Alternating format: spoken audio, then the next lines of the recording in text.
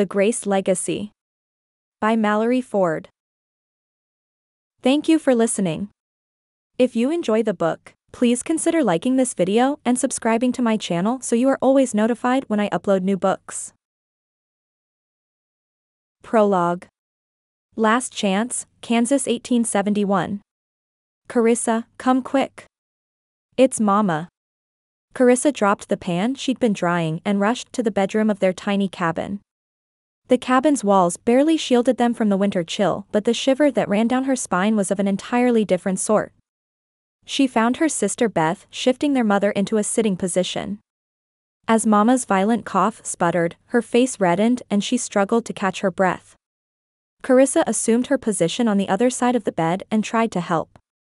Mama gasped for air and clutched her chest, wisps of hair clinging to her sunken face. Gone was the blonde of her youth, replaced by an ashy gray. This episode was different from the ones before it. Day by day, her mother had grown weaker, and Karissa had seen the light dim in her eyes a little more. Now, Mama was a shell of the woman she used to be. Beth refused to see it, and Karissa couldn't blame her. Mama's death would mean more than just heartbreak for them.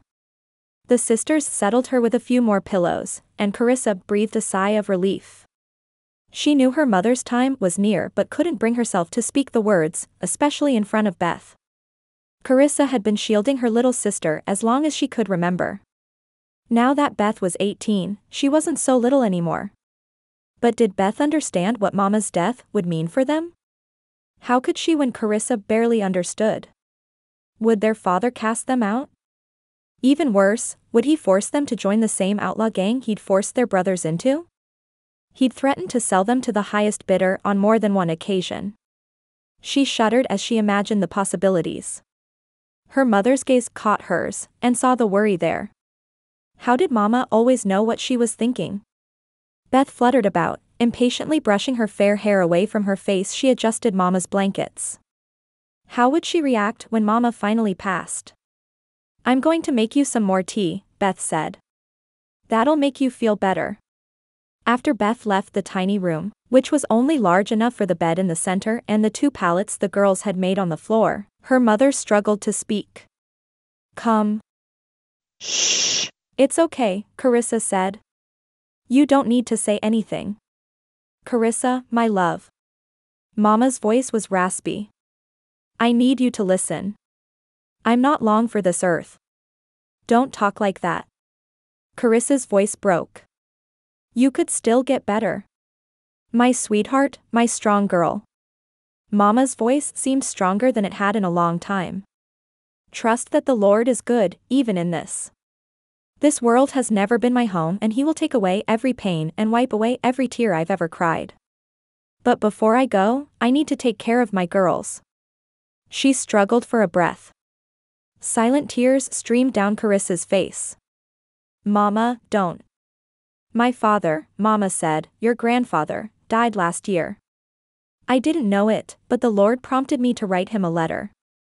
He was gone before he received it, but his lawyer responded that he'd left me a small sum of money. I wanted to leave with you girls, but before I could determine how, my cough started. I thank the Lord we've stayed in the area long enough for it to arrive." Mama took a rattling breath, while Karissa tried to make sense of the words. An inheritance? She'd had no idea. Karissa wiped the moisture from her eyes to find her mother staring intently at her, her brown eyes full of love and compassion. While Karissa and Beth shared most features with their mother, they had the striking and brilliant blue eyes of their father. Their brothers did too. Mama continued. "I prayed every day that it wouldn't arrive when your father was here. When it came, I buried it in the backyard at the corner of the shed. When my time is over," her words were cut off by a hacking, wet cough that reddened her cheeks and brought tears to her eyes. It passed, and she took a shallow breath before continuing. "When my time is over, I want you to dig up that money, take your sister, and run. Your father and brothers won't be back for a week or two. I pray you'll be long gone by then." She paused again for a breath. "Take care of your sister, Karissa. She's going to need your strength in the coming days. But please, my love, don't lose your softness trying to be strong for everyone else. One day when the right one comes along, let someone hold you too. Her mother's words were gravelly as she fought for breaths. Bethy, come in here. Karissa spoke softly so as not to alarm her sister. As Beth approached, Karissa saw her face had paled. She looked from Mama to Karissa, and a tear rolled down her fair cheek. Karissa had prayed the Lord would prepare Beth's heart for Mama's death, but how could anybody be prepared for this? Is it time? Beth spoke through a trembling voice, and the dam holding her tears back broke as she knelt beside the bed. She caught Carissa's gaze, and Karissa nodded. Beth turned her attention back to Mama. I love you, Mama. She took hold of her mother's hand and climbed up to lie next to her. I love you too, my darling child. Mama's cold fingers wrapped around Carissa's hand. I love both my girls, and I'll always be with you. Always. Chapter 1. Pine Creek, Texas, 2 years later. Wham! The box carrying all of Carissa's classroom books hit the dusty ground outside the mercantile with a sound that she felt sure folks heard, all the way to Dallas. School had only just let out for the spring planting and cattle drives as Pine Creek, Texas, was surrounded by vast and fertile land. With so many farm and ranch families in the area, they didn't even try to follow the lead of the Dallas schools and come back after planting as the children were still needed at home. The devastation that plagued much of the South after the war between the states had mercifully avoided this little oasis in East Texas, and for that, Karissa was grateful. She'd known more pain and loss in her 22 years than most would ever see. Looks like Miss Lawson could use a little help. Karissa looked up from where she'd been gathering the books and smiled at the man who'd been the closest thing to a real father she'd ever known, still feeling a little awkward at his use of her assumed last name even after 2 years living under it. She chuckled at God's providential timing. Looks like you're right. I always think I can carry these books in one trip and frequently find myself in this situation. Then it's a good thing you've got me to help you. Reverend Thomas Foster's warm wink accompanied his jest as he knelt to help her gather the many volumes of her classroom library. Karissa and Beth had met Thomas and his wife Charlotte shortly after settling here. For a few weeks, they'd taken rooms above the mercantile, but after just 2 Sundays at church, the Fosters had offered them the small guest cottage on the parsonage property. They were also the only people in the town who knew the girls' true identities and last names. While a few residents of the small Texas town initially eyed 2 unmarried women arriving by themselves with suspicion, the Fosters had looked on them with kindness and compassion. Living with Thomas and Charlotte had been like a dream. It had been the perfect solution, really, as they were close to the town center where Beth was a seamstress at Grady's dress shop, as well as the church where Karissa taught the school children on weekdays. They had plenty of privacy there but had a standing invitation to join the Fosters for dinner, an invitation Charlotte Foster's cooking had them taking up most regularly. Karissa and Thomas finished gathering her books and continued their trek back to the parsonage. He carried the box of books and she toted the bags of pencils and slates. Over the next few months, she and Beth planned to give the cottage a much-needed spring cleaning, wash all the linens that had piled up, and help Charlotte as she canned her abundant harvest. Karissa found time in the garden fed her soul. Because of the Fosters, Pine Creek was the first place that had ever truly felt like home. You look lost in thought, Thomas mused. Karissa chuckled and thought how much more genuine it now sounded than it would have a year ago. Just counting my blessings, I suppose. Thomas adjusted the box of books. Then, by all means, carry on. Gratitude is the mother of contentment. As they walked past the little shops on Main Street, Karissa looked around at the place that had become her home. Her friend Rachel waved out the window of the mercantile as she washed its windows. Karissa smiled wistfully. Rachel's daughter Emma left more than one pudgy handprint for her mother to clean. A whinny sounded from the stable at the livery as Pete looked up from his 4-legged charges and tipped his hat. Thomas and Karissa nodded back, their hands too full of books to do anything more than call a greeting. As they continued the trek past the boarding house and the Pine Creek bank, a feeling of utter contentment came over Karissa. Not a day goes by that I don't wonder at how the Lord used something as silly as a broken wagon wheel to bring us home. The memory of her and Beth's hired wagon driver, Mr. Jacobson, Swearing up a blue streak as their wagon crashed to a stop just a mile northwest of town still made her blush. They'd intended to catch the stagecoach to New Orleans out of Hunter's Gap, but felt at peace here the moment they arrived, sweaty and tired with bags in tow. Rachel and her husband had taken them in at the Mercantile quickly, and within weeks they'd settled into their little cottage on the parsonage grounds. Her walk down memory lane was interrupted as she glanced at the jailhouse and saw the sheriff nailing up wanted posters. The blood ran cold in her veins as 9 pairs of cold, hard eyes stared back at them. The faces were familiar, most of them she could still picture as little boys with dirt smudges. But one poster in particular held no such memories. Marcus Jones, the man who'd tricked her mother into believing he was a God-fearing man during their whirlwind courtship, had sentenced Karissa to a childhood of fear and instability. The poster was sketched in black and white, but she could almost see his icy blue eyes glaring into her very soul. "Not to worry, Missy," Sheriff Tom Carson assured her. "The Jones gang is the most infamous gang in the United States. I doubt they'd want anything to do with this little town." Karissa barely heard the sheriff's words and the Reverend's gracious response as she stared into the face of her father. He was the patriarch of the Jones gang and responsible for all her nightmares. The beatings he'd inflicted on her as a child were nothing compared to those which she knew he'd given to others. The Jones gang, composed of her father, 5 brothers, and at least 3 men they'd picked up along the way, was the most feared and hated gang in the nation. Her father had been an outlaw since before she was even born, and one by one his sons joined him when they turned 15. Her gaze slowly followed the sketches down the line and over the faces of her other brothers until it rested on Cade. Cade and Karissa had shared a womb, and at times it felt like they'd shared a soul.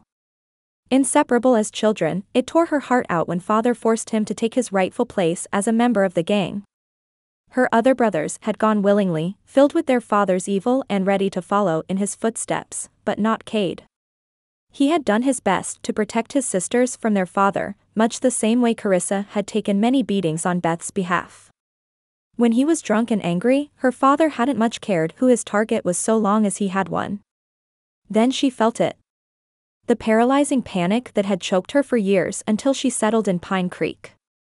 All at once, it was as if the world fell out from under her and settled on her chest. Her hands grew clammy and she couldn't inhale enough air. "Breathe. This isn't worth fainting over." The panic attacks were like an old enemy that she prayed would never return.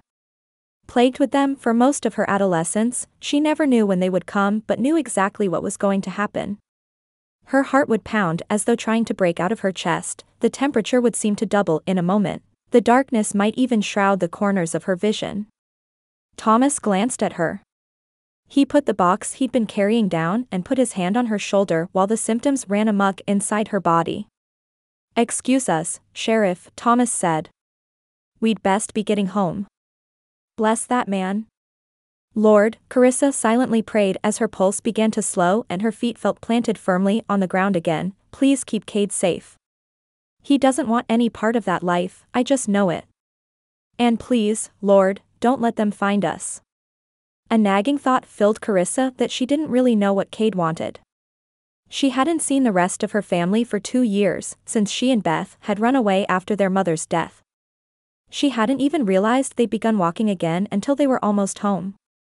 Karissa did her best to cast her cares on the Lord, and felt a tiny measure of shame that she'd fallen victim to the panic. She knew she couldn't help it, but a nagging voice argued she could.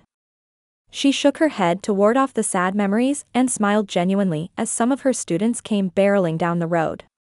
Nathan and Edward Corden were the sons of a farm family who lived just outside of town and often accompanied their father into town for supplies during planting and harvesting. "Miss Lawson. Miss Lawson." The boys were nearly breathless by the time they reached her but still launched into their tale of how they were going to get to help with the planting this year, and would get to help their papa with the plow. "I even get to lead the horses," Nathan said. "I get to feed them," Edward added. "I'm going to plant the most seed." "No, I am." At ages 9 and 11, Nathan and Edward were hopelessly competitive but adorably sweet. They'd taken up for Jamie Collins at recess when he'd been bullied by the Broward boys and afterward deemed themselves the class marshals. You'll be a huge help to your papa, I'm sure. Be careful, though, some of that farm equipment can be dangerous, Karissa warned gently. Yes, Miss Lawson. As they scurried away, Karissa found her spirits significantly lifted. She waved at their father as he came to fetch them and looped her arm through Thomas's free one as they walked the last few steps to the parsonage. U.S. Marshal Matthew Carmichael shifted in his saddle seat as he prayed the Lord would bring him to the town soon. If the old man at the livery in Hunter's Gap had been correct, then Pine Creek, Texas, should only be another mile or so. His backside had fallen asleep about a half an hour ago, and he'd push Granger faster if he felt the poor horse had it in him. Granger had served him well in the 8 years he'd been a U.S. Marshal, but he feared his time with the horse was coming to an end. Then again, maybe his time as a marshal was as well. He fingered the small diary that might be the answers he'd been looking for his entire career. He'd been seeking to bring the Jones gang to justice since he asked for the assignment 5 years ago and had chased them from Kansas to Ohio, to California to Colorado. Now, he thought he was finally closing in. As Granger ambled down the path to Pine Creek, Matthew thought how different the landscape looked across the country. Texas was beautiful, with its fields of bluebonnets and open spaces, but it was nothing compared to his home in South Carolina. His grandparents had emigrated from Scotland with his great-uncles and their families. Matthew had family scattered from the Carolinas to Alabama. Having fought for the Union during the Civil War, the same side that had killed his brother, he was exiled from his family home in the mountains. With no other options, Matthew chose to devote his life to bringing about justice, and the job offered precious little time to dwell on his estrangement from his family or all that he'd seen during the war. He felt the letter he kept in his vest pocket, the one he'd written to his father but never sent. One day, maybe it'd be time. He'd spent half a decade trying to bring the Jones gang to justice and he'd do it. He just wasn't sure what the Lord had in store for him after that. He'd seen the devastation Marcus Jones and his boys left in their wake, from robbing stages and homesteads to having their way with women, and making orphans out of children. For years he'd been one step behind them, and twice he thought he brought backup to ambush their hideouts only to find the place had only just been deserted. One even still had embers burning from the night's fire. They gave chase, but heavy storms turned their trails cold. If he thought about it too long he'd get angry again, so he fixed his mind on other things. He'd been reading about the Israelites in the Old Testament, and how they'd wandered around in the desert for 40 years due to their disobedience in leaving Egypt. He could do nothing but keep searching and keep petitioning the Almighty to lend him aid. The prayer made the time pass more quickly, and before he knew it, Pine Creek, Texas, was in his sights. Thank the Lord. Now, if only he could find a soft bed and a hot meal. As Karissa and Thomas approached the beautiful white parsonage with a wraparound porch and blue shutters, she spotted her sister and Charlotte descending the steps. Charlotte and Beth cut their eyes at one another and passed silent messages. They'd seen them too. Karissa tried to look more confident than she felt. We saw the posters. Sheriff Carson seems to think the law is closing in on them. Even as she said it, she prayed for Cade, hoping that if he had any of his old self left in him, that God and the courts would have mercy on him. Otherwise, he'd be hanged if they were captured. I saw them on the way back from the dress shop after the sheriff got them in the mail. I was so hoping you'd get home and I'd have the chance to tell you about them before you saw them for yourself. Karissa straightened her shoulders. It was difficult to see them, but I know that the Lord led us here for a reason. He's not about to abandon us now. She knew her words were more for Beth's benefit, but maybe if she said them enough times she'd believe them herself. Beth brightened. Jake says it's unlikely they'll even come through here, but the sheriff would rather everyone be diligent. Karissa grinned at her sister's use of the deputy's given name. Jake told you that, did he? Beth turned 20 shades of red as she nudged Karissa. He's my friend, Karissa. Goodness, but you'd think men and women can't be friends. Charlotte brushed her hair from her face, the hair that had once been a brilliant red, now settling into gray. She wrapped her arm around Beth's shoulder. They can, my dear, but more often than not it leads to something more. Charlotte's motherly wisdom had guided them through many of life's ups and downs since they'd been here, and the woman had filled the hole. in their heart left by their mother's death. Deputy Carson is a good man, Charlotte said, and you'd do well to pray about what the Lord would have you to do. Thomas's stomach rumbled audibly from the porch step, and Charlotte chuckled. Why don't we go inside and eat? Beth and I have been working on a pot roast this afternoon that I know someone is going to love. As she spoke, she winked at her husband. What are we waiting for? Thomas put his arm around his wife and guided them all inside. Charlotte had once told Karissa that having Thomas beside her made everything better, and when he wasn't there, nothing felt right. Karissa wanted that one day. She shook her head. No, she couldn't build a relationship on lies, and she wasn't sure she'd ever meet a man who didn't hold her family legacy against her. Chapter 2. The only sound in the dining room that evening was the scrape of silverware on plates and the occasional request to pass the rolls. Karissa wasn't sure what to do. Obviously, the news of the gang being in the area had shaken her and Beth, but Charlotte wasn't her usual chipper self either. Normally, she'd be asking all sorts of questions about Karissa's last day of school and Beth's day at the dress shop. All of Thomas's attempts to begin conversations fell flat. Karissa sighed and put her fork down with more force than she intended. It clattered and everyone's heads popped her direction. I'm sorry, Karissa said with a sigh. Charlotte, I know you're concerned for us. I can practically see the wheels turning in your brain. She glanced at Beth. I know we'd both feel better if you'd just share what's bothering you. Charlotte paused. I'm sorry, girls. I know I haven't been myself this evening. Her eyes met Thomas's. We've just come to love you girls like family, and I suppose I'm just worried about you. Karissa reached over to take Charlotte's hand. I know you are, Charlotte. I'm worried for us too. Charlotte nodded. I've been trying to cast all my worries on the Lord, but I'll admit, it's been difficult. Thomas rose and stood behind Charlotte, placing his hands on her shoulders. Why don't we pray together? Let's all move into the parlor and spend some time talking to the Lord. He says where 2 or 3 are gathered in his name, he'll be with them. The women murmured their assent and followed, leaving the dishes for later. Karissa and Beth sat on the sofa while Thomas and Charlotte took the wing-back chairs next to the fireplace. Karissa closed her eyes and felt the cool breeze waft through the open window as Thomas led them in prayer. Lord, he prayed, we know you are in control. We know that not even a sparrow escapes your notice, and we praise you for your providence thus far. We ask that you'd bring peace on us all tonight, that you'd give us the grace to trust your plan and submit to your will. Above all, Father, we ask that Karissa and Beth would hold fast to the faith of their mother and cling tightly to your word. Guide us, God. Help us to honor you. In your name, Amen. Everyone opened their eyes and Charlotte opened her mouth to speak before shutting it again. It's all right, Charlotte, Karissa said gently, say what you want to say. Charlotte thought for a moment.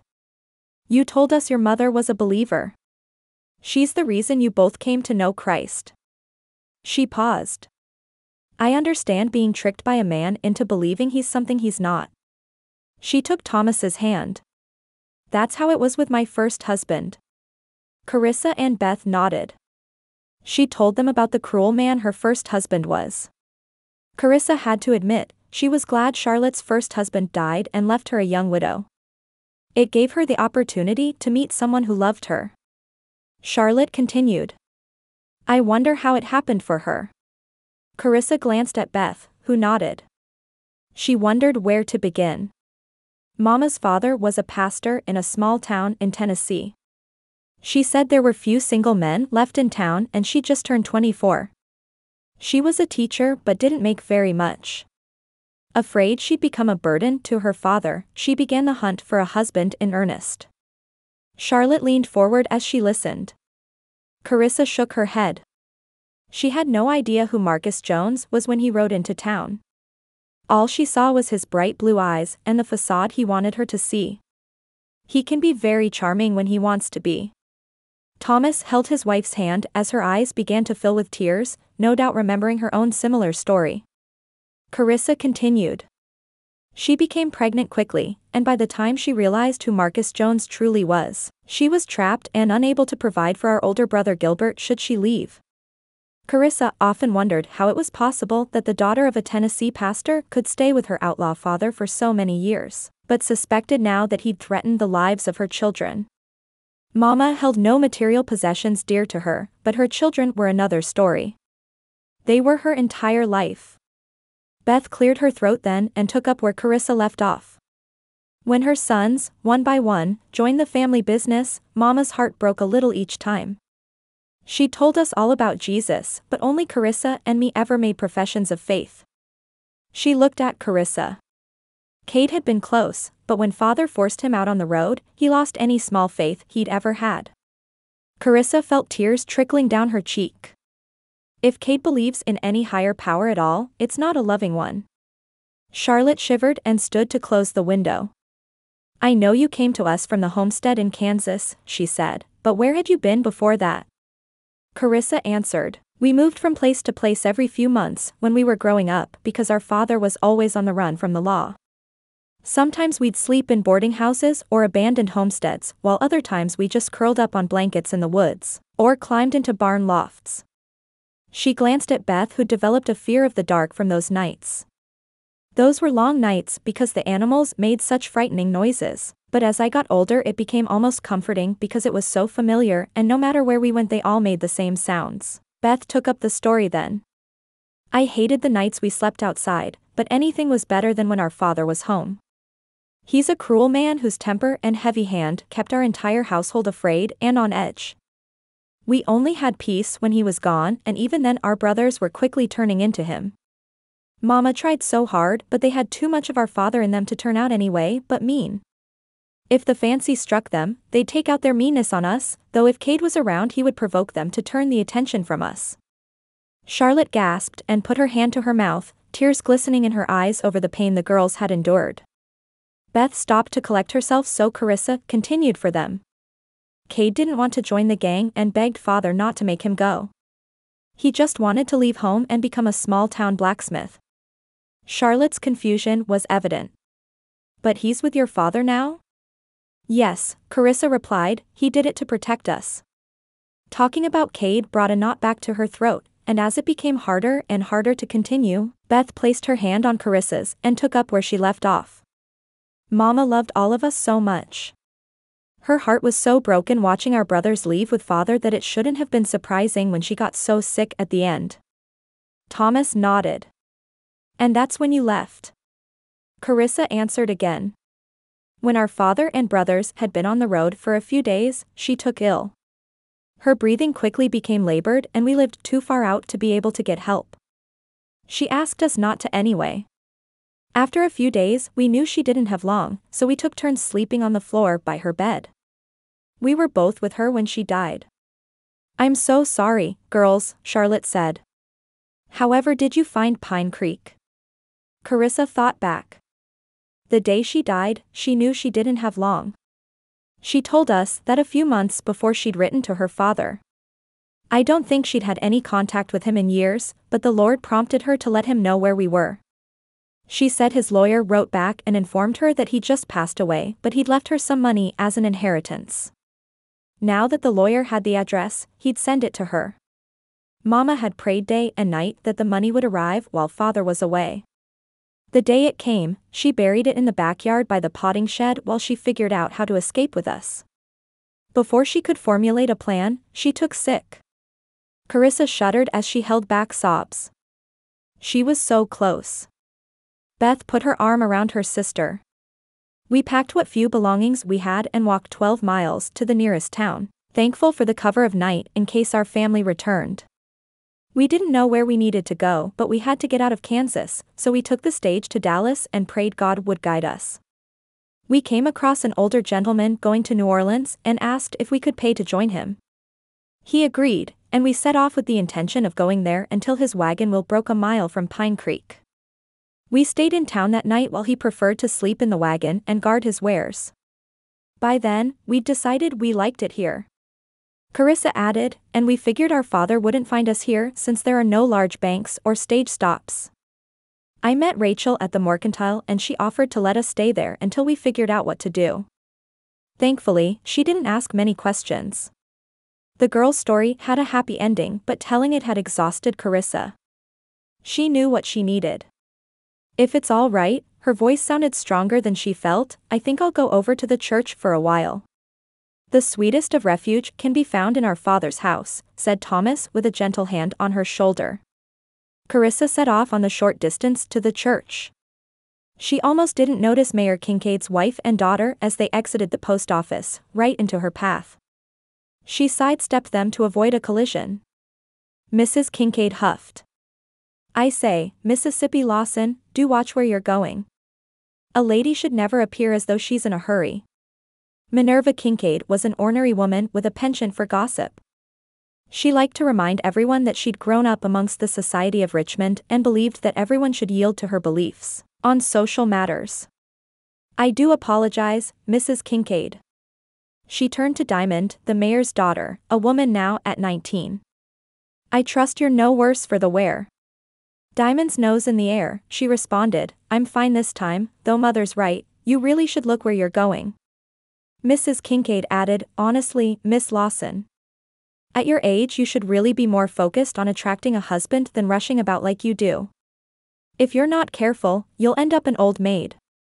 Carissa's cheeks betrayed her. She could feel the heat rising, but she feigned indifference.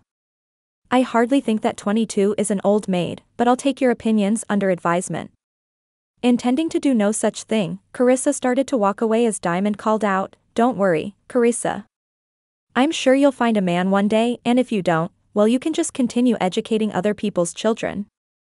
Diamond Kincaid was her mother made over and more than a little spoiled. Beth told Karissa that Diamond would often visit the dress shop and commission the finest gowns out of Godey's Ladies' Book. Beth loved putting her own spin on the exquisite designs, but she often wondered where in the world Diamond planned to wear them. Thank you for the advice, ladies. I'll try to be more careful, Karissa called over her shoulder as she glanced about to make sure no one had heard Diamond's comment, and continued her trek toward the small steeple on the other side of the town center. She knew Minerva and Diamond didn't hold much use for her and her sister, what with two unmarried women living alone albeit in the guest cottage of the parsonage. They also didn't appreciate that both Karissa and Beth had jobs. There were a few women in town who shared that opinion, but most had been nothing but supportive when Beth took a job at the dress shop. It had taken Karissa a bit longer to land something. When the previous teacher left town to get married, she'd convinced the town council to give Karissa the job on a trial basis despite her lack of traditional schooling. Their mother had been a teacher before she married and taught the children at home, instilling a love of reading and learning into Karissa. She'd gone to Lehigh to sit for the teacher's exam and had been in the classroom since. But that wasn't the only reason the Kincaid women were scandalized by Karissa and Beth. More traditional women like Mrs. Kincaid turned up their noses at the girls' refusal to wear corsets, and the habit of wearing their hair down on occasion, but Karissa figured she'd spend enough of her life cowering in fear to someone else's whims. She didn't plan to do it anymore. She picked up her pace while passing the jail, eyes straight ahead, when a dust-covered rider with a weary frown waved her down. He hoisted himself off his horse with a stiffness that suggested he'd been in the saddle for many days and tied his horse to a post in front of the livery next door. Excuse me, ma'am, he said, I don't mean to bother ya, but do you happen to know where the livery owner might be? Granger here could use some food and water, as well as a good rub down. Goodness, he was handsome. Her eyes widened as he approached her and she spied his U.S. Marshal star, but she reminded herself she had no reason to fear. She'd done nothing wrong. She didn't even share a name with her father anymore. He walked closer. He was tall, at least 4 inches taller than her, and she wasn't a waif of a woman at 5 feet 10 inches. He had brown hair and rich green eyes that drew the attention to his ruggedly handsome face, stubbled with at least a few days' beard growth. Get a grip. She took a breath and righted herself. Yes, sir, she said, frustrated at herself for gawking. She pointed to the front porch of the Mercantile. There's Pete right there. Pete looked up when he heard his name. She pointed to the marshal, this gentleman could use your service. The livery owner pushed himself out of his rocking chair on the porch and jogged over, Thank ya, Miss Lawson. Looking at the marshal he said, that horse yours? Pete was nothing if not direct. The marshal nodded, yes, sir, that's Granger. He's ridden a long way and could use some care. Well, you've come to the right place then. I'll take right good care of him. Pete nodded his head and marched toward Granger to untie him and get him settled for the night. Just as Karissa wished she'd taken the moment of distraction to excuse herself, the handsome marshal turned his green eyes on her and flashed a smile so bright she thought she'd go blind. Thank you kindly, ma'am. He extended a hand. My name's Matthew Carmichael. It's nice to meet you, Miss Lawson. Karissa Lawson, and you're very welcome. She shook his hand. Have a good day, sir. She turned on her heel to continue her walk down the street and at an even faster pace than the one she'd kept earlier. As focused as she'd been on getting to the church, she knew she wasn't going to be able to get those eyes out of her mind. Or that strong chin. Or those dimples. She shook her head to try and dispel the image and retain some semblance of propriety. For all she knew, he was married. Though she hadn't seen a ring. Goodness gracious, Karissa, she told herself quietly. You're worse than the girls at school when they decided they were in love with Reed Hinson. She chuckled and couldn't understand why they couldn't get control of themselves, but she was a grown woman and wouldn't let herself fall to schoolgirl crushes. This man was a U.S. Marshal, and even though he didn't say so, his badge did. Yes, it was much better that she keep her distance. Karissa Jones heard the shots ring out and immediately hit the ground out of self-preservation and, to be honest, more than a little fear. It didn't matter how many years he'd been forced to accompany his father and brothers as they wreaked havoc on the stage line, held up banks and attacked people's homes. He would never get used to that sound. His father thought him weak, and maybe he was right. He'd been with father for years now, though he wasn't sure he'd ever had a choice. Marcus, please let him stay, his mother had pleaded on his behalf. He's only a boy and we need him here. The wind tore through the trees as the first signs of a storm blew through the countryside of the abandoned homestead his father had claimed. The trees whipped forward and back while the rusty gate on the old paddock slammed shut from the gust. Marcus Jones punched her in the gut so hard she fell to her knees and gasped for breath. He remembered the scene like it was yesterday, and his mother's sobs would be forever etched in his memory. The boy knows what'll happen to his sisters if he don't come with me. Marcus spit in Cade's face as he stomped into the house and grabbed him by the collar, dragging him from the only place they'd ever stayed long enough to call home. He pulled him out the door and shoved him toward the horses so hard he lost his balance and leaned down to whisper one last threat in his ear. Don't you, boy? You know, if you ever try to escape, I'll just come back here and find some way for those girls to earn their keep. They don't look like much now, but give 'em a few years and men will pay a mighty fine sum to spend time with them. Cade had retched at the idea and looked up to where his brothers sat on horseback, laughing at his pain. Slowly, he pulled himself off the ground and walked toward his fate. The same fate that had him on the ground right now in the middle of the stage robbery, and he had a sinking feeling would be the end of him. A man jumped from the stagecoach and ran with all his might, carrying a baby in his arms. As the firepower echoed through the sunset-clad sky, the man dropped to the ground while taking care to not hurt the baby. He made eye contact with Cade and then glanced at the gun on his hip. Cade took in his brothers' positions and hoped they wouldn't notice him. He nodded at the man to run, but when he stayed frozen, Cade whispered, "Go. Go now." Witnesses were his job to pick off, but they usually never left any. None of his brothers seemed interested in anything but the ensuing gunfight, so he didn't think they noticed the man and child ducking into the tree line. Another bullet whizzed past his head, and he wondered where his sisters had escaped to. Were they happy? They weren't in a firefight, that much is fairly certain. He was supposed to be keeping a lookout. His father wouldn't trust him with anything else. He thought again about trying to escape and go off on his own, but to where? And with what? His father didn't give them enough money to start fresh. He hoped Karissa and Beth were safe.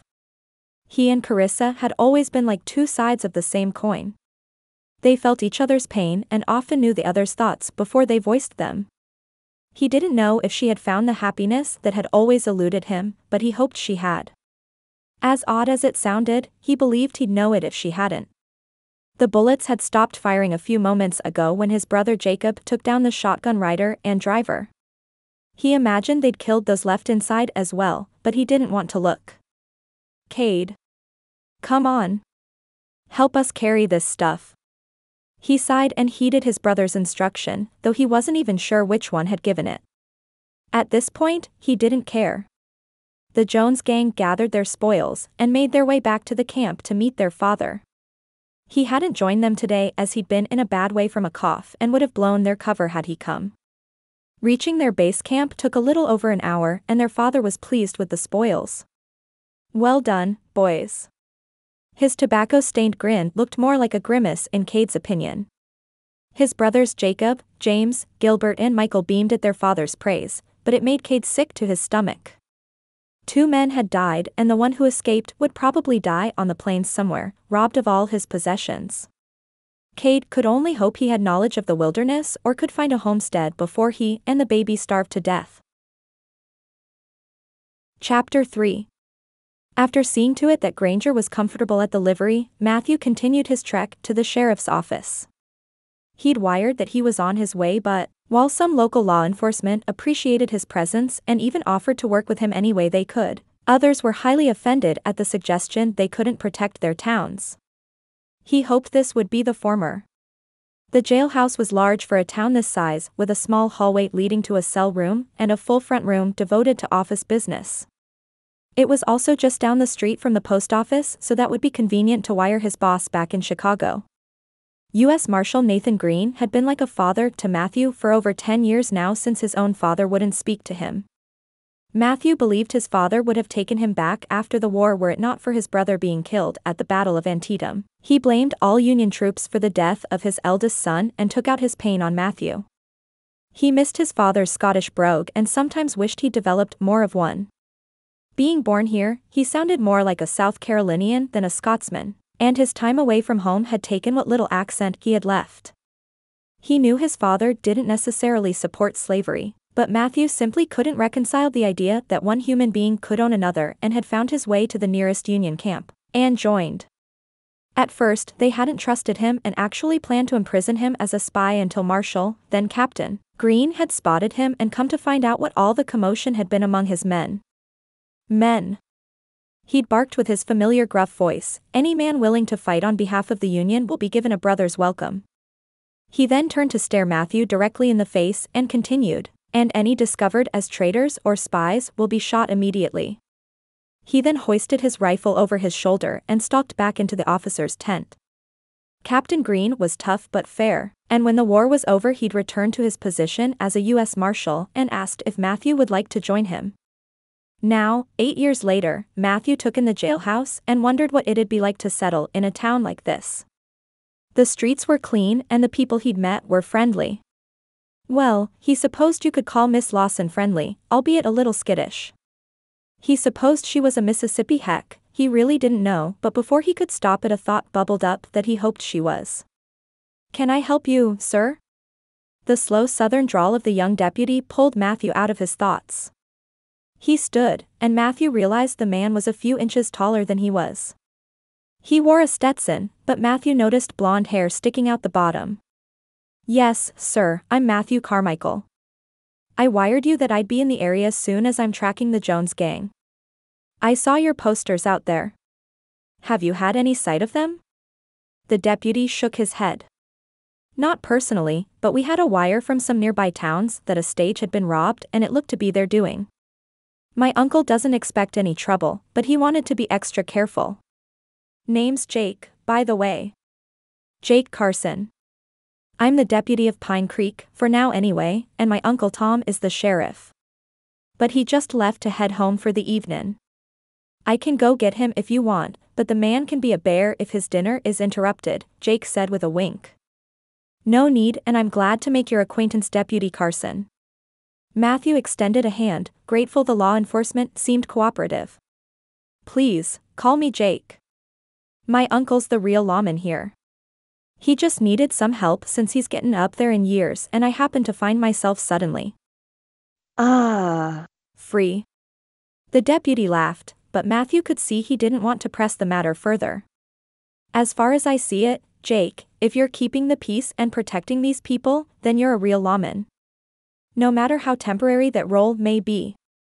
You may be right, Jake conceded, but anyway, back to the Jones gang. Any thoughts on why they'd come here? Well, Matthew started, they used to follow the stage line to some degree but don't necessarily follow any patterns anymore, which is what makes it so hard to catch them. Best I can tell they were in Tennessee about 2 years ago near the area Marcus Jones's wife was born. Their aim changed at that point and they've been sporadic ever since. The good thing about outlaws is they keep company with untrustworthy people who'll generally tell you most of what you want to know for the right price. The barkeep in that town told me they'd stopped in, but he didn't recognize who they were until they left. Not sure how true that is, but what he told me after made up for it. He said that Jones's father-in-law had died a year earlier and left all his money to his daughter in the will. Jones's wife? Matthew nodded. Yeah. The father-in-law was a widower with only his daughter and lived modestly on a pastor's salary, so, while he didn't make a great deal of money, he spent even less. So he sent her a few $1,000s, from what the man heard around town. For a while, the father's lawyer didn't know where to find her, but the bartender said he'd heard recently the man found her in Kansas and sent the money. Matthew paused and eyed Jake. I know you don't plan on being a lawman forever, but in case you change your mind, my advice to you is to learn to gain the trust of bartenders. They know everything. I don't drink myself, but have gathered more useful information from them over the years than all my other witnesses combined. I'll keep that in mind, Marshal. Jake chuckled at the rabbit trail but seemed interested in where this story was going. Matthew continued, the bartender said Jones had asked about the man out of curiosity, but when he relayed the information about his dying and the inheritance, Jones's whole demeanor changed. He said his mouth turned up into a smile, but his eyes were filled with greed. He grabbed his boys, took off, and the man hadn't seen them since. So what does that have to do with Pine Creek? Jake's concern for this town was mixed with curiosity, and they were both getting the better of him. From there I tracked them to Kansas, but lost the trail shortly after and fell behind. By the time I picked it up again, I learned they'd gone to an old abandoned homestead where their family had been staying. Until the conversation with the barkeep in Tennessee, I didn't even know his wife was still alive. The deputy was clearly having trouble believing what Matthew told him. I know Jones had to have had a woman at some point, with so many sons. I guess I just never thought about the fact that he was married. You're not the first person to be shocked by that. Matthew had been pretty surprised himself when he'd come upon the homestead that had clearly just been vacated, but left in shambles by a search for what he could only surmise was for Mrs. Jones's inheritance. But what's even more troubling is that he didn't just have a wife, he had daughters. Daughters? Surely he doesn't have women out on the road with him? Jake's disbelief was palpable and Matthew could understand it. He'd been just as confused. Yep. He's got at least 2, though I don't know that they're on the road or even alive. Like I said, the place was in shambles when I got there, so I knew they probably weren't living there. How'd you figure out he had M? One of the tiny bedrooms had a few dresses and women's shoes left in it. They all looked old and moth-eaten, but the biggest clue was a diary. I felt bad reading a woman's diary, but it had information about places they'd been and more than a few accounts of Marcus Jones's meanness. If she's still alive, the daughter is just barely 20 as she made an entry on the day of her 18th birthday and dated it. Did it give you any clue as to a name or where they might be? Matthew shook his head. No, the writer refers to a sister who often protected her from their father but only calls her Kitty. There's nothing about where they might be going or how they'd get there. For all we know they're on the road with the gang, but no witnesses have ever made mention of women. I'm not sure why Jones would make his way here, but, following his most recent path of bank robberies and heists, this seemed as good a place as any to try and track them. I also received a tip from headquarters in Chicago that another marshal heard a rumor and was headed to the area. Well, we'll help you all we can. I hate the idea of women being born into that life, and my uncle and I both want to see them brought to justice. Chapter 4. Karissa hadn't even realized the sun set on her until she said amen, and looked around at the now almost completely darkened church. She figured she should probably get a move on since she didn't want Beth and the Fosters to worry about her. Locking the door behind her on the way out, Karissa made her way back through town that had cleared out since she'd walked through earlier. She'd spent most of her life in the shadows, moving from place to place under the cover of darkness to the point that it was no longer scary for her, rather, it was a comfort, a place to hide. The night sky had been the same no matter where her father had dragged their family over the years, and she'd clung to the sense of normalcy like she'd clung to her books. As she walked past the jailhouse, she tried to avoid looking at the posters, barely visible in the lamplight but visible nonetheless. Just as quickly as she quickened her step, she stopped as she heard her name called. Jake Carson stood on the porch of the jailhouse, but it wasn't him who caught her attention. Marshal Matthew Carmichael stood next to him, smiling though he looked like he could use a good night's sleep. Regardless, he was still the most handsome man she'd ever seen. He exuded confidence. That confidence, but not cockiness, immediately had her head all jumbled as she'd never had the time or attention to devote to being interested in a man. "What are you doing out this late, ma'am? And all by yourself?" The marshal's words were spoken with kindness, so she didn't take offense, but she also didn't need to be babysat. "I was just spending some time in the church tonight and didn't realize the sun had set on me. I'm on my way home now." Jake spoke up this time. "Well, I'd feel a lot better if you'd allow one of us to escort you home, Karissa. I know Pine Creek is safe, but things can change in a moment, and I'm sure the pastor would agree with me if he were here." Marshal Carmichael opened his mouth as though to offer to walk her himself, but she quickly cut him off. "Jake," she said, "I appreciate your concern, but when school is in session, I frequently stay after dark and have never had any problems. But if it concerns you that much, you're welcome to escort me home." I'm sure Beth wouldn't protest.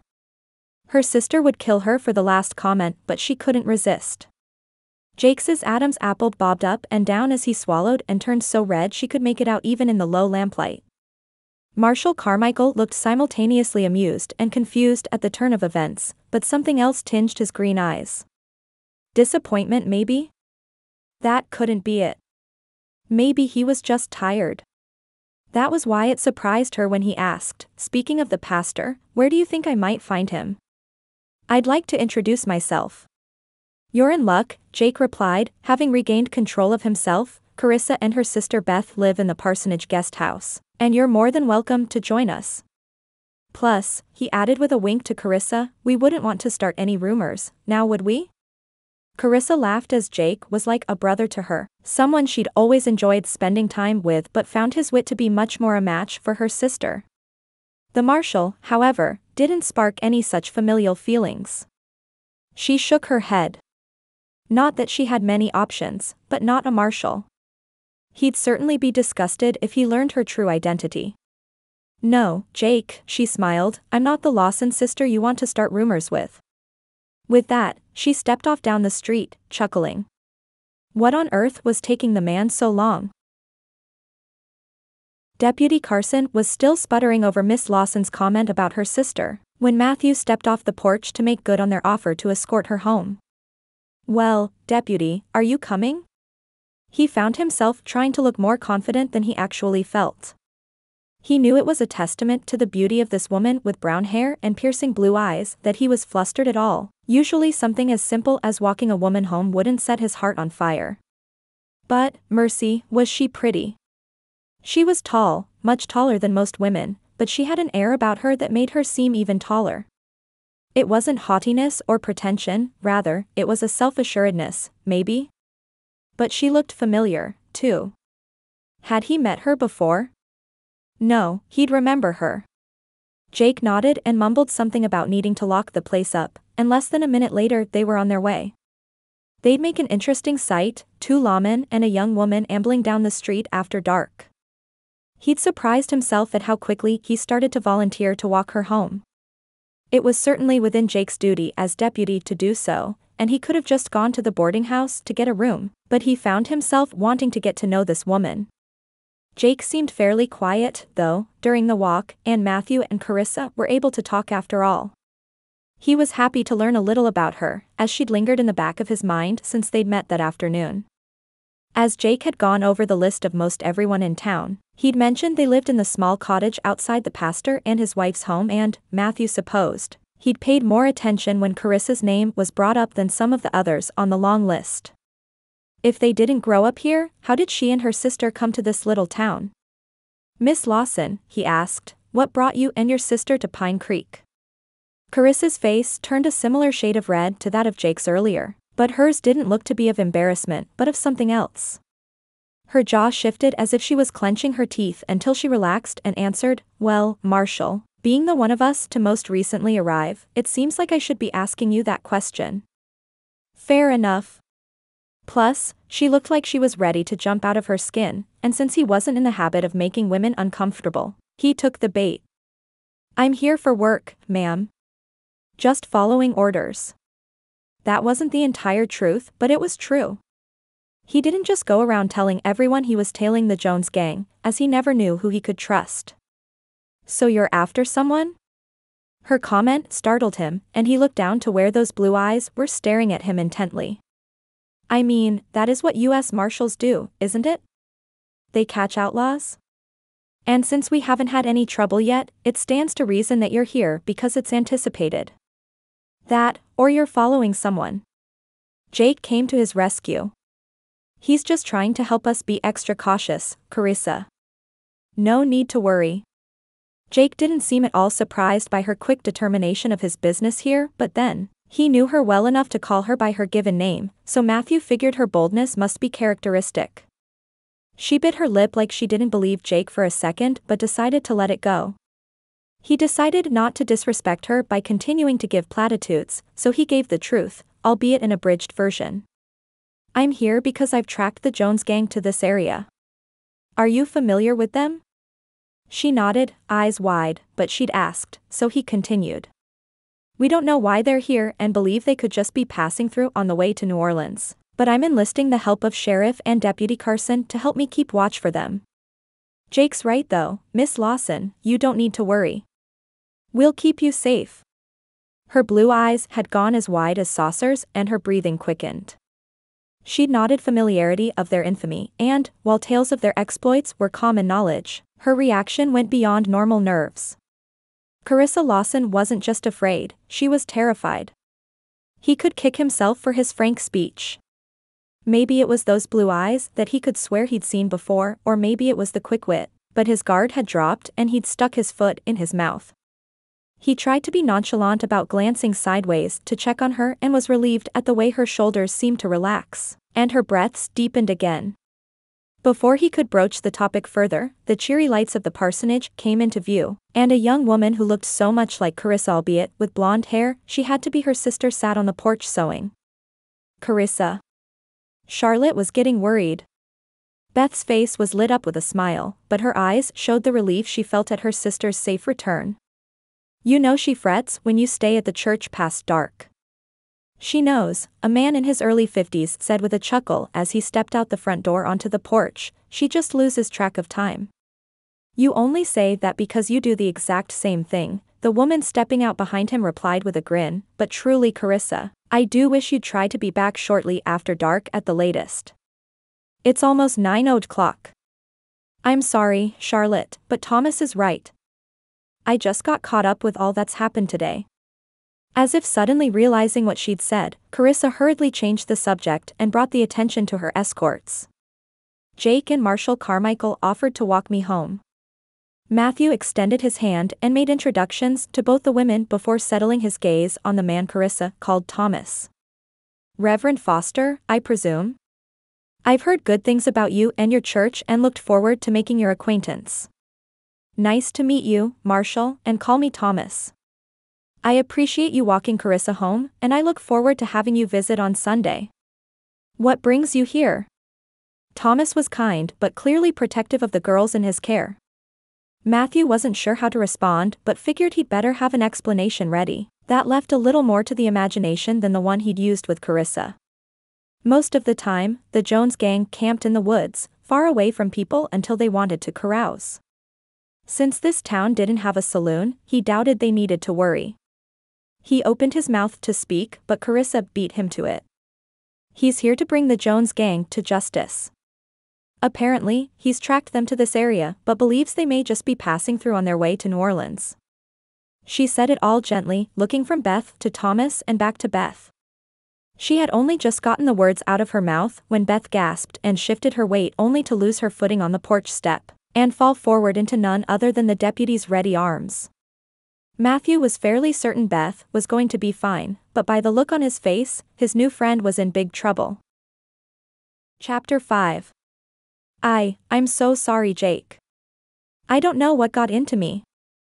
Beth's voice took on the tenor it typically did when she was flustered, so Karissa felt obliged to step in before her little sister started rambling and dug the hole even deeper, but before she could, Jake cut in. It's all right, Beth. Women fall for me all the time. He said it with a wink, but Karissa saw something more in his eyes than simply mischief. This man had deep feelings for her sister. By then Beth was back on her feet and adjusting her skirts. Oh, honestly, Jake. To hear you talk you'd think you had them lined up out the door of the jailhouse. Beth turned on her heel and stalked off toward their little cottage in a huff. You know, Jake, Karissa said as she watched her sister's retreating figure, one of these days some other fella is going to declare his feelings for my sister and you're going to wish you'd made a move sooner. She turned to address the rest of the group. I suppose I'll head in as well. It's been a long day. If she were being honest, Karissa would have to admit she was terrified at the idea that her father and brother were that close to them. She'd never thought about what would happen if they ever found them, too intent on enjoying her freedom and the purpose Pine Creek gave her to entertain the notion. The look on Jake's face as he watched Beth scurry over to their little home was one of concern mixed with confusion and something else, at which Karissa could only guess. None of her business. She'd let her sister work it out with the cowboy deputy. There were times she wished she had a Jake Carson in her life, a man she knew cared for her and one she could believe would eventually tell her how he felt. Her thoughts fell to a tall man with a Marshal star and she couldn't help but wonder what those strong arms would feel like around her. She shook her head to rid herself of thoughts going nowhere productive and thought back to a lesson Thomas had taught her on taking thoughts captive. He believed that if Satan was trying to attack your thoughts and it turned you into someone who prayed without ceasing, he'd have to stop because his actions were drawing you closer to God. She figured he was probably right, so that's exactly what she did. Lord, she began for the second time this evening, I don't know what our future holds, not with our father and brothers and not with any other men who come into our lives, but you do. Please keep us safe and guide us where you want us to go. I'm having a hard time trusting your plan in all this. She took a deep breath before continuing, spilling her soul to the one who knew the deepest parts of it anyway. Show Cade grace, and bring him to know you, Father. Bring him to salvation. The crickets sang their nightly song as she opened the cottage door and saw all the lamps extinguished except one small one Beth left for her to guide her way.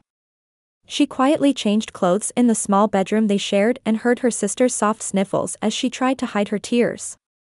Ever the big sister, Karissa scooted close to her and put her arm around her like she'd done when they were little girls, and their father had done something to hurt her.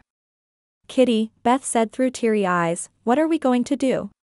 We're going to trust that the God who got us this far will continue to work.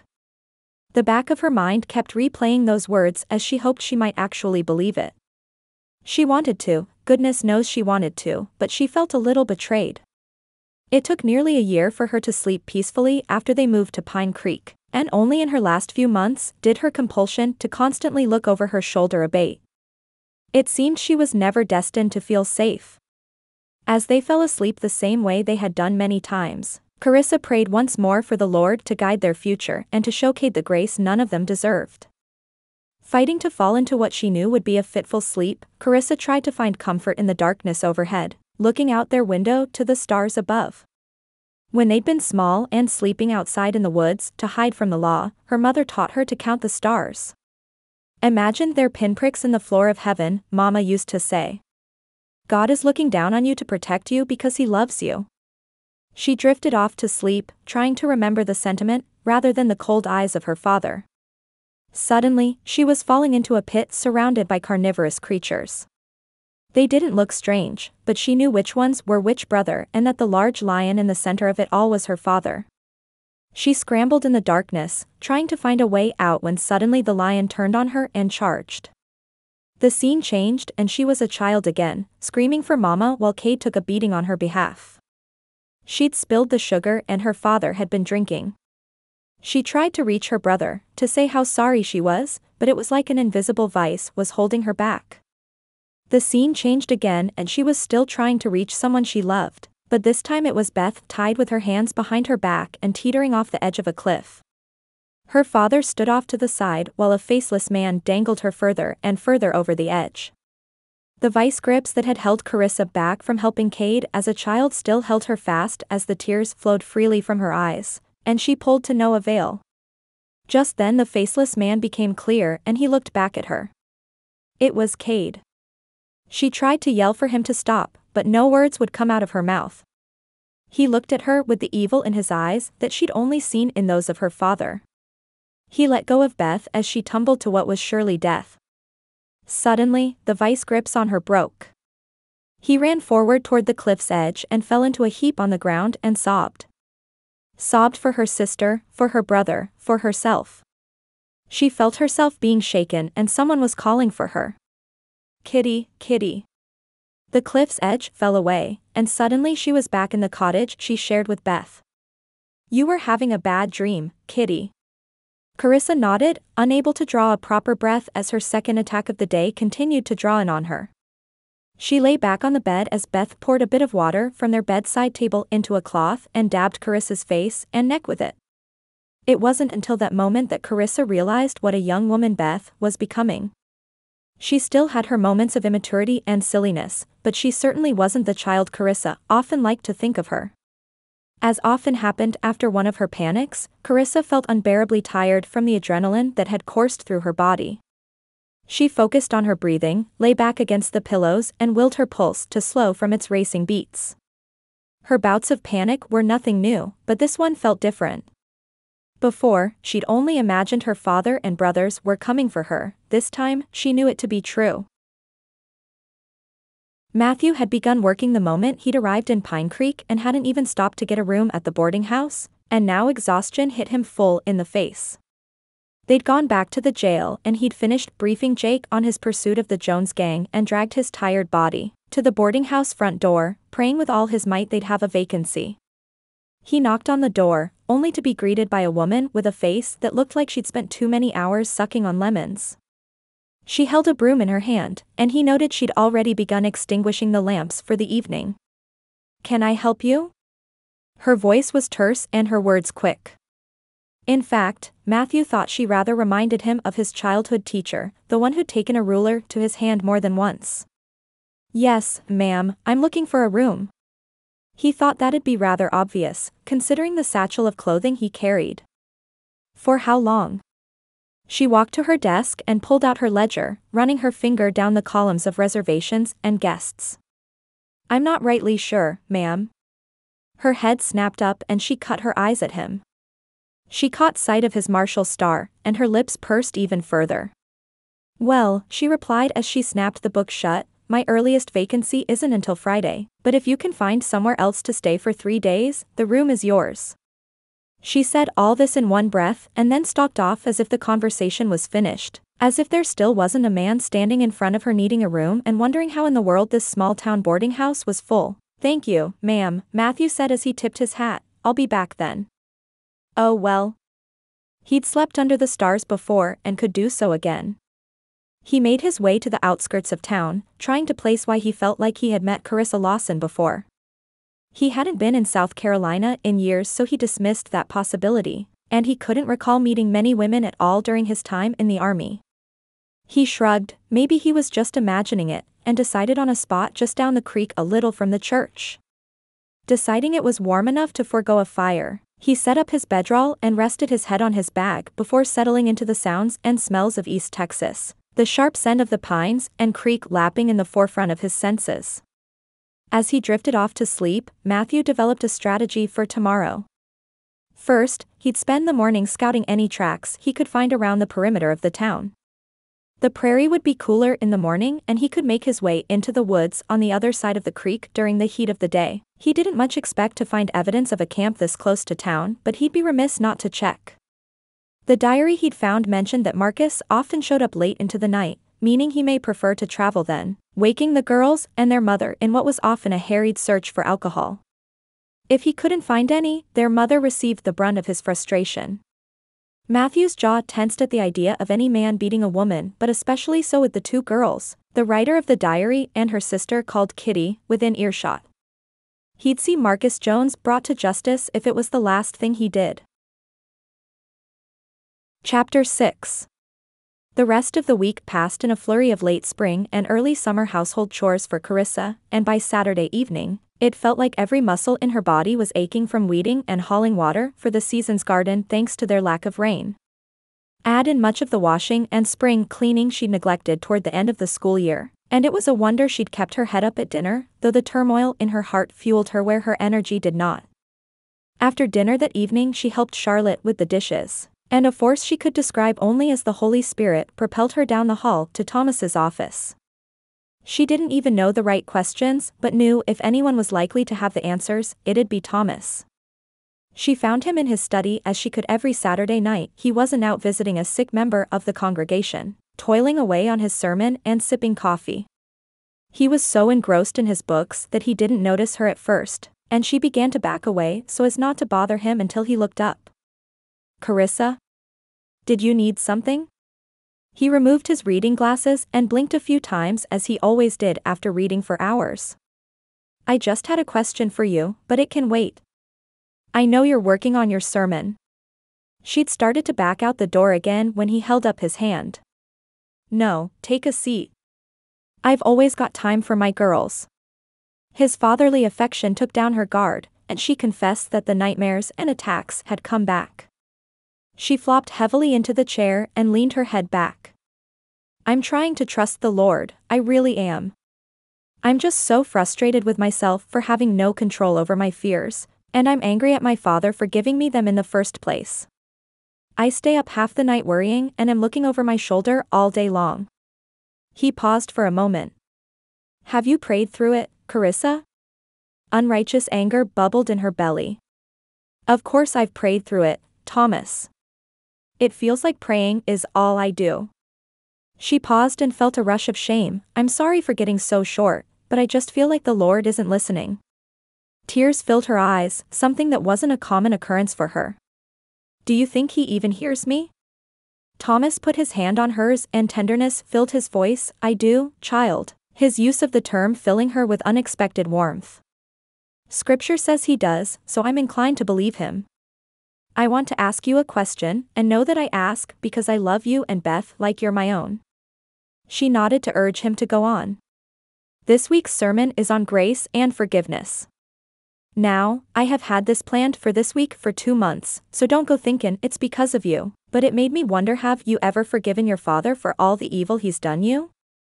She was surprised that anyone would even suggest she forgive Marcus Jones. "I'd like to think so, but I don't know if I can, Thomas."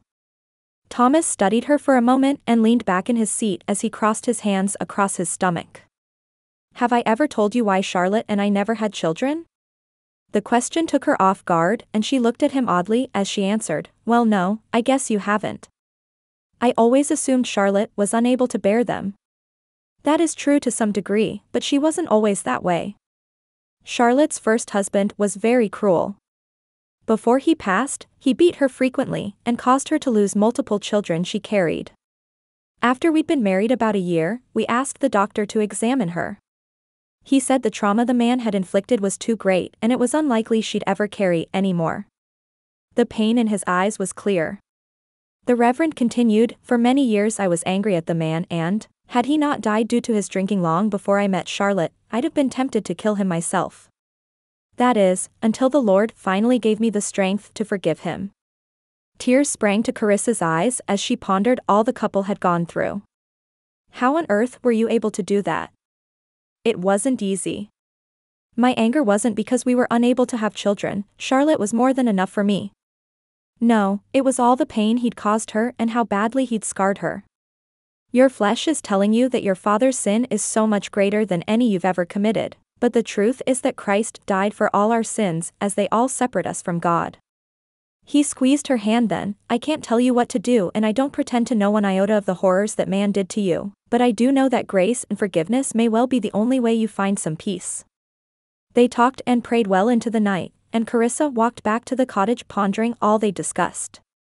She didn't know if she'd ever be able to forgive her father, but she knew that somehow God's grace could save him too.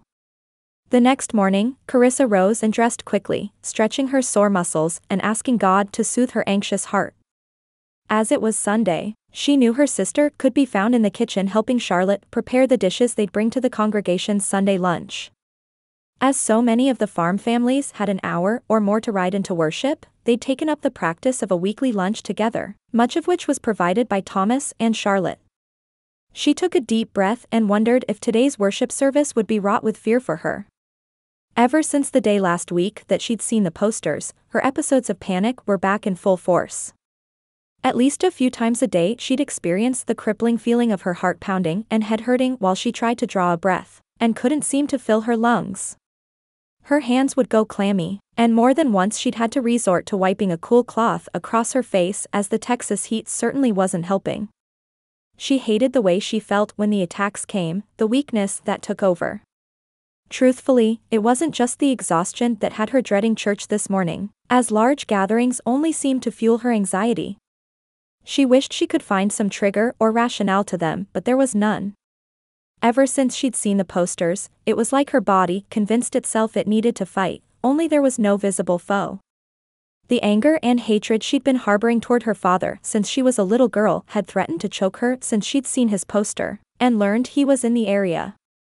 She wanted him dead, wanted him gone from this earth so that no one would ever suffer his wrath again. As she brushed her thick, brown hair, she recalled her conversation with Thomas the night before. She had to admit, he might be right. Lord, she bowed to pray, help me get through today with joy. I don't want to dread gathering with your people, but thinking of the attacks and what could happen with my family is almost more than I can take. Please, Father, be with me. As she opened her eyes, she couldn't help but be hopeful that she'd see Matthew at church today. Sundays had always been Karissa's favorite days, and despite her fears, she felt an unexpected flutter of hope at the idea of seeing Matthew again. Surely, a man who made a special trip to meet the pastor would come to Sunday services. She had only seen him from a distance all week and truly hoped he'd attend. She allowed the hope to take over for just a moment and then put the thoughts aside. It was natural, she believed, for a woman her age to long for a husband, but there was still the issue of his occupation and her situation. She might have gotten past the idea that he was a lawman if it weren't for the fact that he was actively searching to bring her father and brothers to justice. She desperately wanted them to answer to the law, but she didn't know if her heart could take the constant fear of knowing the man she loved may one day find himself on the losing end of her father's gun. She swept her hair into a loose bun at the nape of her neck and allowed some of the tendrils to hang down to frame her face. Another deep sigh and quick prayer to the Lord bolstered her enough to walk the small parsonage yard to the kitchen where Charlotte and Beth were already elbow-deep in the day's preparations. "Good morning, ladies," she said as she slid an apron over her head. "What can I do to help?" "Well, the cake needs icing, the chicken needs watching, and the gravy needs to be stirred. Take your pick." Charlotte smiled and came to brush Karissa's cheek. "I'll take the chicken and gravy and let the artist handle the cake." Beth beamed at Karissa's statement and set to work icing the buttercream creation. As Karissa flipped the chicken in the oil and minded the gravy, she couldn't help but watch the masterpiece her sister was creating with the icing. She swirled and flourished all over, making it look easy the whole time. "Bethy, I do believe if sewing doesn't work out for you, you'd do well to open a bakery." Karissa said, "This cake looks more fit for a wedding than a simple church picnic." Beth grinned and rolled her eyes as she garnished the top with fresh-picked berries. "I'll keep that in mind." Thomas had been in his office all morning putting the finishing touches on his sermon but walked out now to give his wife a kiss and hug his girls. "This looks as delicious as it smells, and I know it'll taste even better." He gazed at his wife as she smiled and smoothed her hair, taming it back to its usual perfection. Beth tried to dust the flour off her dress out the back door of the kitchen, but the flour fell to the ground like a winter snowfall. The flour bag and I had a little misunderstanding this morning, Beth explained with a grin. It apparently wanted its freedom, and I was a hindrance to that end. Karissa laughed and dusted the flour from her sister's hair as she continued to brush it from her clothing. Here, let me help. Thanks, Beth said. Once Beth was clean, the sisters helped Charlotte load the food into the wagon while Thomas hitched up the team and set off for the little white steeple. They normally arrived first, but Beth's flour fiasco slowed them down so that by the time they arrived, the mayor had unlocked the door and people were already milling about inside the small church. Karissa hadn't realized how obvious she was being as she looked around for Matthew until Diamond Kincaid tapped her on the shoulder and asked, rather loudly, "You'd better be careful, Karissa. You'll strain your neck." Karissa, not one to be intimidated by the likes of Diamond Kincaid, looked her straight in the eye and responded, "I do thank you for the concern, Diamond, but I'm sure I'll be fine." "You know," Diamond said as she leaned forward as though taking Karissa into confidence, "I'm looking for someone myself this morning." She contorted her face into her trademark smirk and added, "Marshal Carmichael dined with our family twice this week. Mother thinks he's quite taken by me. Have you met him yet?"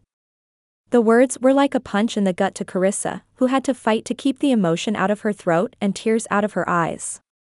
She wasn't normally an emotional woman and hated that her body was betraying her in front of Diamond.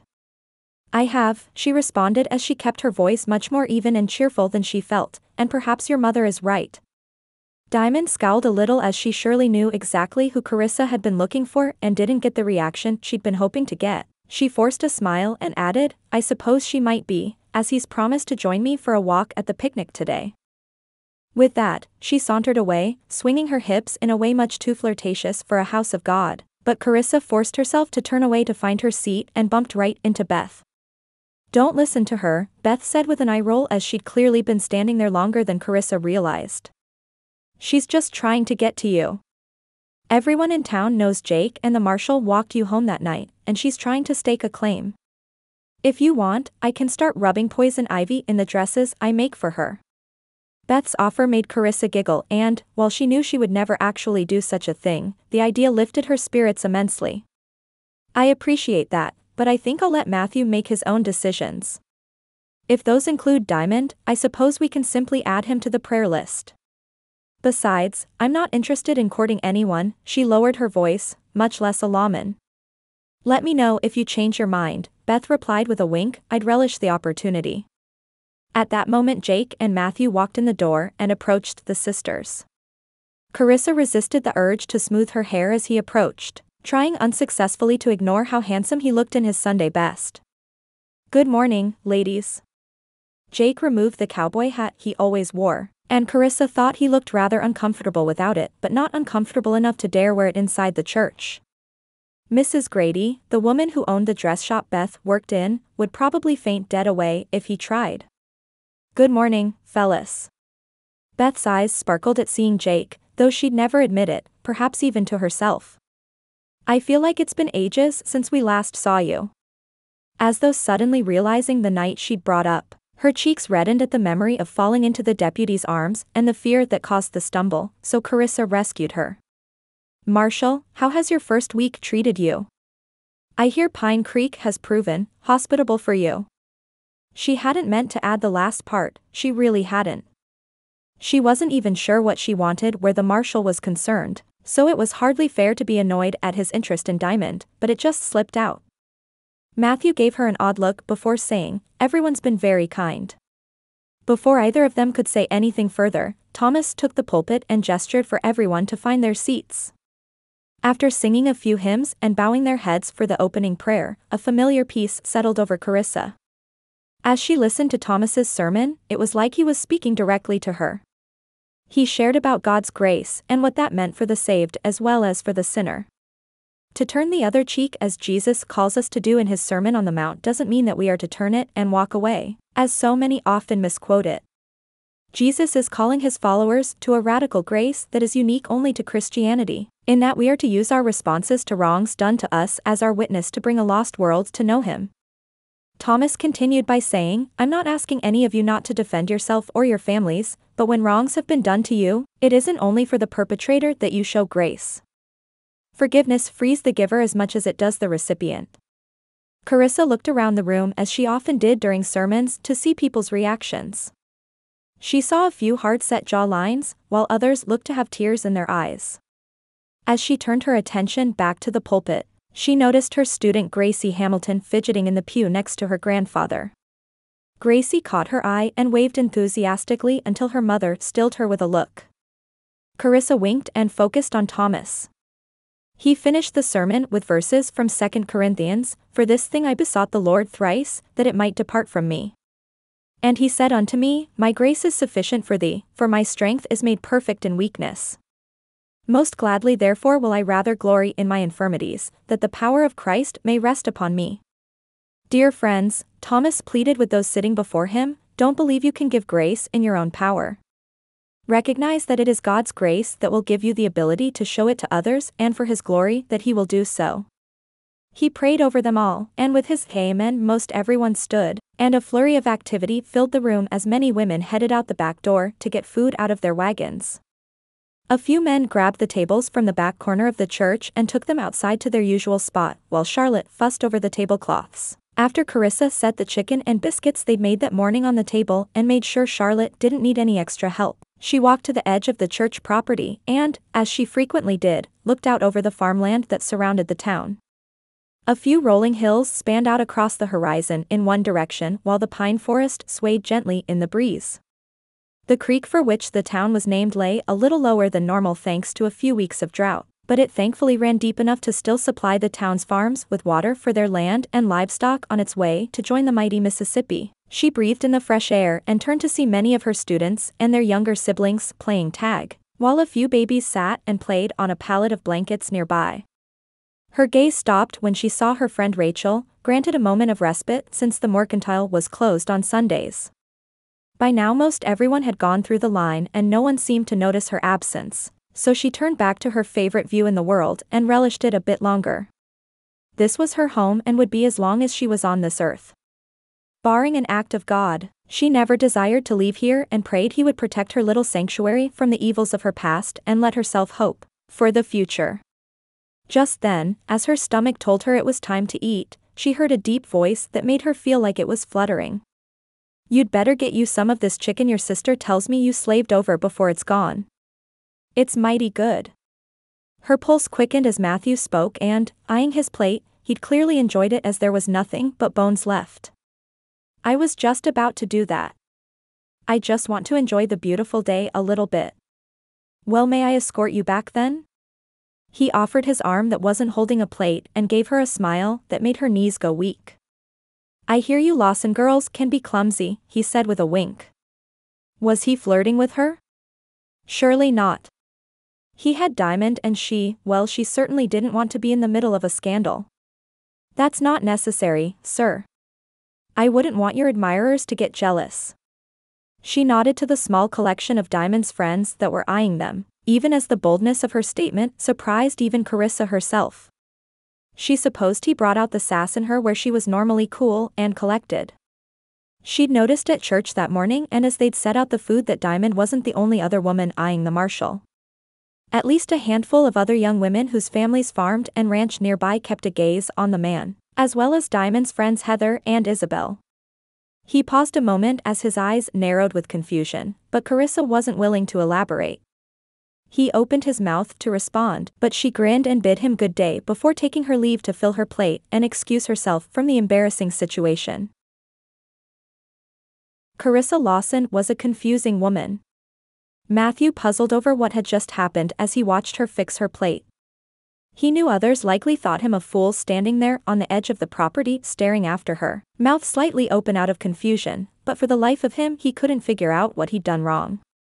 Just then, Diamond Kincaid spotted him and walked his direction. He looked around and plotted his escape. The girl had invited him to dinner with their family twice now and, while he had accepted out of respect for her father and his position in the town, he had to wonder if she'd said something to Karissa to make her believe there was more than dinner going on. Before he had the chance to get far, he heard Diamond's high-pitched squawk calling, "Oh, Marshal. There you are. I thought you'd forgotten about our walk and wandered away." Could the woman be any louder? Filling her plate at the food tables, Karissa turned to him, eyebrows raised. He blew out a sigh and turned to Diamond. "Walk, ma'am. I'm not sure I know what you mean." He tried to be polite, but the woman grated on every nerve he had. She swatted his arm playfully. "The walk you promised me, silly. Friday night at dinner." What he supposed she meant as a flirtatious lilt to her voice sounded more like a screech. He didn't recall having promised her anything of the sort and was saved, thank heavens, from having to make good on a promise he never made when Jake and Beth approached him with smirks on their faces. They'd clearly heard the exchange, and the younger Miss Lawson had a look of triumph on her face as she approached.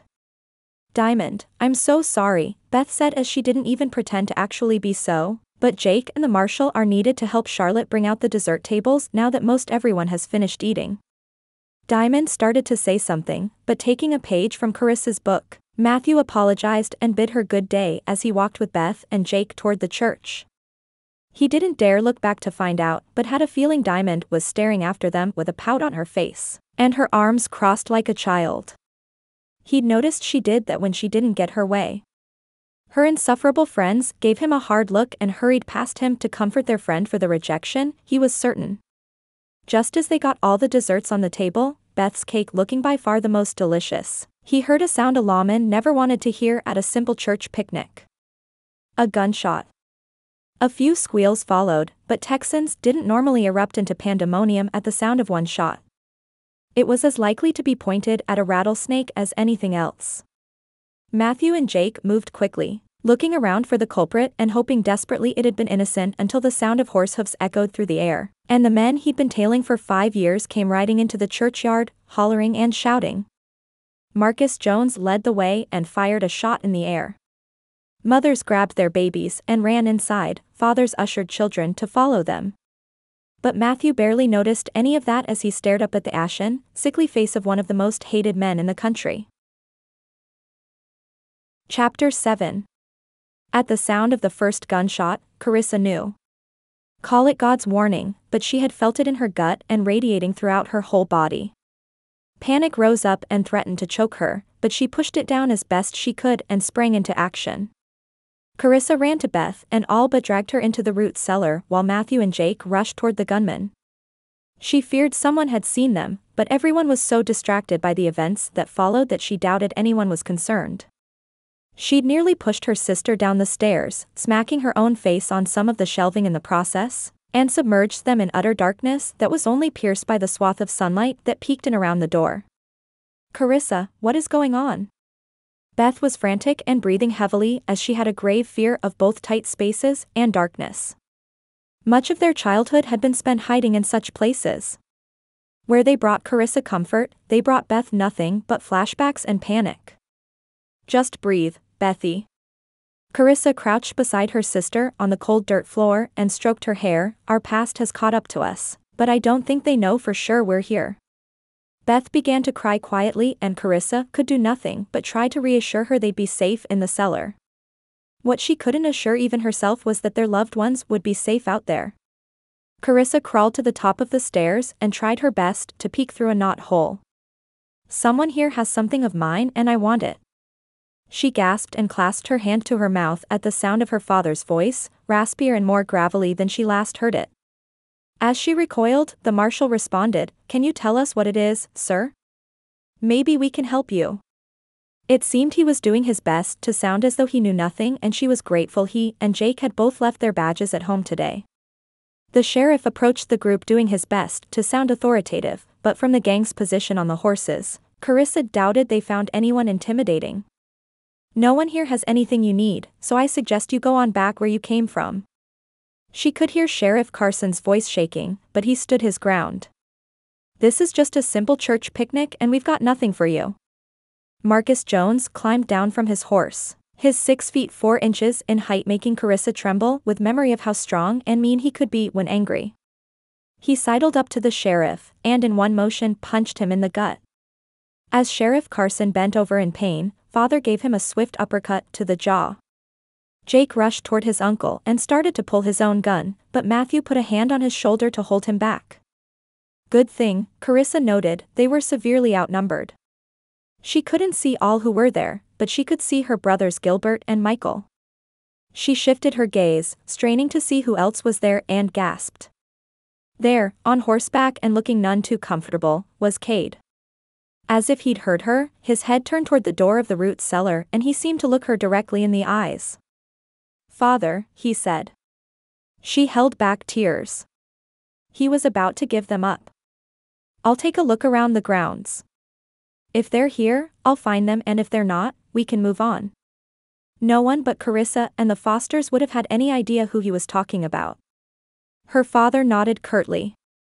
"Fine idea, boy. You're good for something after all. Gilbert. Bronson. Bear. Help him look and be quick about it. The rest of you stay here and make sure no one moves a muscle." Cade looked troubled but then spoke up, "I'll take the front area, you two take the back, and Gilbert, you check inside." They split up and Cade looked under the tables as he made his way to the high grass that was 10 yards or so beyond the church. He pulled back wagon covers, searching carefully, then made his way to the door of the root cellar. He began to fiddle with the handle. Karissa stumbled back down the stairs to settle beside Beth, but her foot caught in the hem of her dress as something soft broke her fall. Beth's head whacked against the hard clay wall and she slumped against Karissa. The door opened and Karissa pressed them both against the wall, holding back tears as she tried to push them as far into the shadows as possible. Cade descended with caution, stopping for a moment to allow his eyes to adjust to the low light. Karissa knew there was little chance he wouldn't see them, but she prayed harder than she'd ever prayed. When he reached the bottom of the stairs, she felt breathless. After 2 years of not seeing her best friend and most faithful protector, here he was. Except this time, she feared he wasn't there to protect her. He shuffled around the small cellar, barely taking 2 steps before he spotted her feet and looked up to meet her gaze. His eyes fell to Beth's unconscious figure and he eyed Karissa, a silent inquiry. Karissa nodded and made the motion of hitting her head on the wall to demonstrate what had happened. She knew he understood. The look in his eyes just before he took the stairs 2 at a time on the way out was one of longing and sorrow before he shut the door and locked it. He'd known she was there, of that she was sure, and he'd volunteered to look so that he could protect them as he always had. All clear. Did anyone else find anything? Not who we're looking for, Marcus growled as he eyed Minerva Kincaid, but if we don't find him soon, I may have to satisfy myself in other ways. After all, there are some mighty fine women here. Chapter 8. Matthew tensed as Marcus grabbed Minerva Kincaid, eyeing her expensive jewelry as she whimpered and closed her eyes. Marcus repeated, "Mighty fine women." The son Matthew recognized as Gilbert yelled from the church door, "You reckon we should see if any of these people know where they are?" He looked back at a mother and 2 children cowering behind a pew. "Seems to me some of them might be willin' to tell us where to find Dash."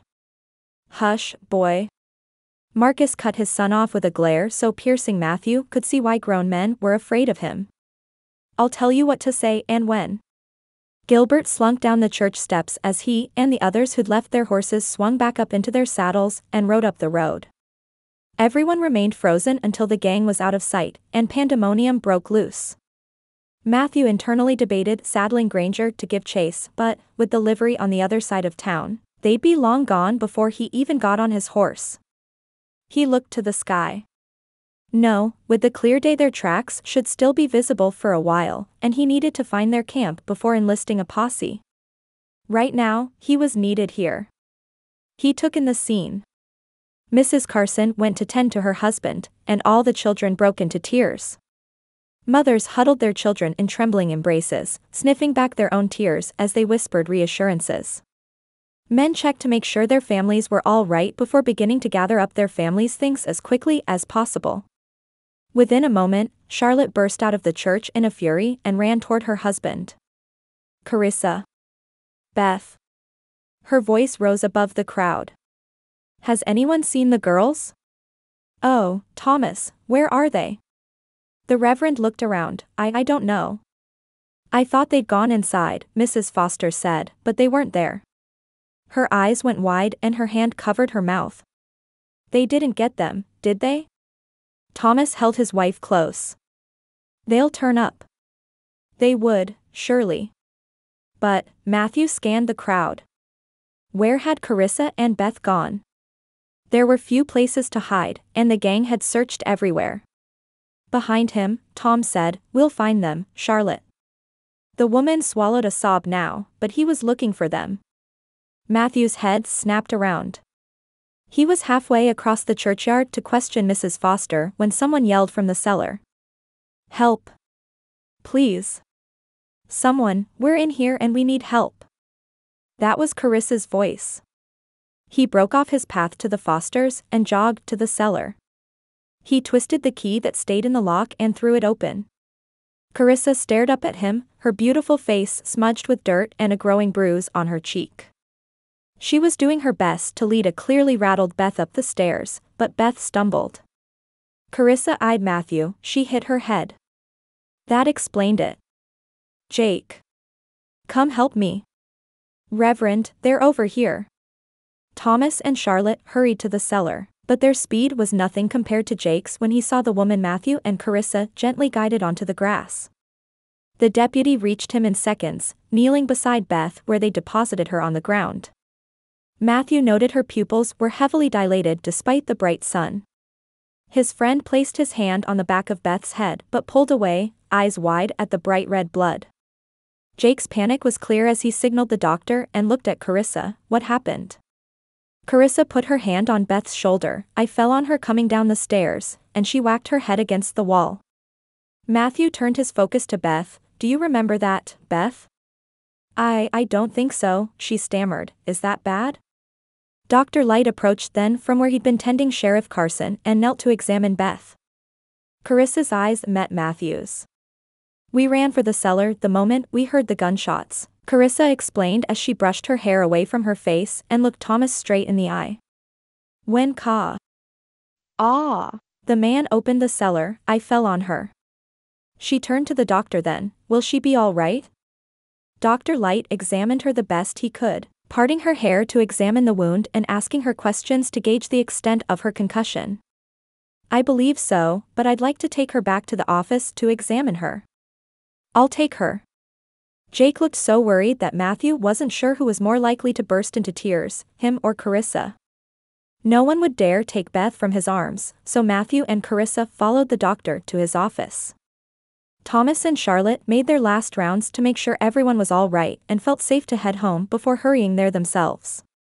The smell of lye and vinegar accosted Matthew as soon as he walked in the door.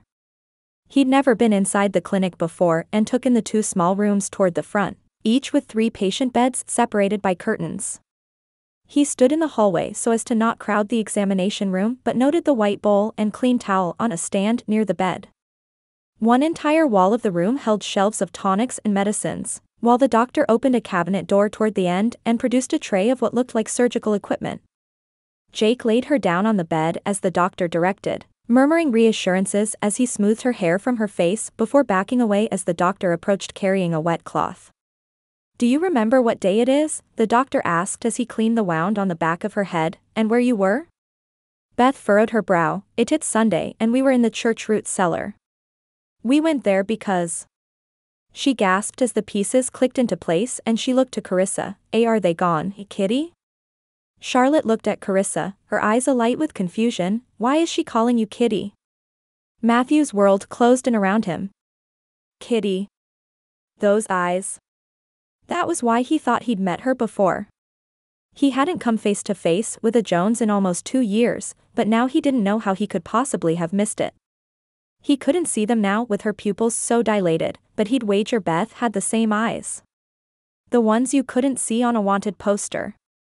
They had Marcus Jones's eyes. Karissa swallowed hard.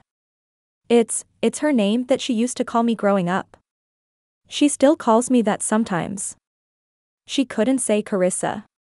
Matthew saw Jake's jaw tighten even before the cowboy spoke. Images from the diary they'd found at the old homestead flashed in his mind. "You mean, you're both?" "They're Marcus Jones's daughters." Matthew finished. Suddenly, it all made sense. Carissa's reaction to his reason for being here. Beth falling off the porch. The eyes. The reason he could have sworn he knew her. Their mysterious arrival in town and why she hadn't answered the question when he'd asked about it. Why Charlotte was so fearful the girls had been taken by the Jones gang. It's because they were who Marcus was looking for. The look on Matthew's face as he'd put it all together pierced Karissa to her very soul. She had no idea how he'd known about her nickname, but she knew he had figured it out as soon as he spoke. Beth didn't call her that much anymore, only when she was scared or sad. Karissa glanced at Beth, assuring herself that her sister was in good hands, before motioning to Matthew to accompany her outside. If he was going to yell at her, she'd rather it not be right there in front of everyone. When they reached the porch, she couldn't make herself face him. She kept her eyes to the ground. How did you know? Wait here. She stood confused as he ran next door to the sheriff's office and returned with a small book. She recognized it immediately. How did you get that? Beth's diary had been her sister's closest friend and confidant all the years they'd been growing up, and seeing it now brought back memories from a childhood she'd rather forget. I got it from the homestead in Kansas I guess you and your family were staying in before you left. So you knew who I was this whole time? Why didn't you say anything? Karissa didn't know why, but she cared a great deal what this man thought of her. I didn't know who you were until Beth used your old nickname. He lifted the diary. In here, you were always Kitty. But, he paused and shook his head. Your brother searched that cellar. How did he miss you? Karissa closed her eyes and wondered where to begin. Cade was always our protector. He never wanted this life, but our father forced him into it. She took a deep breath and launched into the story of their childhood, from the beatings and moving to each of them trying to protect the others in the best way they knew how. She told him about her mother and how she'd been the one shining light in the years of heartache and fear and the utter devastation that fell on her and Beth when she died. She told him about the inheritance and how they'd come to find Pine Creek and finished with detailing how she was sure her twin had somehow known she was in the cellar. He protected you. He led her to the porch swing and his jaw finally relaxed from how he'd tensed during her story.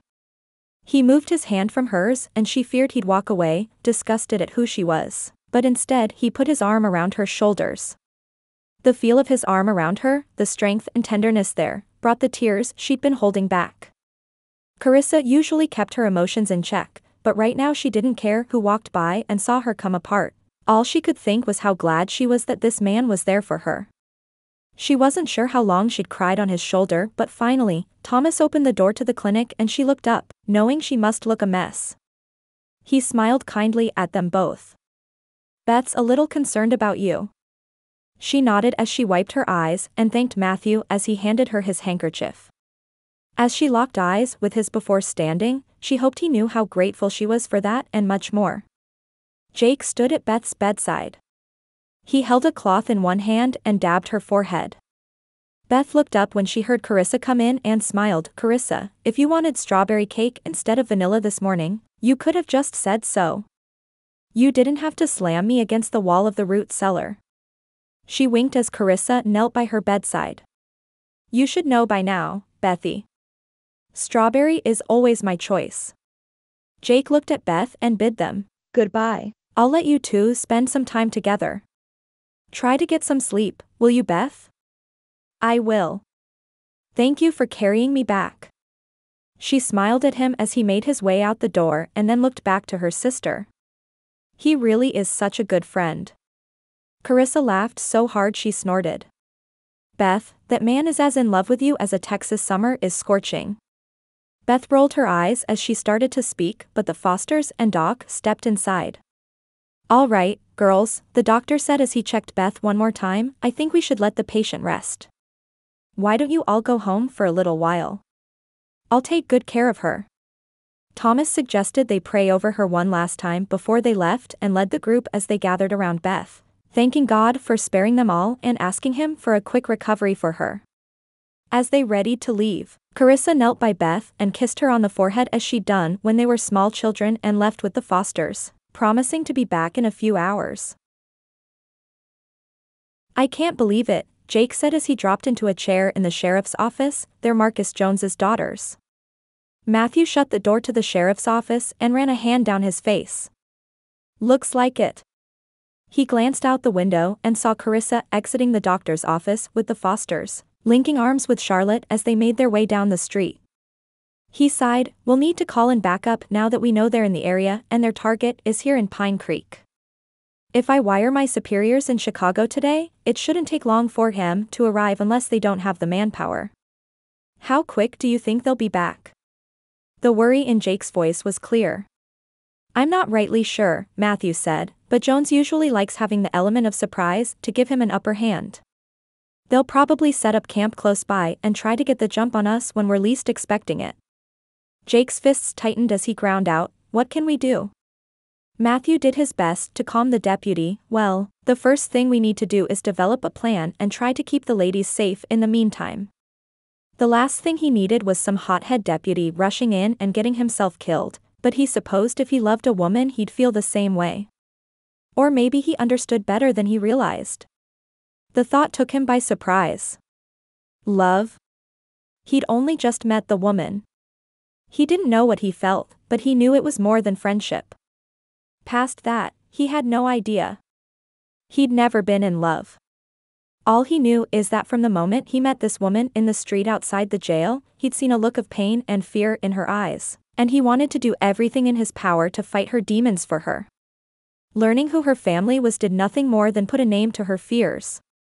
Well, that and plunge a knife of fear into his gut when he thought about the fact that she was the one the Jones gang was after. He nodded to Jake as he opened the door and jogged toward the retreating figures of Karissa and the Fosters. "Are y'all headed home?" Matthew tried to keep his voice even so he didn't alarm her, but it was difficult knowing how much danger she was in. "I'd like to escort you if so." He couldn't help but be a little extra protective, and they began to make their way down the street when Mayor Kincaid came storming in their direction, waving his arms to the marshal. "Where is the sheriff?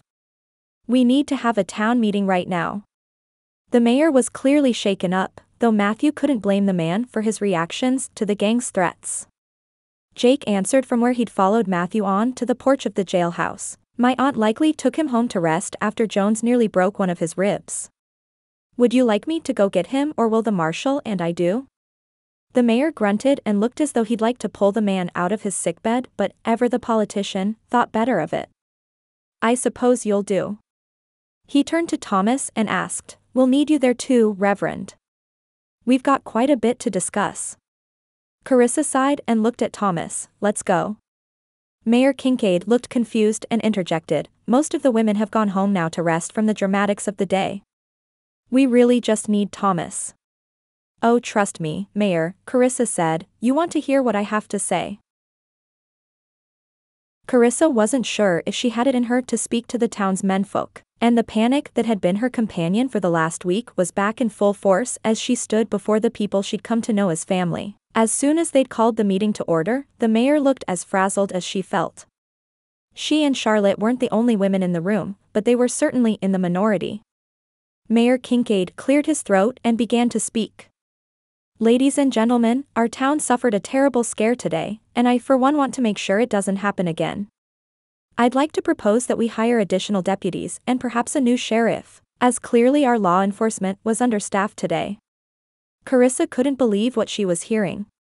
Sheriff Carson and Jake were all this town needed 364 days of the year, and this was a special circumstance. Before she could voice her annoyance, Matthew stepped up and beat her to the punch. "Deputy and Sheriff Carson are more than capable of keeping the peace in this town. Gangs don't just come in on a regular basis, and this was an isolated incident. If you want to hire an extra deputy, so be it, but don't try to make the argument that the Carsons aren't doing their jobs, because that's just not true." The mayor turned red as he responded. "Then why," he growled, "did no one take off after the outlaws after the attack? You and," he waved a finger in Jake's direction, "the deputy over here was too busy dealing with your women to do your jobs." Matthew stayed calm and pushed down his desire to sock the mayor. "Sir, I've been studying the Jones gang for 5 years. Not only do I know only a fool would try to run off after them being outgunned and outmanned, but they also like to make camp during the day and move at night. If we can follow their tracks, we might be able to surprise them. Not to mention, this really is a job for the U.S. Marshals, and I plan to wire for help this afternoon. Jake had been quiet through the Marshal's speech but spoke up now. Everyone knows my uncle is set to retire in December, and today's events don't change that. That said, what happened today was beyond our control, and we'd have to have 10 lawmen to subdue the Jones gang. Matthew's right. We'll join the posse, but backup from the Marshals may just keep any of us from getting shot. The mayor grumbled for a moment and wrung his hands. Nothing like this had ever happened in Pine Creek, and here he was expected to protect folks. Karissa didn't hold that against him, but she knew it was her time to step in. She stood on trembling legs and she walked to the front. Matthew touched her arm and lowered his voice. Karissa, you don't have to do this. For all we know, someone in this town could give you up to them. She looked around at the people she'd come to love like family the past 2 years. Mac, the grizzled old blacksmith who always had mints for the children in her class. Her friend Rachel Thompson and her husband John looked at her with confusion, but she knew they loved her dearly. Parents of the children in her class. No, these people wouldn't give her up to her father. She looked the marshal in the eye. I have to do this. I love these people too much not to. She tried to choke back the panic that rose up in her but couldn't steady her breathing or slow her heart. She uttered a quick prayer. Ladies and gentlemen, my name isn't Karissa Lawson. It's Karissa Jones. Chapter 9. Though 2 months had gone by since that day at the church, Cade still couldn't believe they'd actually found his sisters. As he lay on his cot near the fire waiting on the sun to rise fully, he thought about how he'd wondered and worried about them for 2 years but never dreamed he'd actually see them again.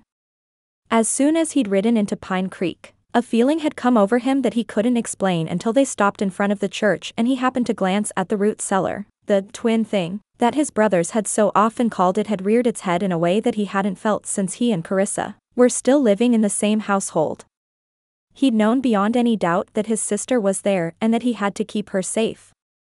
They'd ventured from town to town in the past few months, slightly less conspicuous than they'd been in Pine Creek, as father suspected the Marshals or Texas Rangers had to be on the case by now. His father had always scared him, but his single-mindedness over finding Karissa and Beth bordered on madness. As they went from town to town, father often sent Bronson out to do some investigating, and each time a brick of dread thudded in Cade's gut. Bronson was pure evil.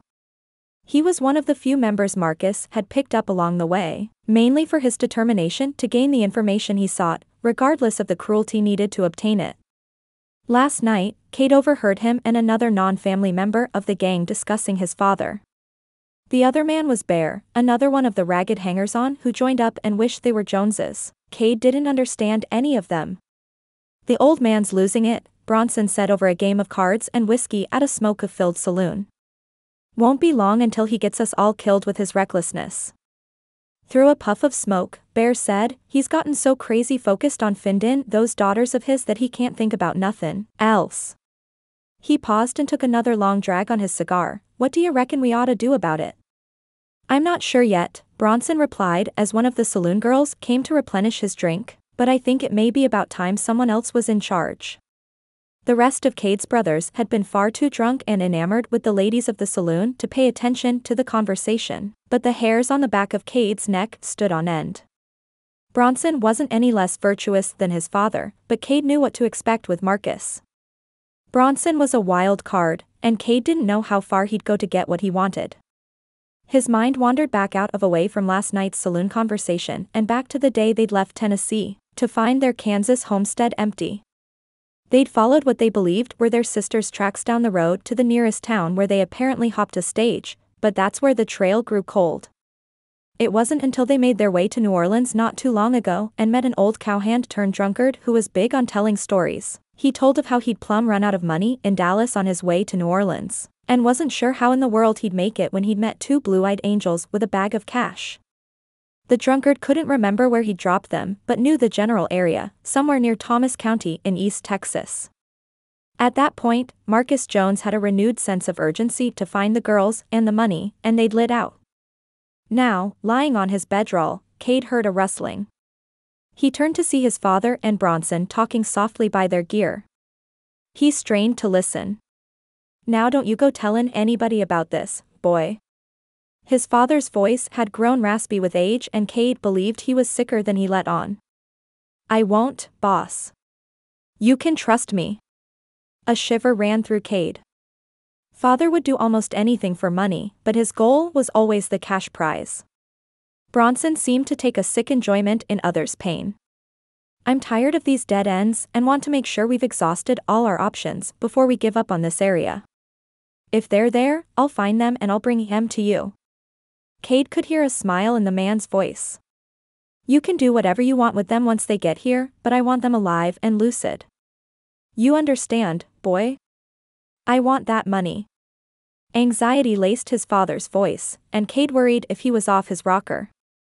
The man had been coughing up blood for weeks but otherwise seemed unaffected by whatever illness it was until recently. "Do you mind if I take Bear and Eddie with me?" Bronson asked. "I'm sure I can handle them girls, but in case one of them tries to run, I don't want to be outnumbered. Get M and get going for the others wake up."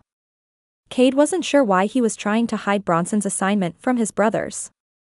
Bronson was sure to find them in Pine Creek and would bring them back to his father. Then what would he do? They settled into a routine as the days turned into weeks and the weeks to months, and by the time the scorching heat of July arrived, Karissa was getting a little fed up with being treated like a porcelain doll. "I am a grown woman, Rachel," she lamented to her friend as she helped her stock the mercantile shelves one morning. "I understand they're all trying to keep Beth and me safe, and it truly does make me feel so loved, but my goodness, I can barely use the outhouse without an escort." Rachel smiled as she arranged the jars of peaches she kept stocked primarily for Mrs. Grady and her sweet tooth. "I know, Karissa. You like your freedom, and I understand it's been hard for you too. But you're right, it's only because people care so much." Karissa sighed, turning toward the bolts of fabric. She loved the routine and gentle monotony of helping Rachel in the store and did it simply to spend time with her very busy friend. It allowed her mind time to shut off from the anxiety and restlessness, and did it whenever she could in the summer. "It just feels like ever since I told everyone who I was, everyone regards me with kid gloves. Though, I have to admit, it certainly shut down any doubt I had that Pine Creek is my home, my family." As her hands folded scrap fabric, her mind wandered back to the day earlier that summer when she'd spoken with the town. She saw tears in the eyes of Rachel and Mrs. Grady, anger in the eyes of some of the men who'd taken it upon themselves to look after her and her sister. Even Minerva Kincaid had reacted with compassion, and Karissa had been sure she'd be in the "Hey, get those girls out of here" camp. Rather than reacting in fear, they promised to keep her secret and help keep her safe. "I am truly grateful," Karissa mused, "but I also feel I'm just about done caring about my own safety. I don't think you'd mind the escort so much if Marshal Carmichael were around more often to fill the position." Rachel laughed and continued her teasing. "It's a shame he's so busy tracking Marcus Jones that he's got no time to pay court to his daughter." Karissa glanced around the store to ensure no one had heard her friend and, rolling her eyes, she playfully swatted her arm. "First, he has made no indication that he wants to pay court to me even if I were interested. At least that's what she was trying to convince herself. Second, until the backup arrives from the U.S. Marshals, he's got much more important things to do than worry about wooing a woman." She hoped that was the reason he'd barely come around, anyway. He'd wired headquarters for additional men weeks ago, but they'd been delayed in Washington, D.C., and he had no arrival date as of yet. She'd had precious little time with Matthew other than on Sundays when he made a point to be at services whenever he could, and the occasional walks while she was in town. Rachel's laugh rang out.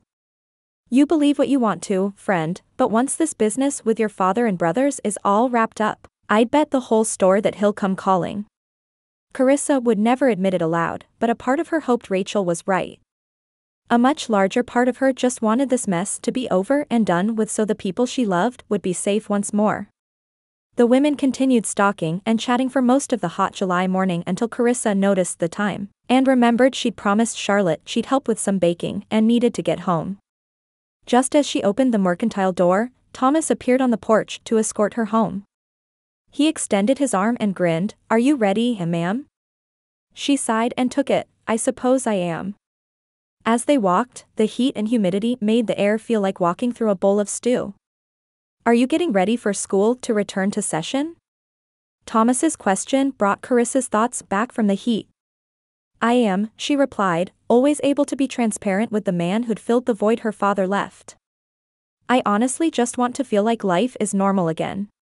I've missed having some control over my life." "I can understand that," he nodded. They walked a few steps before he added, "Do you know what the school board has decided?" "A few parents have voiced understandable safety concerns for the children, but I haven't heard anything official." She sighed and continued, "I suggested to Mayor Kincaid that they place 2 guards posted outside the schoolhouse during session while the Jones gang is still at large. The more I think about it, though, the more I think it might be a better idea if I just step down." She looked at Thomas then, her eyes glistening with unshed tears at the thought of losing her beloved pupils. "I just couldn't live with myself if something happened to one of the children because of me." "You're a born teacher, Karissa." Thomas put his arm around her shoulders as they approached the parsonage property. "I have no doubt that even if you have to give it up for a short time, the Lord will be faithful to your calling." "Thank you, Thomas," she said as she made her way into the kitchen with Charlotte. "I hope you're right." Yes. She was just about sick of this whole thing. Her sister, on the other hand, didn't seem to mind quite as much as she did, even the guards. Karissa knew that the close call at the church picnic had shaken Beth up more than she would admit, and she took comfort having someone to protect her. The fact that the escort was often Jake probably also played a role. Matthew relished the welcome breeze as he and Granger ambled down the road to Pine Creek. He'd been out, as he had much of the last few months, scouting for any sign of the Jones gang, yet he'd seen neither hide nor hair. Where could they possibly be? He didn't believe for a moment that they'd given up. Marcus Jones wasn't a man to quit. Still, where on earth could they be hiding? He closed his eyes and breathed in the distinct smell of Pine Creek. The trees, the dust of town, the surrounding farmland. Thinking back over the last few days of searching the woods, there must be something he'd missed. Maybe they're hiding in plain sight. Maybe they're not camped out in the woods, but in a city nearby. He could only think of Hunter's Gap and Lehigh, but he'd pull out his map at the boarding house and see if he was missing one. Just as he breathed a prayer that the Lord would guide and direct his search, he saw Karissa walking down the street toward the parsonage with Thomas. Today might not be so bad after all. "Hello there," he called as he dismounted Granger next to the livery. He looked to Pete. "I'll be back in a bit to give him a good rubdown." The livery owner looked past him to spot Thomas and Karissa as they approached. "Don't worry about it," he winked, "I'll take good care of him." Matthew nodded his thanks, and his long legs ate up the distance quickly. He greeted Thomas first before tipping his Stetson toward Karissa. "Hello, ma'am." Her eyes brightened. "Hello, Marshal. Did you just get in?" "I did at that," he replied, wondering how he might ask her for a walk. Thomas seemed to read his mind. "Well," he said as he shifted their packages from one arm to the other, "if you don't mind walking Karissa home, I've got a few parishioners to call on this afternoon." "I don't mind at all. May I take those to the parsonage for you?" He motioned at the boxes the Reverend carried. "I'd be obliged." Once Thomas handed the packages to Matthew, he nodded and set off toward the town center. "See you both a little later." Karissa turned her gaze on Matthew. "Welcome back, Marshal. I think it's time you quit this Marshal business," he said as they set off toward the cottage. "I believe we've been through enough that we can be a little more casual." "I suppose, but don't go getting any ideas about calling me Kitty," she laughed. "Deal." He hesitated a moment. "How are you doing with all this?" She waved and called a greeting to the doctor as they passed the clinic. "I suppose I have good days and bad days. I hate being treated like a china doll." She cut her eyes at him then, though I understand its necessity. He hated that she felt like a prisoner in her own town. "I hope to bring this to an end for you soon." "I know you do," she sighed. I know I sound ungrateful.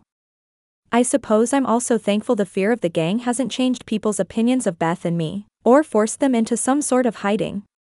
She glanced at all the people out and about. The people don't seem to be overcome by their fear. He nodded. The people here are a tough lot. They can handle it.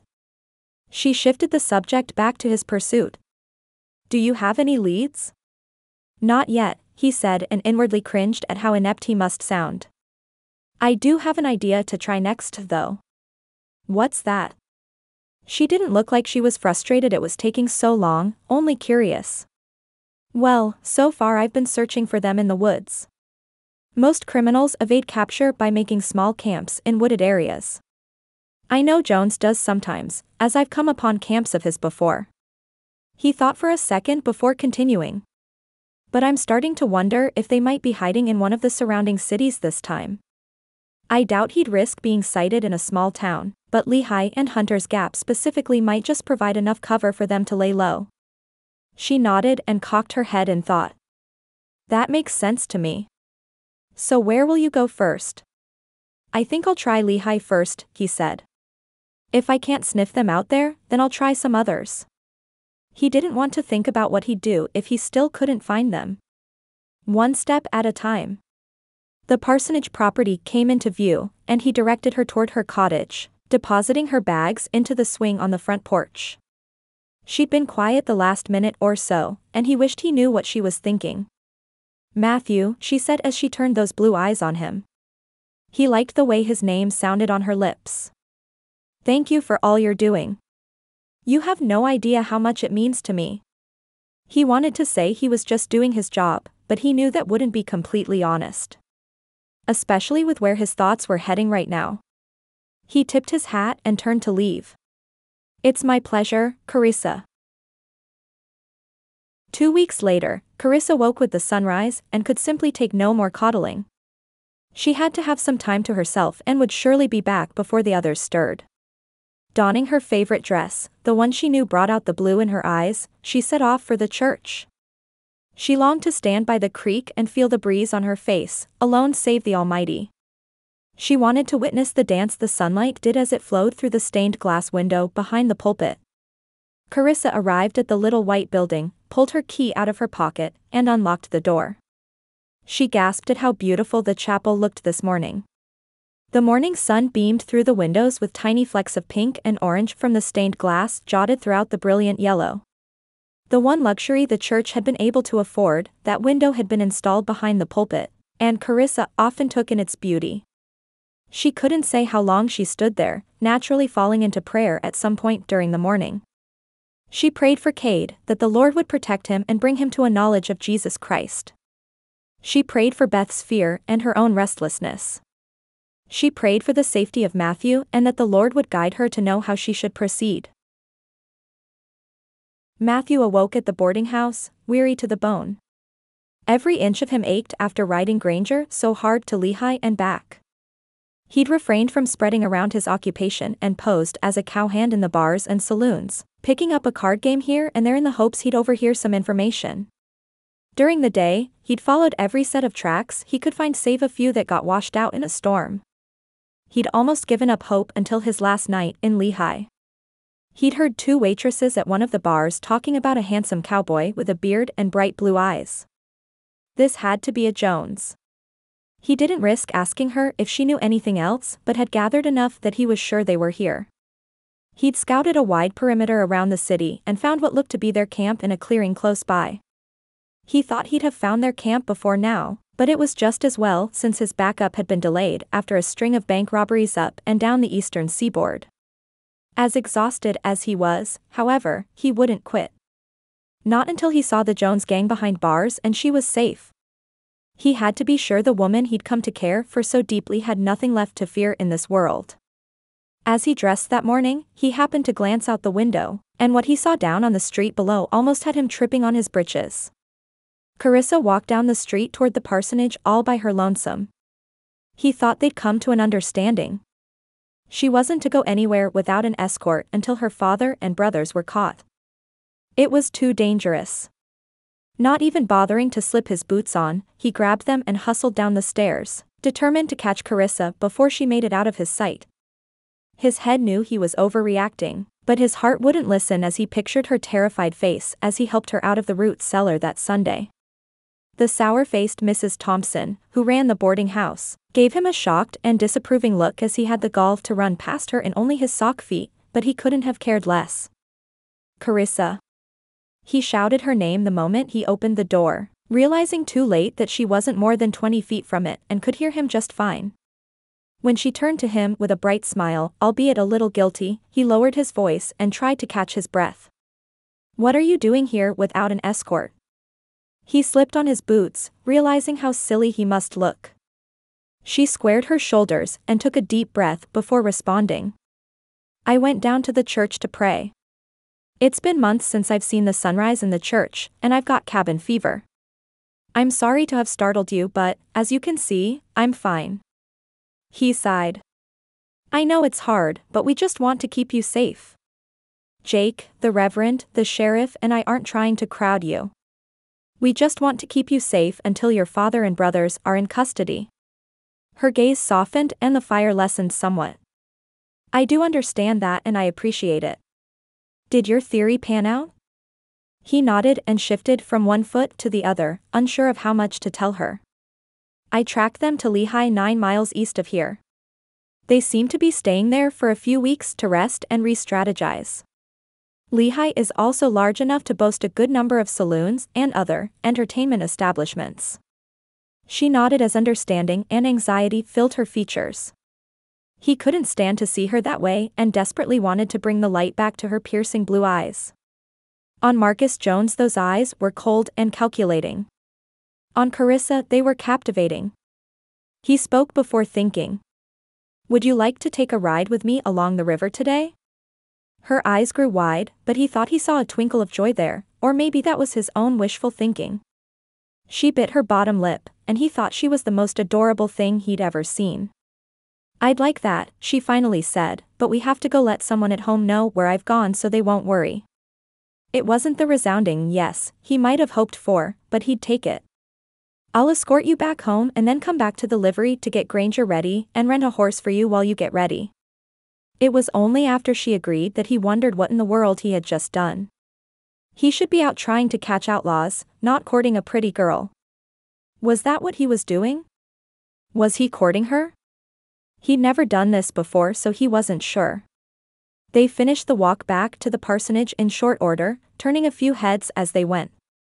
A few older ladies craned their necks for a better view, though Matthew wasn't sure why they cared.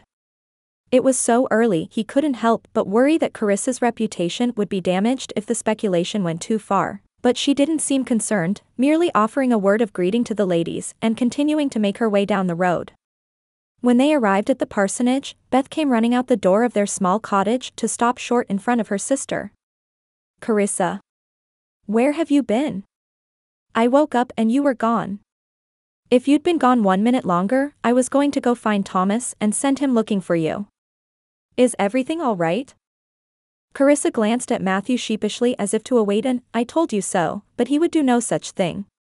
He had worried when he'd seen Karissa out alone, but he understood her need to get away. "I'm fine, Bethy. Just taking a walk to the church, and Matthew offered to escort me home.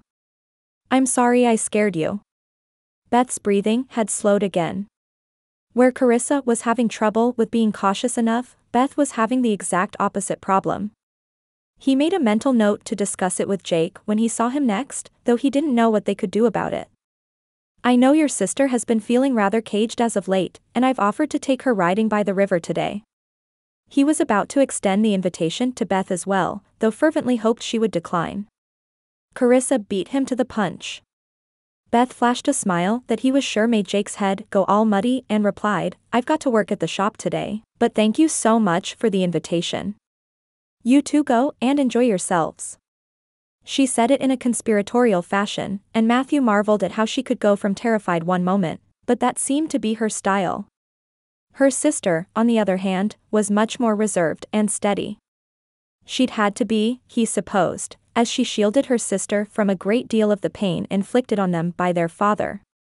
He wished she'd never have to suffer any pain again, but that just wasn't realistic. Life brought pain and hurt at times, but what he could do is distract her from it today, so that's what he planned to do. An hour later, Karissa was sitting on pins and needles. She couldn't believe she'd agreed to go riding with the marshal and was just about sick of Beth's ramblings and excitement over it. "Bethy, for the last time, he's not courting me. He just understands that I'm sick of being treated like a prisoner and is trying to do something nice." If she was working so hard to convince Beth, why couldn't she seem to convince herself? Sure he is. Because U.S. Marshals frequently concern themselves with the mental state of their charges and take them for peaceful rides by the river. Oh, just think how beautiful a spring wedding would be. Oh. You could wear wildflowers in your hair. And you must let me make your dray dash. Carissa's hand went up as soon as her sister mentioned wildflowers. Stop right there. There is no wedding, there are no flowers, there is no dress. He is not calling on me, he's simply being a good friend and frankly, I'm in no state to be courting anyone. If that's the case, then why are you looking out the window every 30 seconds? Beth bounded to the window and giggled as she mimicked her sister, glancing through the curtains. You like him, Karissa, admit it. Just then she was saved by the whinny of a horse and saw Matthew leading 2 horses into the yard. She jumped up and smoothed her split skirt she used for riding and checked her hair in the mirror before chastising herself for her silliness. She squared her shoulders at Beth. You'd do better to focus on your own love life rather than inventing one for me. With that, she waved Goodbye. and stalked through the door of their cottage to meet the man that she was definitely, most assuredly, not courting. Chapter 10. Hey, there, girl. Karissa approached the horse Matthew had secured for her and ran a hand down her side as she approached. She loved horses to ride when she had the chance, but hadn't ever had a horse that was her own. Gypsy, the 7-year-old mare with a sweet temper and playful spirit, bobbed her head at Karissa and gave a whinny like she was greeting an old friend. I assume you two have met before? The twinkle in his eye as he said it made her stomach do that flip thing again. Gypsy was Pete's sister's horse before she got married last year and moved to Colorado with her husband. They couldn't take her with them and it just about broke Gwen's heart, but Pete has turned her into a good livery horse. I've used her from time to time when riding out to farms to take children's schoolwork when they miss for a few days due to things around the farm. Does that happen often? It happens more than I'd like, but in a place like Pine Creek it's just part of life. Families farm as a way of life and, while education may be important to them, sometimes another set of hands on the farm is a more pressing matter. She paused as he helped her onto Gypsy. After she settled herself and he'd climbed onto his mount, she continued. Some days, the children are needed to help brand cattle more than they are needed to learn mathematics.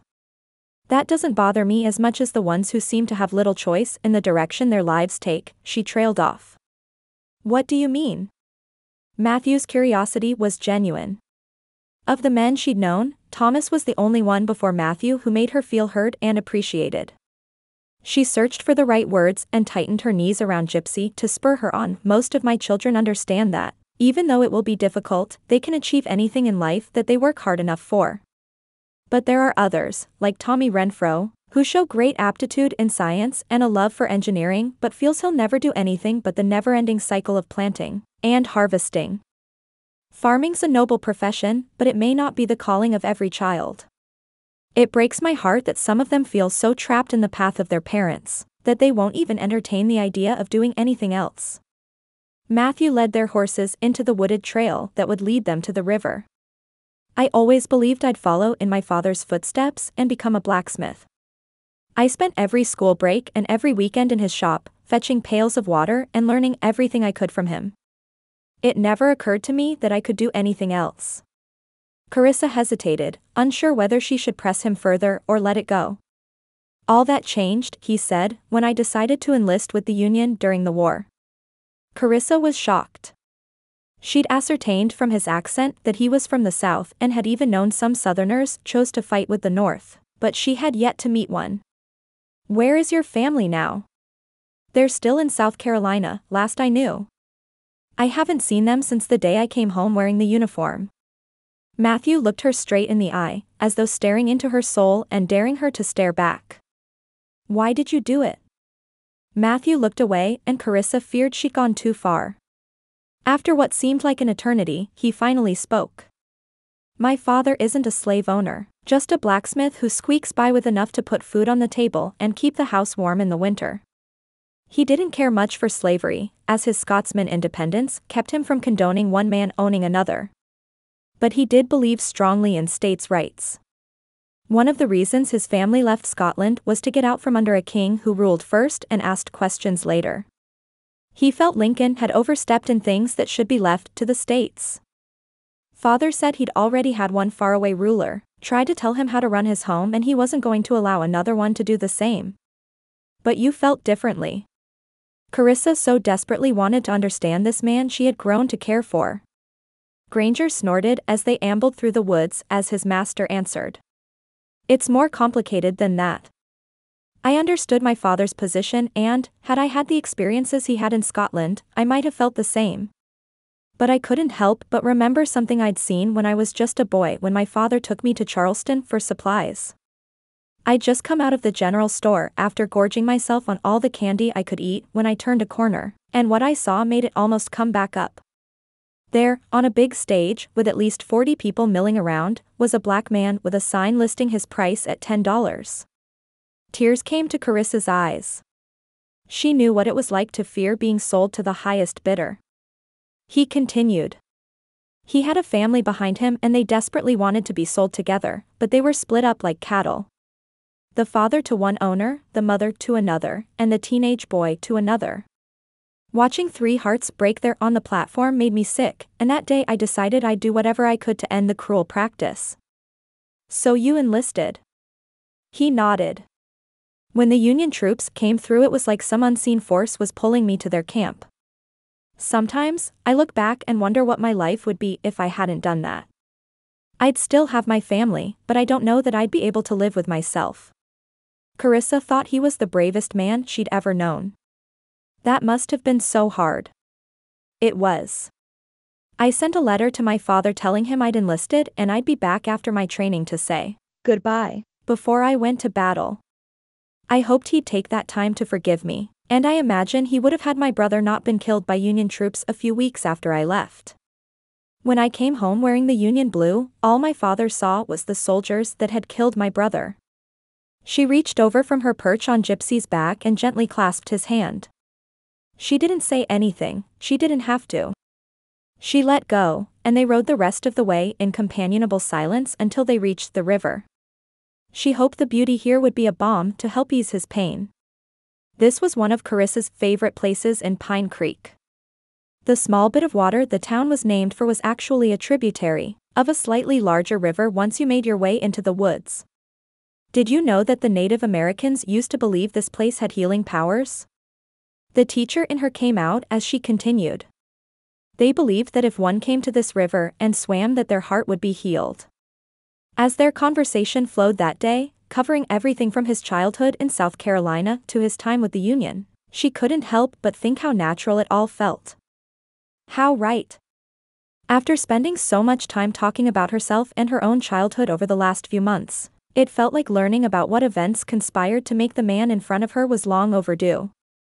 He taught her to identify certain plants and berries that were safe to eat and how to use certain ones to clean wounds or heal ailments. She taught him the Native American legends surrounding this place and how Pine Creek came to be settled. She found it all so interesting and wished they could continue this day forever. Her stomach growled as she looked into the sky to notice the sun was straight above them.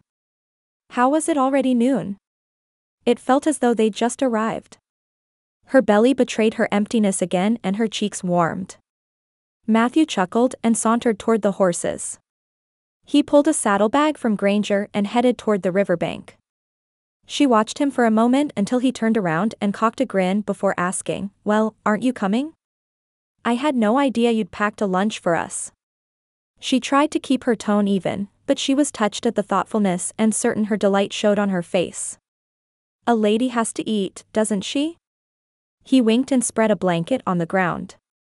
She helped him unwrap their sandwiches as he poured them water from his canteen. They settled onto the blanket and he continued his wilderness skill lesson. If you're ever stuck in the woods and looking for fresh water, try to find a river or stream that moves. It'll likely be cooler, and the movement keeps it cleaner. I'll keep that in mind if I'm ever stuck in the woods, Marshal. She giggled as she used his title again, having long since settled into the use of his Christian name as he had hers. Did you learn all this as a lawman or as a soldier? He sat back as if to think for a moment. You know, I don't remember a time I wasn't taught these things, though I didn't always listen. We lived in a small cabin on the edge of the woods and were constantly getting into trouble in them. Once, my sister was swinging across a creek not too far from the house on a rope my father rigged up for us.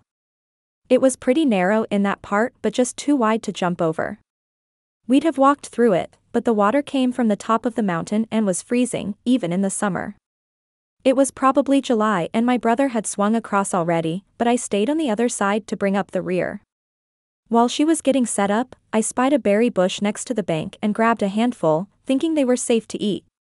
Karissa gasped and moved her hand to her mouth. Oh no. He chuckled. Oh no. Is right. I was sick for 3 days and felt weak as a kitten for at least a month. I vowed then and there to listen to my father's instructions from then on. Karissa laughed along with him until she got her composure enough to say, I'd say so. She had to admit it sounded like something Cade might have done and calmed as she thought how much she wished she could see him. You must miss them a great deal. He looked into the distance, and this time he took her hand. Every day. But then, I get the feeling you know something about missing family, don't you? She nodded, tears filling her eyes as she thought of her twin and all he'd gone through for her. Cade wanted to be a blacksmith. He loved to make things and was forever going missing when we stayed in places with a smithy. If ever he couldn't be found, it was a safe bet he'd convince the town blacksmith to let him watch or help. He never wanted any part of this. Matthew sat back and returned her gaze. Why did he join? The tears began to fall now as she recalled that day Mama had fallen to her knees as Marcus Jones had ridden away with her youngest son, 15-year-old Cade, crying for the life he wanted and the one he was being forced into. For Beth and me. Matthew's confusion showed on his face. For you? Karissa glanced at Matthew sheepishly as if to await an I told you so, but he would do no such thing. He had worried when he'd seen Karissa out alone, but he understood her need to get away. I'm fine, Bethy. Just taking a walk to the church, and Matthew offered to escort me home. I'm sorry I scared you. Beth's breathing had slowed again. Where Karissa was having trouble with being cautious enough, Beth was having the exact opposite problem. He made a mental note to discuss it with Jake when he saw him next, though he didn't know what they could do about it. I know your sister has been feeling rather caged as of late, and I've offered to take her riding by the river today. He was about to extend the invitation to Beth as well, though fervently hoped she would decline. Karissa beat him to the punch. Beth flashed a smile that he was sure made Jake's head go all muddy and replied, I've got to work at the shop today, but thank you so much for the invitation. You two go and enjoy yourselves. She said it in a conspiratorial fashion, and Matthew marveled at how she could go from terrified one moment, but that seemed to be her style. Her sister, on the other hand, was much more reserved and steady. She'd had to be, he supposed, as she shielded her sister from a great deal of the pain inflicted on them by their father. He wished she'd never have to suffer any pain again, but that just wasn't realistic. Life brought pain and hurt at times, but what he could do is distract her from it today, so that's what he planned to do.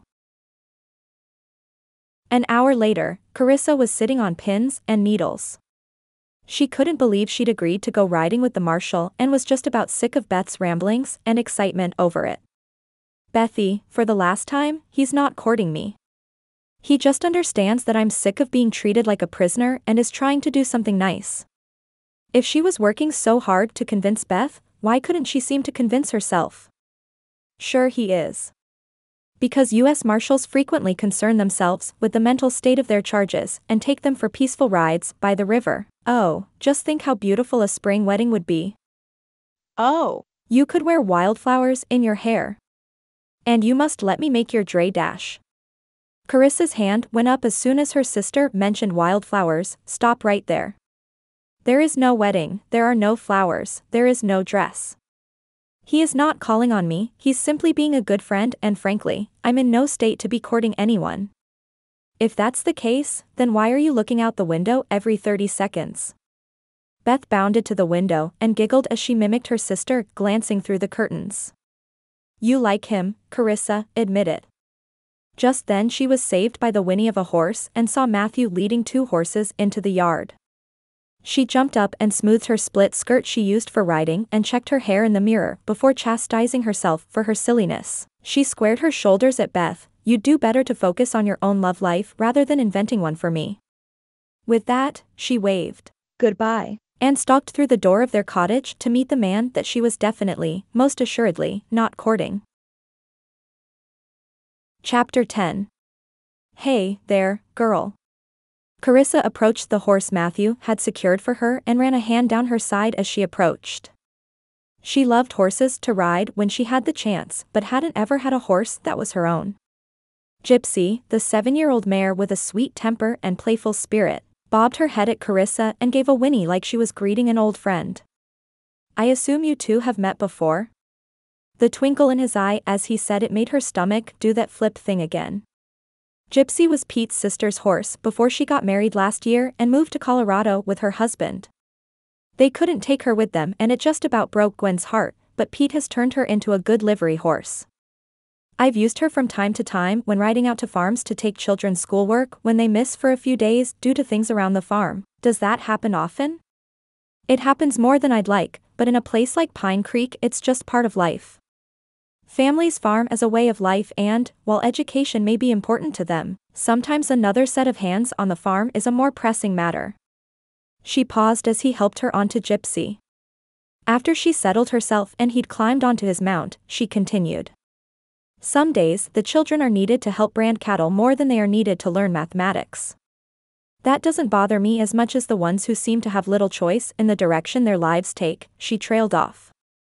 What do you mean? Matthew's curiosity was genuine. Of the men she'd known, Thomas was the only one before Matthew who made her feel heard and appreciated. She searched for the right words and tightened her knees around Gypsy to spur her on. Most of my children understand that, even though it will be difficult, they can achieve anything in life that they work hard enough for. But there are others, like Tommy Renfro, who show great aptitude in science and a love for engineering but feels he'll never do anything but the never-ending cycle of planting and harvesting. Farming's a noble profession, but it may not be the calling of every child. It breaks my heart that some of them feel so trapped in the path of their parents, that they won't even entertain the idea of doing anything else. Matthew led their horses into the wooded trail that would lead them to the river. I always believed I'd follow in my father's footsteps and become a blacksmith. I spent every school break and every weekend in his shop, fetching pails of water and learning everything I could from him. It never occurred to me that I could do anything else. Karissa hesitated, unsure whether she should press him further or let it go. All that changed, he said, when I decided to enlist with the Union during the war. Karissa was shocked. She'd ascertained from his accent that he was from the South and had even known some Southerners chose to fight with the North, but she had yet to meet one. Where is your family now? They're still in South Carolina, last I knew. I haven't seen them since the day I came home wearing the uniform. Matthew looked her straight in the eye, as though staring into her soul and daring her to stare back. Why did you do it? Matthew looked away and Karissa feared she'd gone too far. After what seemed like an eternity, he finally spoke. My father isn't a slave owner, just a blacksmith who squeaks by with enough to put food on the table and keep the house warm in the winter. He didn't care much for slavery, as his Scotsman independence kept him from condoning one man owning another. But he did believe strongly in states' rights. One of the reasons his family left Scotland was to get out from under a king who ruled first and asked questions later. He felt Lincoln had overstepped in things that should be left to the states. Father said he'd already had one faraway ruler, tried to tell him how to run his home and he wasn't going to allow another one to do the same. But you felt differently. Karissa so desperately wanted to understand this man she had grown to care for. Granger snorted as they ambled through the woods as his master answered. It's more complicated than that. I understood my father's position and, had I had the experiences he had in Scotland, I might have felt the same. But I couldn't help but remember something I'd seen when I was just a boy when my father took me to Charleston for supplies. I'd just come out of the general store after gorging myself on all the candy I could eat when I turned a corner, and what I saw made it almost come back up. There, on a big stage, with at least 40 people milling around, was a black man with a sign listing his price at $10. Tears came to Carissa's eyes. She knew what it was like to fear being sold to the highest bidder. He continued. He had a family behind him and they desperately wanted to be sold together, but they were split up like cattle. The father to one owner, the mother to another, and the teenage boy to another. Watching 3 hearts break there on the platform made me sick, and that day I decided I'd do whatever I could to end the cruel practice. So you enlisted? He nodded. When the Union troops came through, it was like some unseen force was pulling me to their camp. Sometimes, I look back and wonder what my life would be if I hadn't done that. I'd still have my family, but I don't know that I'd be able to live with myself. Karissa thought he was the bravest man she'd ever known. That must have been so hard. It was. I sent a letter to my father telling him I'd enlisted and I'd be back after my training to say goodbye before I went to battle. I hoped he'd take that time to forgive me, and I imagine he would have had my brother not been killed by Union troops a few weeks after I left. When I came home wearing the Union blue, all my father saw was the soldiers that had killed my brother. She reached over from her perch on Gypsy's back and gently clasped his hand. She didn't say anything, she didn't have to. She let go, and they rode the rest of the way in companionable silence until they reached the river. She hoped the beauty here would be a balm to help ease his pain. This was one of Carissa's favorite places in Pine Creek. The small bit of water the town was named for was actually a tributary of a slightly larger river once you made your way into the woods. Did you know that the Native Americans used to believe this place had healing powers? The teacher in her came out as she continued. They believed that if one came to this river and swam that their heart would be healed. As their conversation flowed that day, covering everything from his childhood in South Carolina to his time with the Union, she couldn't help but think how natural it all felt. How right. After spending so much time talking about herself and her own childhood over the last few months, it felt like learning about what events conspired to make the man in front of her was long overdue. He taught her to identify certain plants and berries that were safe to eat and how to use certain ones to clean wounds or heal ailments.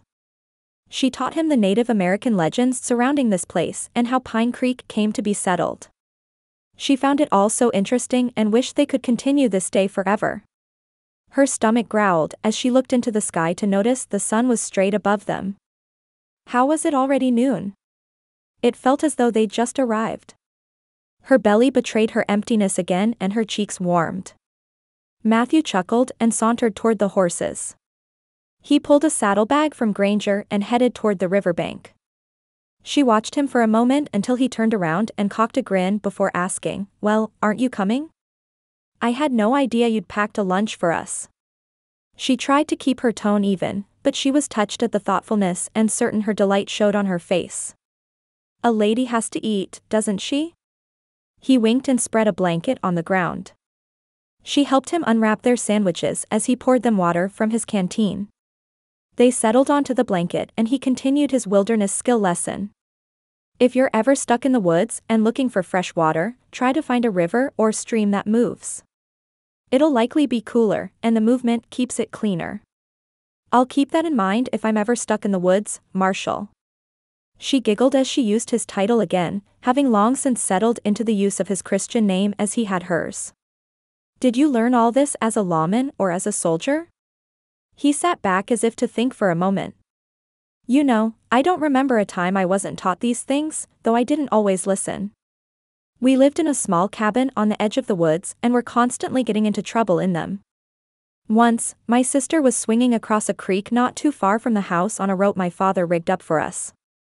It was pretty narrow in that part but just too wide to jump over. We'd have walked through it, but the water came from the top of the mountain and was freezing, even in the summer. It was probably July and my brother had swung across already, but I stayed on the other side to bring up the rear. While she was getting set up, I spied a berry bush next to the bank and grabbed a handful, thinking they were safe to eat. Karissa gasped and moved her hand to her mouth. Oh no. He chuckled. Oh no. Is right. I was sick for 3 days and felt weak as a kitten for at least a month. I vowed then and there to listen to my father's instructions from then on.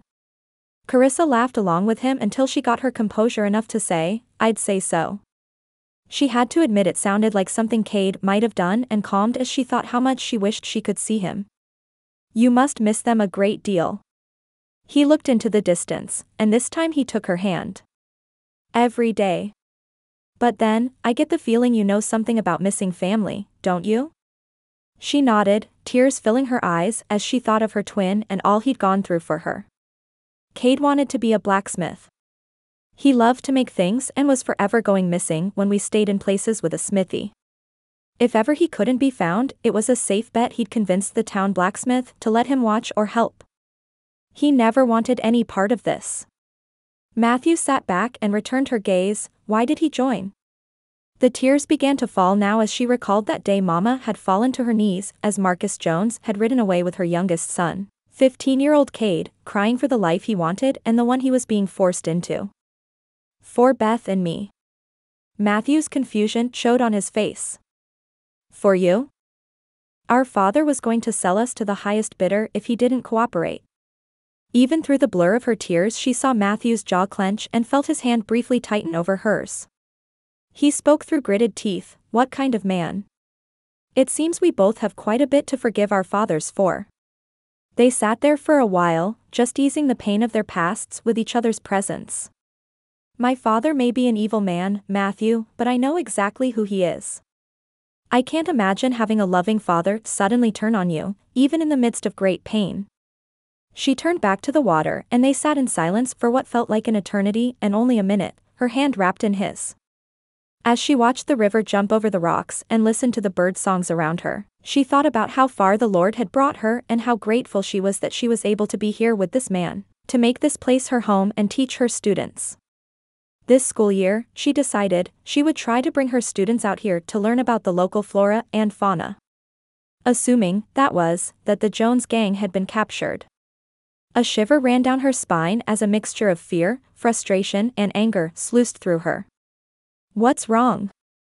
Matthew asked as he cut his eyes to the woods, searching for any danger that might be lurking, hand on the holster at his hip. She should have known he'd notice. It's nothing. I'm just wondering when life is going to go back to normal.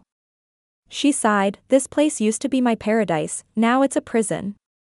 I'm sorry to complain, I truly am grateful for all the work you've been doing to track down my father, but I just worry, and then I get angry. He dropped her hand and put his arm around her, stroking her hair like he'd done on the front porch of the doctor's office. She basked in the warmth of his chest for a moment before coming to her senses and pulling back. She battled with feelings she knew were dangerous and tried to convince herself she could control her emotions. He'd be leaving as soon as he brought the gang to justice, and then where would she be? Free of her father, but she'd still be heartbroken and aware of her loneliness in a way one can only be when they've loved and lost. She stood and walked toward the river. Better to guard her heart as best she could. Matthew couldn't figure out what just happened. One moment he'd been holding her close, having a nice moment and trying to comfort her, and the next she'd pulled away. If she'd read his mind the moment she told him what Marcus Jones had threatened to do to his own daughters, he could see why she'd pull away, but that moment had passed, albeit not his anger at the man. Not one to beat around the bush, he had to find out what he'd done. Karissa, did I do something to upset you?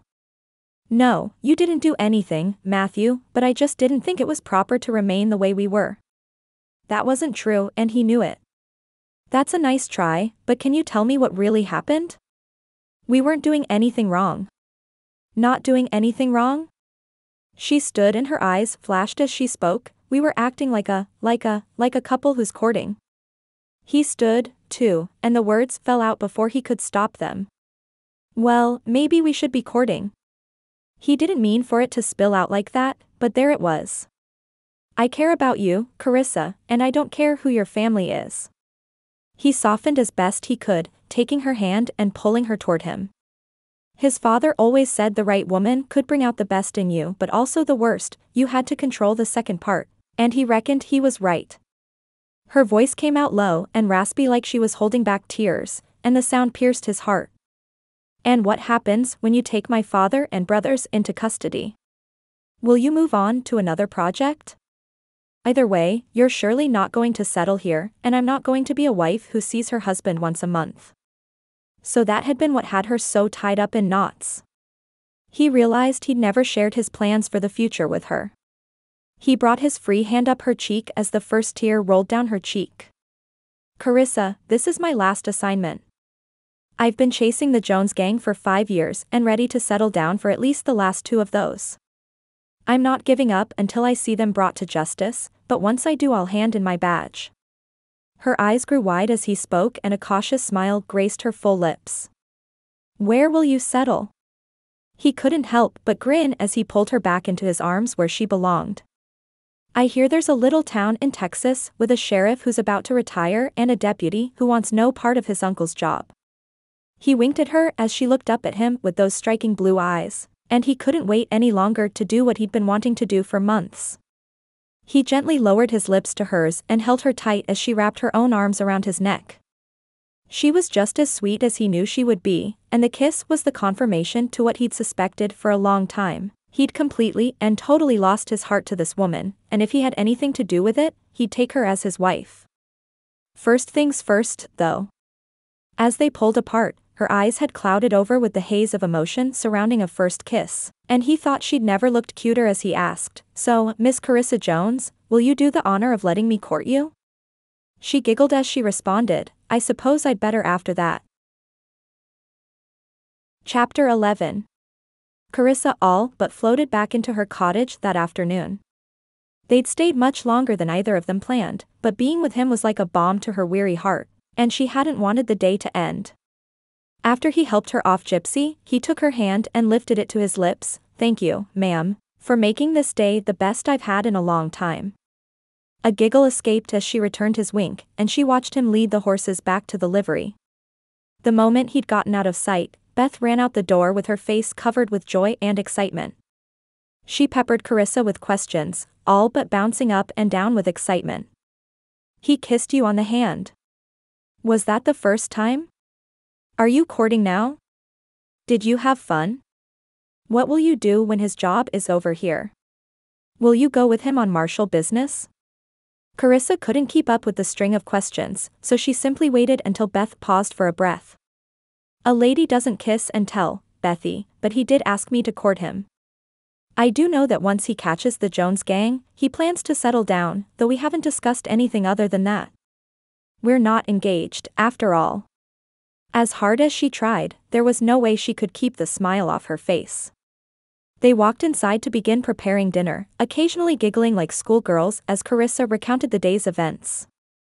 She kept the details of the kiss to herself, though, wanting to cherish it as a shared memory between Matthew and herself.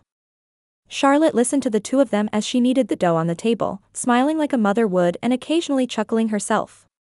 Beth turned to her at one point and asked, "Charlotte, how do we know when it's love?" Karissa knew she was probably asking as much for herself as she was for Karissa. "Well, you'll need to ask yourself 2 questions, Charlotte answered. "The first is whether or not you could live without them." Karissa was confused. "But Charlotte, doesn't the Bible say we can do all things through Christ who strengthens us? Surely, with him life could go on? Which brings me to the second question, my love. With God's help you could keep living without the man that you love, but the question is, would you want to? If you answered no, you couldn't live without him, you have to ask yourself whether that man has become an idol in your life. If you could, the next question is whether you'd want to." Karissa had never thought about it that way before. She didn't know yet, as they'd only just begun pursuing one another, but it was certainly a question to keep in mind. Charlotte continued. "There are more things I wish someone told me before I married my first husband. Ask yourself if he makes you love Jesus more. Are you compatible with opinions and values? Does he make you feel safe and cared for? Does he put you first and make you want to put him first? Those were the questions that helped me recognize that Thomas was the man I was to marry. Sure, I could have lived without him and hopefully still served the Lord faithfully, but I sure as could be didn't want to. That night, Karissa lay awake thinking about Matthew and how wonderful it felt to be in his arms. How safe. Not wanting to toss and turn and wake her sister, she walked out to the small swing that hung from the large oak tree in the yard of the parsonage and sat down. She often went out there to pray and thank God for the day he'd given her. Tonight, she remembered something her mother told her in the weeks before she passed. Take care of your sister, Karissa, she'd said. She's going to need your strength in the coming days. But please, my love, don't lose your softness trying to be strong for everyone else. One day, when the right one comes along, let someone hold you too. I've let someone hold me, Mama, she said as a tear slid down her cheek. He's a good man, but I do wish you were here. Falling in love is so much more confusing than I ever dreamed, but so much more wonderful too. As she sat on the swing, she listened for the birds of the night and watched the stars twinkle overhead. The nights would soon get much colder, and she wanted to enjoy the warmth while it lasted. She couldn't shake a sense of worry that crept into the back of her mind. The storms may come, but she would trust God with the outcome, knowing that Scripture says He causes all things to work together for the good of those who are called according to His purpose and, with His sufficient grace, would face whatever the days ahead brought. Cade Jones had no idea what all his father had planned for his sisters, but he didn't like the glee in Bronson's voice when he took the assignment. The man was bloodthirsty and he'd do anything father would let him do to Karissa and Beth. He'd roused Bear and Eddie to go with him back to Pine Creek. Thankfully, neither one of them had much in the way of brains. It'd be all up to Bronson to find Karissa and Beth, and Cade couldn't decide whether he should ride out and warn them or stay here to try and protect them if they got captured. He didn't have a clue how he would go about doing either one, but he couldn't help but feel that, if he made the wrong decision, the outcome would be deadly. Their father was growing more and more agitated and sickly with each passing day. His coughing fits grew worse and his handkerchief had turned into a sickening shade of rust from all the blood he'd coughed. Jacob had suggested he see a doctor, but that was all but impossible with them being outlaws. Once, Michael had cut his foot and it got infected. He'd needed to see a doctor, but his face was all over every wanted poster from the Atlantic to the Pacific. They'd waited until the dead of night, kidnapped a doctor on the way back from one of his rounds, and forced him to treat Michael. After the terrified doctor had applied a salve and ordered him to keep it clean, they rode him 10 miles north of the town and dropped the elderly man in the middle of a field so he'd have to walk at least a full day to get back and get help while they headed east. Cade wondered if the old man even made it. You're certainly chipper about something. Matthew looked up at Jake's grin and realized he'd been humming Yellow Rose of Texas between bites of breakfast at the restaurant the next morning. Matthew didn't take the bait. Hot bacon and a fresh stack of pancakes. What's not to be chipper about? I love bacon as much as the next guy, Jake said, but there's something else going on with you. Well, you'd be chipper, too, if you were courting the prettiest girl in Pine Creek. Matthew had always expected to tell Jake, but did enjoy having some fun with him first. Jake's eyes went wide before he laughed. Ol' and Mrs. Thompson finally agreed to court you, huh?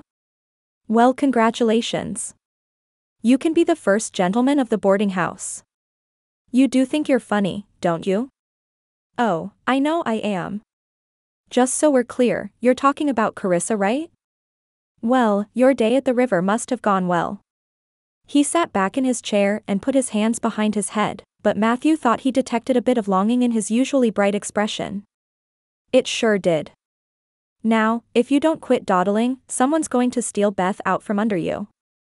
While we're on the subject, why haven't you asked that girl to court yet? Jake sighed and looked down at the remnants of his breakfast. Beth deserves the world. After what she's been through and how tough she's had it, she deserves more than a rancher with no land who is masquerading as a deputy. Matthew could understand that. He'd thought more than once about what he'd do after he left the U.S. Marshals, well before he discussed it with Karissa. Do you have any leads on plots of land nearby? Oh, I have plenty of leads, but I'm lacking the funds to do anything about them. Matthew wiped his face with his napkin. If you don't mind me asking, what happened to the land you grew up ranching? Jake sighed. My pa fought for the Confederacy. It was seized by the United States just after the war ended. Matthew nodded. He'd never been involved with it but knew that happened often just after the war. Man, I'm sorry, Matthew said. Can you hire on to a ranch here? Jake sat back and moved his hands behind his head. Julius and Lillian Hyatt asked if I'd like to be a ranch hand out at the Circle H, and I'm of a mind to take them up on it once we bring the Jones gang to justice. Jake sighed and brought his hands back to take one last drink of his lemonade. But I can't court Beth while I'm just a hired hand. I need a way to support her. Matthew understood his friend's concerns, even if he didn't agree with them. You're a good man, and Beth would be lucky to have you. But if you wait around too long, some other fella is going to show up, and you're going to regret waiting around. He pushed back in his chair. Jake's eyes darkened, but he nodded, and Matthew knew he'd have to come to terms with the truth on his own. Until he did that, Matthew could talk until he was blue in the face, and it wouldn't do a lick of good. He'd just have to leave it in the Lord's hands and try to encourage his friend where he could. Well, I suppose we've done enough jabbering. Are you ready? Jake put his napkin on his plate as he stood and nodded. I reckon I am. They were headed to the livery to fetch their horses and head over to Lehigh when Matthew saw Karissa, Beth, and Thomas walking toward the mercantile. He thought she was the prettiest thing he'd ever seen and could have stood there all day staring at the way her honey-colored hair cascaded down her shoulder in its loose braid and how the blue in her dress seemed to light up her eyes. Jake elbowed him out of his trance. Easy there, Marshal. You might oughta wipe the drool off your face before she gets close enough to see.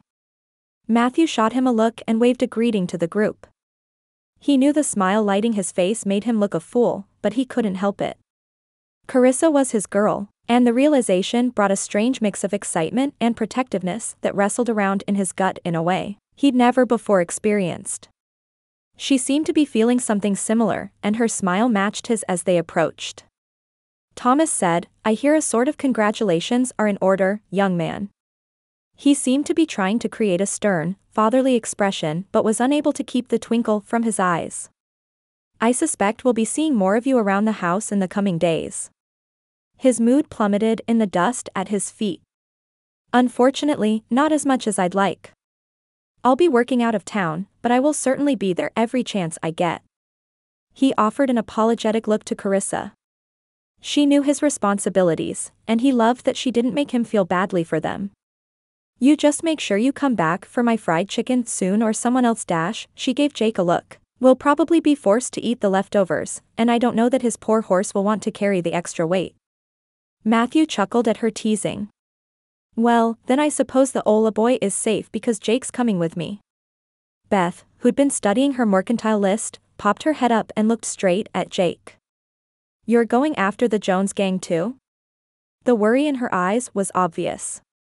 Who will look after the town? Matthew had a strong suspicion it wasn't the town she was worried about, but rather the cowboy beside him. Seemingly oblivious, Jake answered, My uncle will be here and he'll take good care of everyone.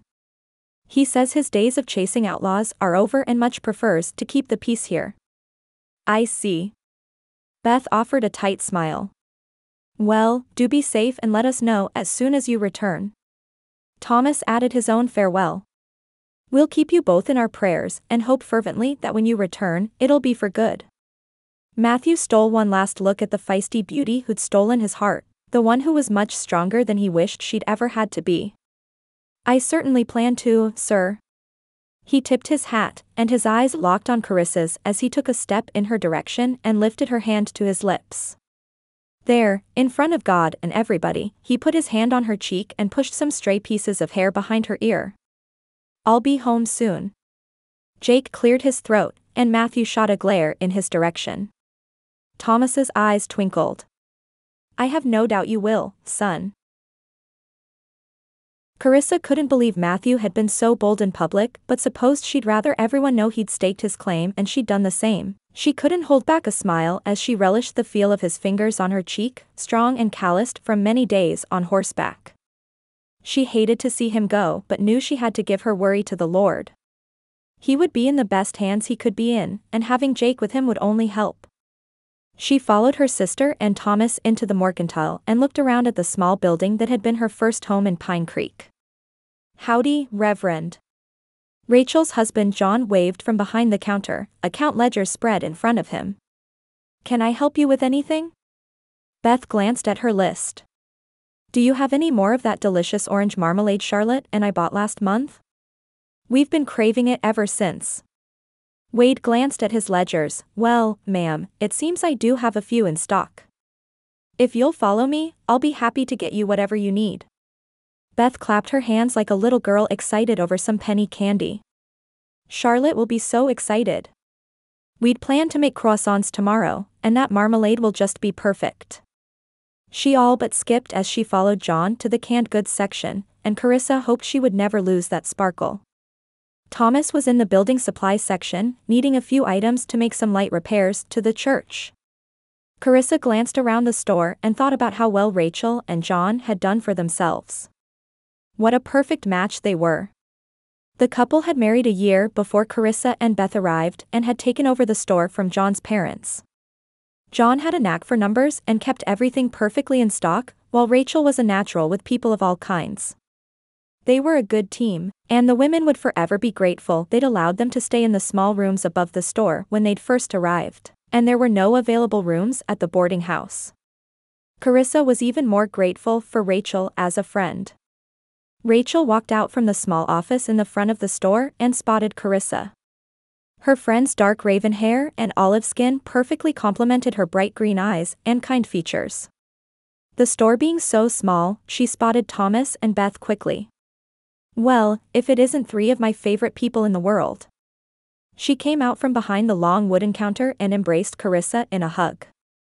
"How is everything? I've got to admit, I worry about you both now." Karissa laughed and returned the hug. "I just saw you 2 days ago." "I know. It just feels like longer because it seems like the Jones gang is all anyone can talk about when they come in here. I thought it would have died down by now, but the gossip mill is as active as ever." Karissa hated that she and Beth were still the center of the town's attention. "Are people really still talking about it? We were shown so much support at the town meeting, but as people got home and thought about their loved ones, I suppose I feared they'd change their minds. Especially with the children, even though I have suggested guards at school." Rachel took her by the shoulders. "You two are as much a part of this town as if you'd grown up here. No one would dream of suggesting you should leave. Beyond that, they'd have to go through me to get to you." She turned to Beth, who was returning from the canned goods section with John and a basket full of orange marmalade. "The whole town loves you both, and your past isn't nearly as important to them as who you are now." Karissa's eyes glistened with tears of relief. "Thank you for saying that, Rachel. I can't tell you how much it means to us." This town was their home now, and she couldn't help but think what it might be like to live here with Matthew as Mrs. Karissa Carmichael. Beth said, "Rachel, you should ask Karissa her news. It's very exciting." Karissa could have smacked her sister and turned to do just that when Rachel's eyes grew wide. "You have news?" Her excitement and unselfish delight over good things in other people's lives had always touched Karissa, and she spilled the beans. "Matthew and I are courting." She couldn't have hidden her delight if she tried. "Ah, "I knew it. I told John the first time I saw you together that it would only be a matter of time." Rachel's glee was like that of a schoolgirl. Emma, Rachel's daughter, heard her squeal and toddled out from behind the counter where she'd been playing. Emma lifted her little chubby arms up to her mother and started squealing as if she were in on the conversation. "Mommy, what's so happy?" Her little mouth formed into a pout as she was awaiting the answer to her question. Oh, she was a doll. Rachel lifted Emma up onto her hip and planted a kiss on her cherub cheek. "Mommy and her friends are just playing, sweetheart. Miss Karissa has found her prince." She said all this with mischief in her eyes, and Karissa laughed. The child bobbed her little head up and down vigorously as though that made perfect sense to her, her dark curls bouncing. Rachel put her daughter down. "Go play, baby. Mommy will be back soon."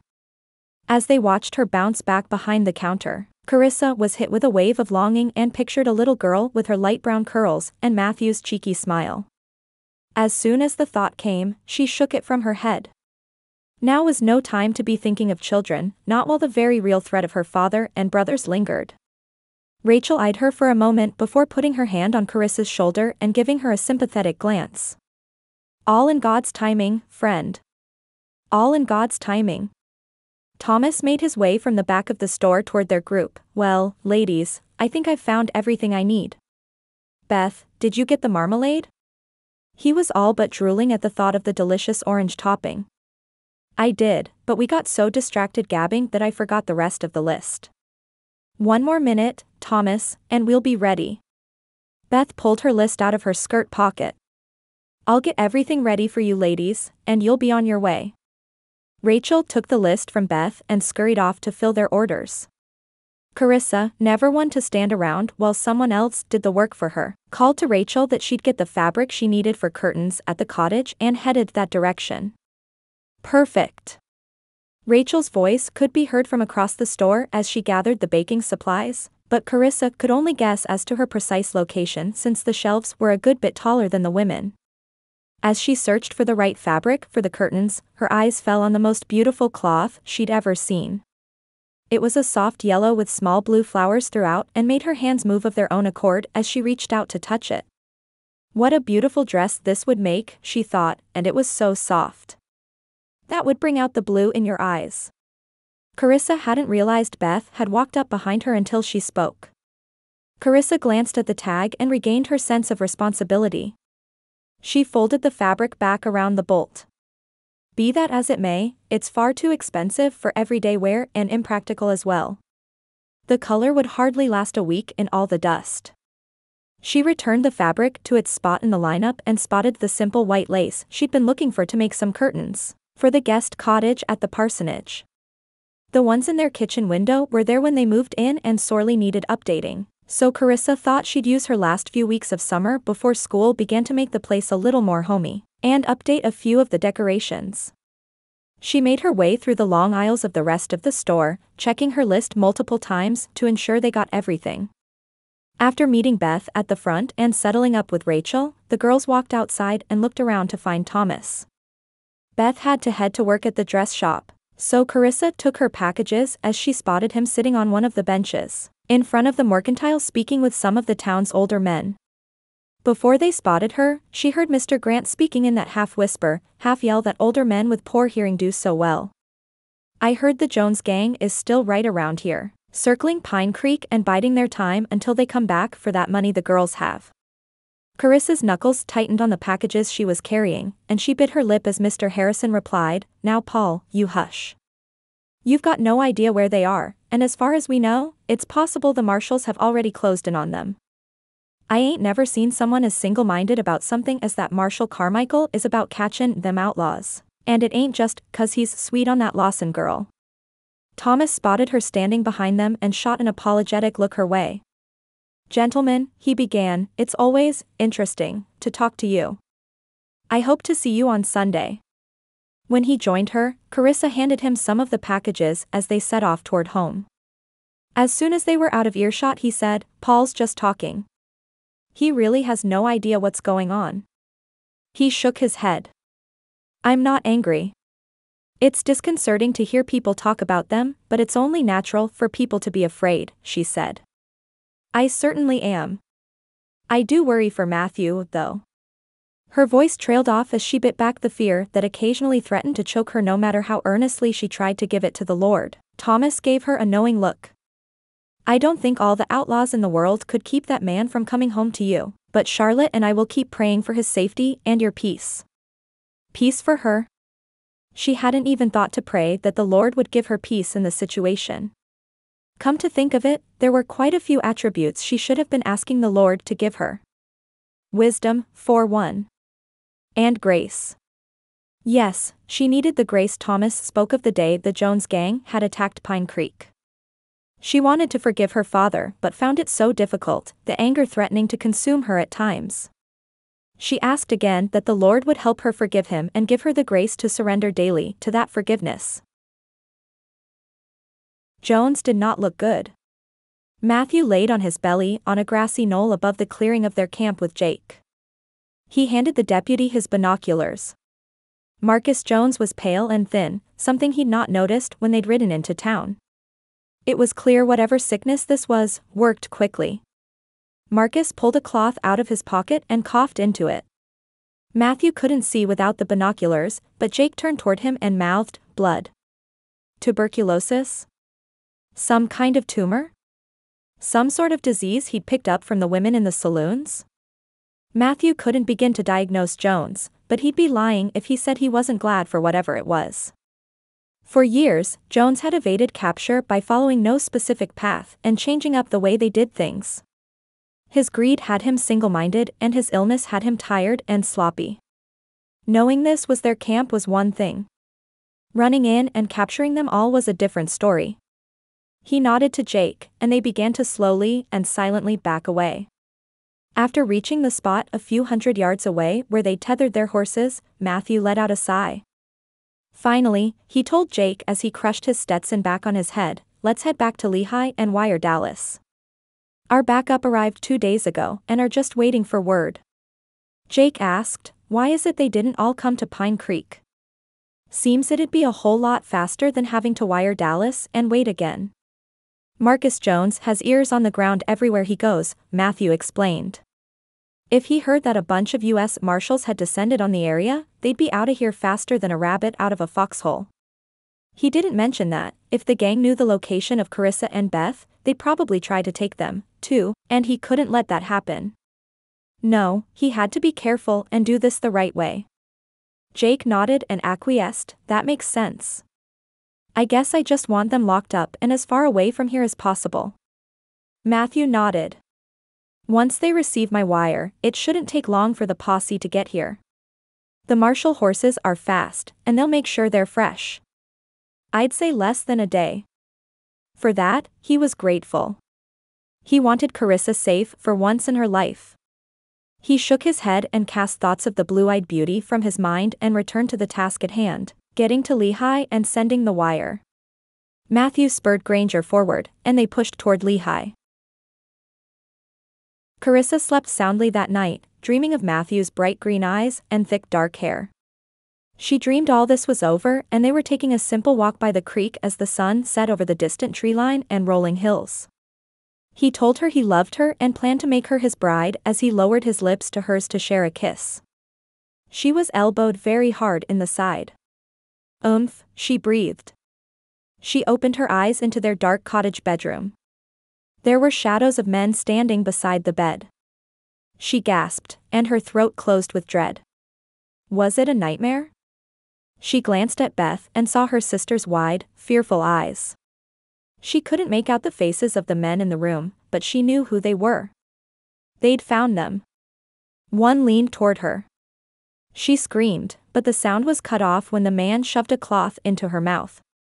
He hoisted her out of bed and over his shoulder. She punched the man's back, tried to get away, but he'd clamped an iron arm around her middle. "Stop your struggling there, girl."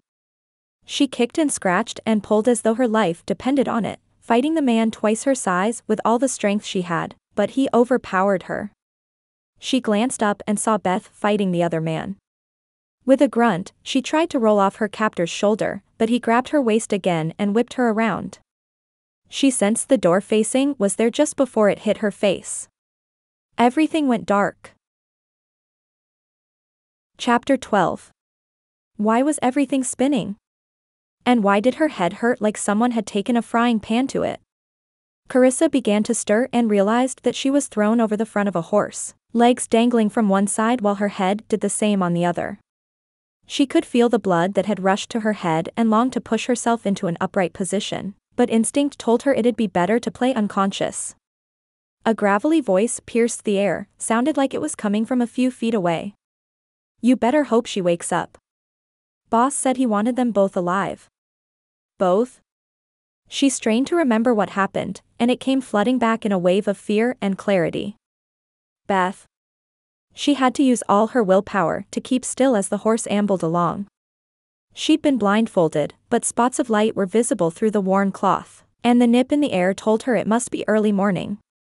She strained to hear anything that would help her determine where they were being taken. The sound of birds. Leaves rustling in the light breeze. Was that water flowing? She couldn't decide if that was just wishful thinking, as she'd suddenly become very aware of her thirst. And where was Beth? Why had he said her father wanted them alive? She prayed silently that the Lord give her some indication of Beth's well-being. It felt like forever before her captors stopped and the man behind her slid off the horse. He jerked her over his shoulder and unceremoniously tossed her on the ground. Her shoulder slammed into a tree, and she fought to keep a grunt from escaping. So far she'd been able to keep her muscles limp enough to convince him she was still unconscious. Panic came then. It felt as though a blanket had been thrown over her head and a brick laid on her chest. She could hardly pull in a breath. Her heart raced. Beads of sweat pooled in her blindfold and burned her eyes no matter how tightly she kept them shut. She hoped they wouldn't notice or weren't quick enough to put it together. Another body slammed into hers. She picked up the hint of vanilla. Beth. Good, at least she was alive and with Karissa. Are you sure you didn't give that girl too much laudanum? This voice was different from the first. She'll come to soon. That was the first voice again. And then we'll have a little fun before we get back on the trail. We've got to get movin', Eddie. Boss'll want them back soon. But I'm sure we'll find some time later. His chuckle sent a shiver down her spine, and she reached as inconspicuously as she could to Beth. Her heart thudded even quicker. Get a grip, Karissa, she thought to herself. Just breathe. Feel the breeze on your face. Beth's here, she's alive. So are you. Breathe. Her pulse began to slow, and she could no longer hear the whooshing of blood in her ears. She captured what she thought must be one of Beth's fingers and squeezed with her own. For a moment she didn't feel any movement, but then a weak squeeze answered her and Karissa breathed a sigh of relief knowing her sister was at least beginning to come to. Her eye was throbbing, but if they could get away before anything worse than a black eye happened, she'd consider herself blessed. The way these men handled them, she didn't hold any hope they wouldn't take liberties if the fancy struck. She could only pray their fear of her father was greater than their desire and that his wanting them alive meant alive and relatively unharmed. A cough racked her sister's body. The men reached them in a moment. Looks like someone's awake. His disgusting glee was evident through his voice. Let's see if sister is too. The man touched her back, his hand rough and hot through the thin fabric of her nightgown. All the times she'd cursed the layers of fabric all women wore, but she'd give anything for those thicker clothes now. When his hand snaked down her side, her muscles involuntarily tightened and he chuckled. Looks like we've been tricked, boys. So there were more than two. A swift kick landed into her side. Her hair was yanked, and she was blinded by the bright sunshine. The man before her had greasy black hair and ruddy, pockmarked skin. His teeth were yellow as he grinned at her. She recognized him from his wanted poster. His name started with a B, something odd that sounded like a last name. Bryant? Bradley? No, Bronson. His black eyes were cold and calculating. He grabbed her hair to hold her head in place, but he needn't have. She wouldn't back down from a man ever again, even if it cost her her life. Don't lie to me again, girlie. I don't take kindly to it. He spit in her face, then stood up. She tried her best to wipe it on her shoulder, hands still tied, the feeling of it running down her cheek gagging her.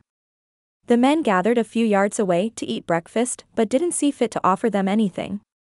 It was just as well, Karissa thought, as she wouldn't eat anything these vile creatures cooked anyway. She recognized the other two from their wanted posters as well, but couldn't remember what their names were. Bronson was tall and broad while the other two were lankier, looking as if they could be brothers. Not her brothers, though. Small consolation, but at least her own brothers hadn't betrayed them. Yet. Beth looked her in the eye before taking in the scene around them, probably trying to determine a way out of this mess. Karissa pushed on the bindings around her wrists, attempting to somehow slip from the rope, but it was to no avail. All it did was rub her raw. Her side ached, but it didn't hurt to breathe. A good sign. Bronson walked a few feet away and turned his back on the group to relieve himself. Karissa looked away, disgusted. He chuckled. Bear, Eddie, I reckon we better get movin' back to camp before this one takes it upon herself to start fightin' again.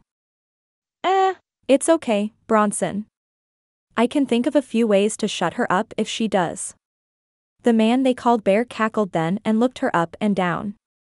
Knock it off. Bronson punched Bear in the arm. We gotta get goin'. Boss is expectin' us. Bronson approached, an evil grin on his face. He hoisted her up and onto his horse before pulling himself up behind her. She tried to inch away to keep from touching him. He chuckled darkly. The horse only had so much room, however, and she had to be satisfied with lying face down and scoot as far away from him as possible without hurting the horse. She had no idea how she was going to get out of this one. Lord. A sob bubbled up in her throat as she remembered a verse from Exodus. I need you to fight for me, all I can do for now is be still. If this is how you intend for me to end, then so be it, but I ask that you would protect us and guide us. Don't let us miss a moment of escape, but give us the wisdom to know when that might be. Walk with us, Lord. She felt an overwhelming sense of peace replacing the fear that threatened to choke her a moment ago and vowed to do as scripture prompted, and pray continually through all that was to come. She settled in, alternating between prayer and trying to determine if she knew where they were and what in the world they would do, if they did manage to get loose of their captors. She tried to think back to the day by the river when Matthew taught her all about which plants were edible and how to find water, as well as how to determine which direction was which. She had to believe that if the Lord allowed them to escape, He wouldn't let them die alone in the woods. She was just going to have to trust Him. Standing in the sheriff's office in Hunter's Gap, Matthew could hardly process what Thomas had just said. When they arrived at Lehigh to send for their backup, Matthew received a telegram from Thomas that all but stopped his heart. Girls taken. Meet in Hunter's Gap. Pray. What do you mean no one knows where they are? Jake yelled. It seemed Thomas and Charlotte had woken that morning to find the girls missing. After searching all over town, Thomas and Sheriff Carson had sent the telegram and set off for Hunter's Gap. Easy now, son. We're going to find them, Sheriff Carson said as he patted his nephew's shoulder. Matthew understood how Jake felt, but he was a lawman and knew overreacting would only waste precious time. He took a deep breath and tried to remember all Marshal Green had taught him. First lesson, respond, don't react. When was the last time anyone saw them? Matthew directed his question at Thomas. They headed back to their cottage after dinner. As the Reverend spoke, Jake's face got redder and he paced the floor. You said their bed looked slept in? Matthew was thinking through all possible scenarios. Definitely. The next question pained him to ask, but he had to. Did it look as though there was a struggle? Any blood or broken glass? Jake exhaled hard and paused his pace, looking at the Reverend. Thomas answered. No blood, but the lantern was on the floor and a curtain partially ripped as if someone grabbed it. Any mess was confined to the bedroom, though, none in the main room or kitchen leading to the door. So they were either drugged, bound, or knocked out during the initial struggle. That comment came from Sheriff Carson, but it was exactly what Matthew had been thinking. Matthew looked at the other marshals who'd just arrived from Dallas and were awaiting his command. He slipped into the authoritative stance quickly and gave orders. Sheriff Carson, Thomas, you stay here, man the telegraph, and ready the jail. He turned to the sheriff from Hunter's Gap. Sheriff Hale, you stay with them, since we briefed you on the location of the camp. Everyone else, saddle up. Thomas agreed with a nod and pinned Matthew with a look. Bring back my girls, please. Matthew put a hand on his shoulder. If it's the last thing I ever do. Jake started out the door and Matthew hurried after him. Jake. He turned, glared. What? We gotta dash. I know you're all tied up in knots that Beth's in danger. I get it, trust me. But you have to get your head on straight or you could get someone killed. Can you do that, or do you need to stay behind? The other marshals filed past, pretending not to notice them talking. Jake's eyes widened and his skin turned red. But after a moment, he dipped his head in one quick nod. I can do it. Matthew studied him a moment. Let's go. Matthew and his men hoisted themselves onto their horses like soldiers ready for battle. And in a sense, Matthew thought, that's exactly what they were. This wasn't the plan, but in any battle, you had to be prepared to ride on a moment's notice. And these men, they were among the best in the world. Thank heavens they'd made it in time. Thank God he wasn't going in alone, because Matthew itched to cuff Marcus Jones more than he ever had. Itched to do more than cuff the man. But he'd bring him to justice and let God and the law decide what to do with him and his men. Karissa would never have to live in fear of her past catching up to her again. They rode the familiar path back to the camp just outside Lehigh in record time.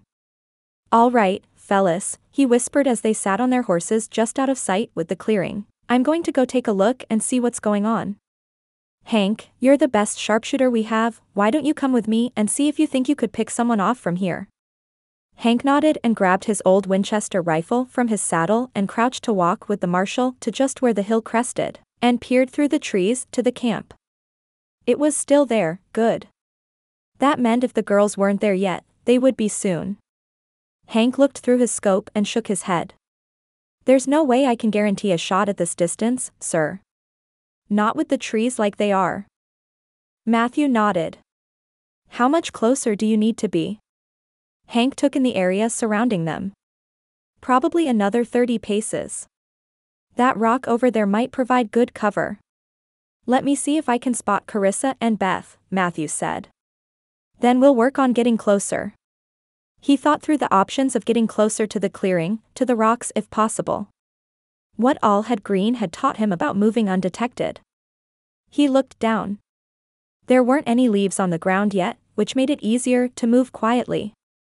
There didn't appear to be many sticks either. If someone in the camp would make some sort of ruckus, he and Hank could probably make their way to the shelter of the rock with no problem.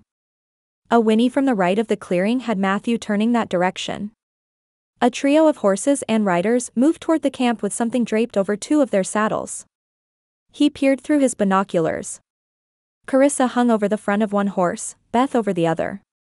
Marcus walked out of his lean-to. Matthew could see the man's vile grin through the binoculars. He watched, hands clenched into fists as the men pulled Karissa and Beth down from the horses. Beth looked fine, a little wobbly on her feet but no worse for the wear. Karissa was pushed by the biggest of the men, Bronson, he thought, and stumbled. She turned his direction, and he caught sight of her right eye, which had swollen shut and was already showing signs of bruising. He ground his teeth. Bronson would be the first man captured. He shook off the vengeful thought as Karissa hunched over like she was in a great deal of pain. When the man put his arm around her middle, she winced. Watching Bronson Thornton touch her so freely made Matthew want to rip him limb from limb. He took a step forward. Hank grabbed his shoulder. Easy man, he whispered. If you move now, there's no telling what they'll do to her. Matthew took a breath to steady himself. So help him, if that man hurt her again, they'd have to tie Matthew up or he'd kill the man himself. Bronson was an unapologetic killer who joined the group a few years back. He was responsible for much of the brutality the Jones gang had inflicted over recent years, and Matthew had no doubt he'd kill Karissa if she crossed him. They had to come up with a strategy to get the girls out of there and fast. Chapter 13. Cade couldn't believe his eyes. He knew Bronson, Bear and Eddie had gone to find his sisters, but had hoped the girls would be so protected they'd come back empty-handed. Now, he almost vomited at how swollen Karissa's eye was and the pain in her expression. No doubt, she'd fought back, and a bit of pride welled up at that. Fear and anger replaced pride as he saw how Bronson and Bear were handling his sisters, as they were sacks of flour who also happened to be pretty women. Cade wanted to cut off Bronson's hand when he put his arm around Karissa's waist. He held himself steady. If he revealed his loyalty now, he'd be no use to his sisters later. His father approached Karissa and Beth and smiled, patting Beth on the side of her face too hard. "My girls," he said in that menacing tone Cade had grown to hate, "my babies have returned." Karissa glared at him. Beth wouldn't look up from the ground. "I think you know why I've gathered us here today. Where is my money?" When neither one answered, Marcus turned to Karissa. She eyed him with the strength of 1,000 men. "We can do this the easy way or the hard way." To prove his point, he delivered a swift uppercut into Carissa's middle, and she slumped as she gasped for air. Cade stepped forward, but his brother Gilbert pulled him back. "You do that," Gilbert hissed in his ear, "and you'll be dead in a minute." Karissa whimpered but caught her breath and raised her eyes back to meet father's. He'd raised his hand to strike her again when Beth yelled, "It's gone. It's all gone. There wasn't much to begin with and we spent it getting here. Please, you can have all the money we have, just don't hit her again." Marcus stepped back and chuckled. "Well, it seems we've awakened the magpie. See now, little one, I don't believe for a moment that it's all gone. I believe you're lying to me, and you know how much I hate liars." He slapped Beth hard in the face. Cade no longer cared what his father thought as he fought to pull away from his brother's grasp. Beth had tears in her eyes but looked to only have a busted lip. That was a small blessing, at least. His father had been known to knock teeth loose, as Cade knew very well. He stilled, calm for the moment. Father hadn't seemed to notice him. He turned to the brothers and barked orders. "Y'all secure these ungrateful little brats somewhere until I decide what to do with them." Gilbert let Cade go, and the brothers moved to follow father's commands. Cade didn't move. Father crossed the clearing and pulled Cade close by his collar. "If I find out you've done anything to help them, I'll let Bronson, Eddie, and Bear do whatever they want with them." Cade felt that old familiar sick feeling rise up in his stomach, the same one that he felt as a 15-year-old kid. He hadn't caught Carissa's eye since she got there, feeling too ashamed to see the disappointment he knew she felt over the kind of man he'd become. She had always been the one to believe in him, and he'd failed her and Beth both. He raised his eyes now, believing it was a just punishment for his sins, and rather than the disappointment and hatred he'd expected to see all those years, all he saw was love and something else. It wasn't pity. He had to figure out a way to get his sisters out of here before his father made good on his threat, a threat he knew Bronson would be all too happy to carry out. After his brothers finished tying his sisters to the tree, Gilbert grabbed Cade by the ear and lowered his voice. "Don't do anything stupid, little brother. You know he'll do exactly as he says." Gilbert was right, but Cade had to do something. He just didn't know what. It was all Matthew could do to keep his eyes open when Jones hit Karissa. Everything in him wanted to charge down the hill and show the coward what it was like to take on someone his own size. But he knew if he did, the woman he loved would probably be caught in the crossfire, and he wouldn't let that happen. He strained to make sure she looked like she was breathing. She was slumped over. Did she have internal injuries? If she didn't before, she might now. Shaking his head, he did the only thing he knew to do until they could figure out a strategy to get the women out and capture all the outlaws. Pray. Lord, I can't sit by and watch Karissa and Beth be manhandled by these criminals. His pleas to the Father came quietly but desperately. Guide me, no matter what this day will bring. Matthew and Hank crept back to the men, Matthew trying not to think about what he'd just seen. Dwelling on the violence done to the girls wouldn't save their lives. He caught Jake's eye and nodded. The deputy's face relaxed as he blew out a sigh. Matthew motioned to the marshals and assigned 2 to keep watch while the rest moved a safe distance away to discuss strategy. Back by the horses, they discussed the situation in hushed tones, but nothing gave Matthew peace enough to pursue it. There were 8 men in the camp, plus Beth and Karissa. In all, the rescue party was only 6 men. He'd fought under worse odds, but not with innocent lives at stake. Timing was everything. Run in while Marcus still had men watching and they'd lose the element of surprise. Wait too late and they risked more harm to Karissa and Beth. Jake looked about to explode when a thunderclap in the sky brought exactly what they needed. Seeing the clouds earlier in the day, he'd hoped some rain might provide the diversion they needed, but a thunderstorm was perfect. Karissa started as the thunder rumbled overhead and winced at the fire shooting through her ribs at the movement. "Kitty," Beth asked from the other side of the tree, "do you think he injured you badly?" "I'm fine, Bethy."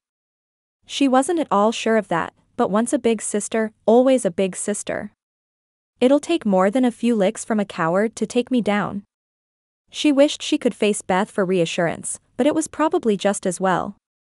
It was hard to breathe, but she couldn't tell what other symptoms she may have because the pain was so intense. "What do you think he'll do with us?" Beth trembled. "I'm not sure he'll ever believe that the money is gone. And if he does, he may sell us to the highest bidder out of spite." "Is there anything left?" "Maybe a few $100s, Karissa answered. "Not near as much as he wants." She'd planned to give it to Beth when she married one day. Karissa sighed and laid her head back against the tree to try to relieve some of the pain and prayed for wisdom, guidance, and divine intervention. Without it, she knew they'd never make it out of here. As she prayed, an indescribable peace came over her, and she knew that somehow, someway, the Lord would save them. She thought of the verse in Hebrews about being content in all circumstances, because he would never leave nor forsake them, and Philippians 4 verse 13, "I can do all things through Christ which strengtheneth me." He brought to mind verse after verse that she had studied on her own, with her mama, and then with Thomas and Charlotte. This is why Scripture tells us to hide His word in our hearts, she thought, so that in moments of fear and hopelessness He can bring them to mind to give us peace. She thought about her students and how she taught them that very principle last year and encouraged them to read passages of Scripture every night. Thoughts of her students gave her a renewed sense of purpose and courage in a hopeless situation. They weren't the only ones who needed her, Beth needed her to be strong too. And Matthew. He'd be here. He'd come for them. Praying he wouldn't be too late, Karissa glanced around the camp to try to figure some way out of this mess. One thing she'd always taught her students was to notice the things around them. Often, she explained, God will give us the answer right under our very noses. Another loud clap of thunder interrupted her thoughts and rain drops plummeted from the sky. As they began to hit her face, she was reminded of what she was sure was a black eye and lowered her head to protect it. She knew Beth had spent the last few hours trying to get loose from her bindings, but had no luck and now slumped against the tree in defeat. Cade had been kept far away from them. It seemed Father feared he'd let them loose, but Karissa spied him watching them from near the cook stove. Their guard, a man aptly nicknamed Bear, caught sight of her. Bear grabbed her hair and pulled her head back to look him in the eye. "You'd better just stop thinkin', whatever it is you thinkin', in that pretty little head o' yours." He chuckled menacingly. "He can't help you now, ain't nobody gonna help ya." Another scripture rose. "My help doesn't come from anywhere on this earth, sir." She all but spat the last word. "It comes from the Lord, the maker of heaven and earth. He will fight this battle for us." Bear growled and tweaked her nose. "Where was he when we took ya in the first place? I'm not dead yet, am I?" Her voice held confidence that came from somewhere she couldn't identify. "I can arrange that," her father barked upon approach. "Bear, untie them and bring them to the camp stove. I'm going to shut this one up for a while." Fear raced up Karissa's spine as she looked into the deep blue eyes of her father, eyes she inherited. Hers lacked the darkness that years of catering to evil desires had given his. After fumbling for a few moments with the knots that held their bindings, Bear pulled out his knife and sliced them. The cold steel of the blade pressed against her wrist. When he nicked her wrist, she knew it had been no accident. She stretched her hands, happy to have them free of the tight ropes, and examined the cut. It wasn't deep, though blood oozed from it. Bear yanked her to her feet, and her ribs screamed. It took all she had to stand up straight, but Karissa Jones would never again cower to a man.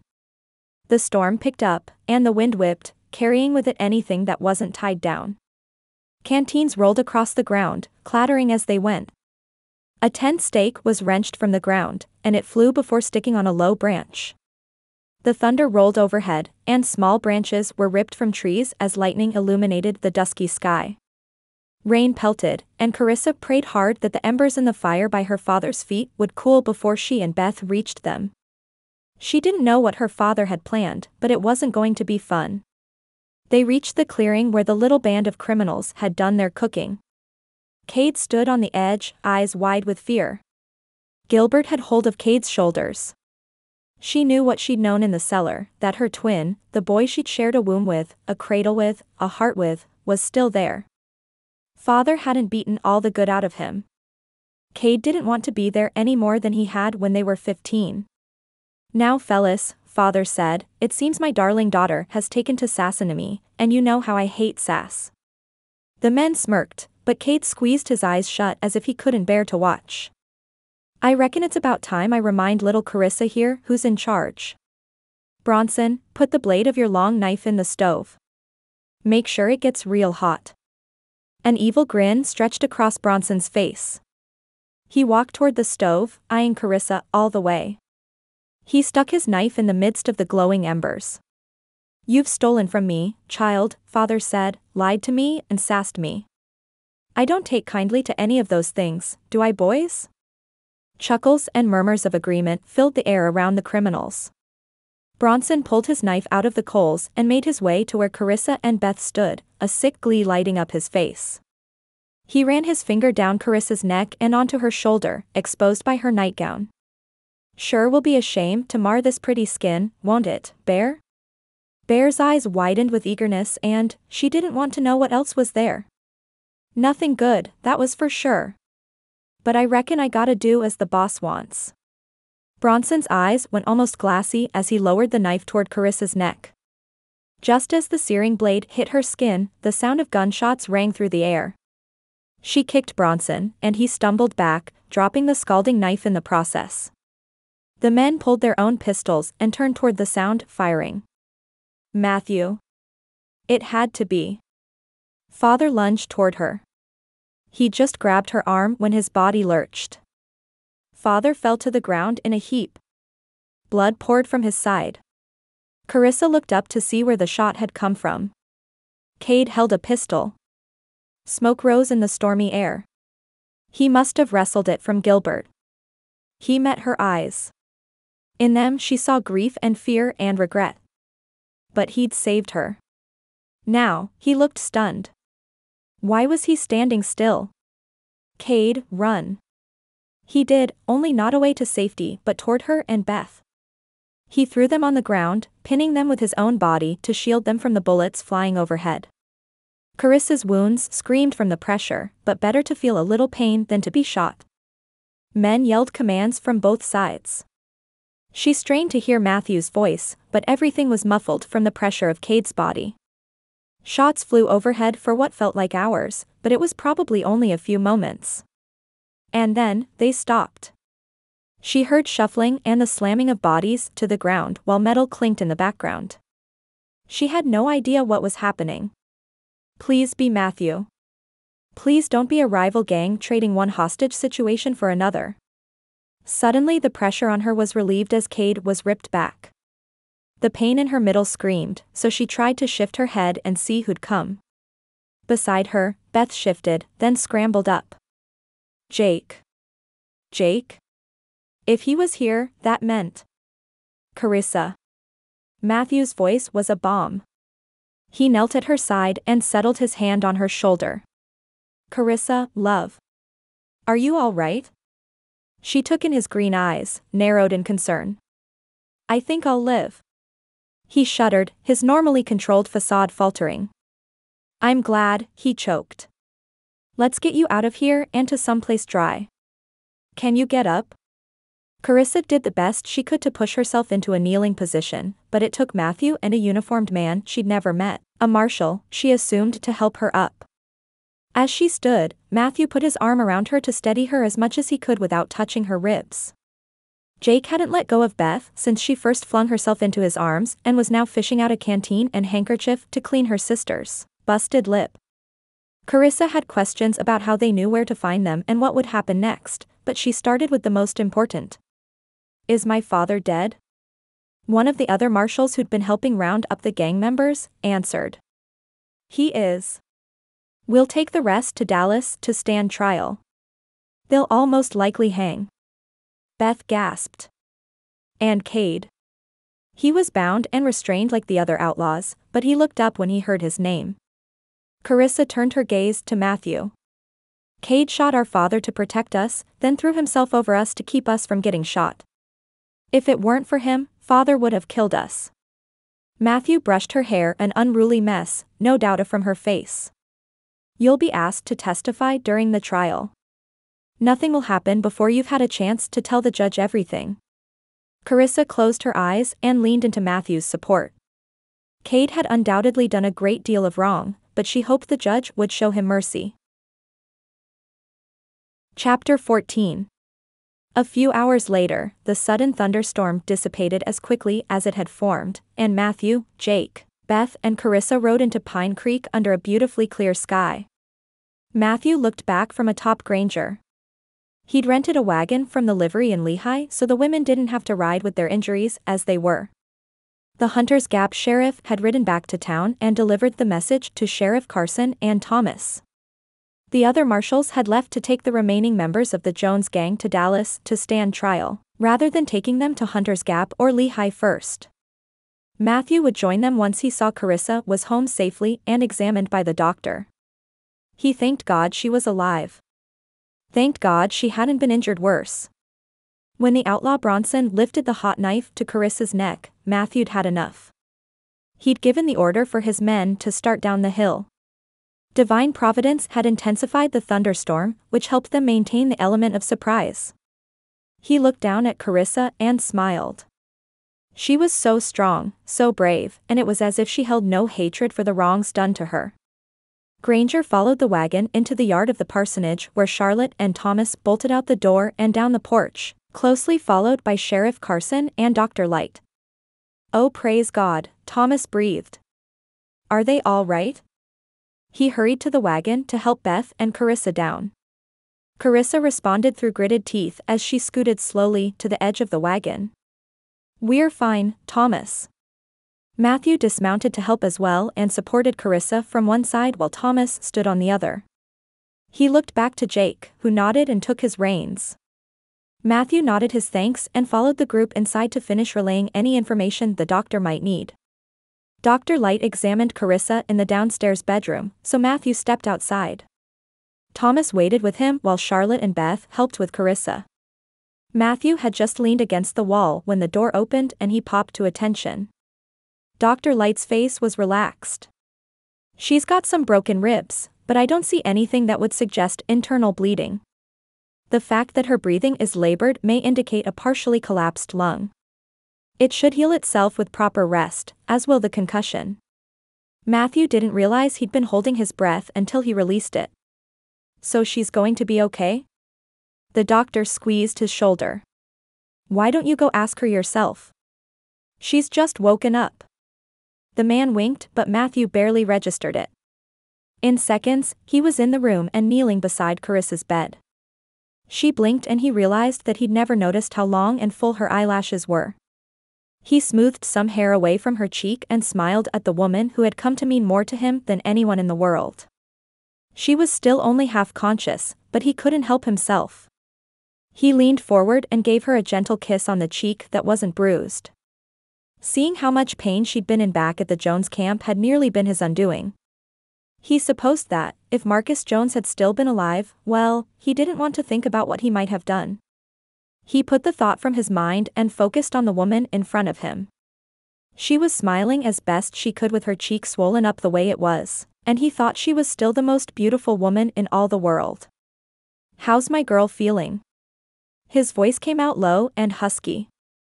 Like I've just gone 10 rounds in a boxing ring, she said as she winked her good eye. He grinned. Goodness, but he was head over boots for this woman. Beth stepped in. All right, love birds, she grinned as she spoke, this lady should probably get some rest. She turned to Karissa and added, do you want to try to sleep on your own or do you need some laudanum? A little, but only for tonight. She had to be hurting if she was willing to take it at all, and the grimace on her face as they helped her into a sitting position confirmed his suspicions. Once they had her settled, he said, "I've got to accompany the prisoners to Dallas and get them settled. I'll be back in a few days. Try to get some sleep, love." He cupped her cheek with his hand, and she pressed into it as though she were soaking up his presence. He leaned down to kiss her once more, this time chastely on her lips. She tasted just as sweet as she had that day at the river. Could that have only been a few days ago? It seemed like a lifetime. Cade knew this was the end. He and the rest of the gang bounced down the rough terrain in the prisoner wagon the marshals had waiting for them in Lehigh. Each gang member was handcuffed to the side while the marshals rode their horses in front of and behind.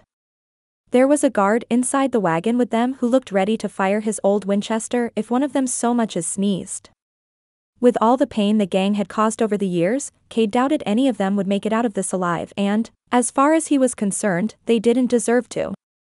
He couldn't believe he'd killed his father and that none of his brothers had died.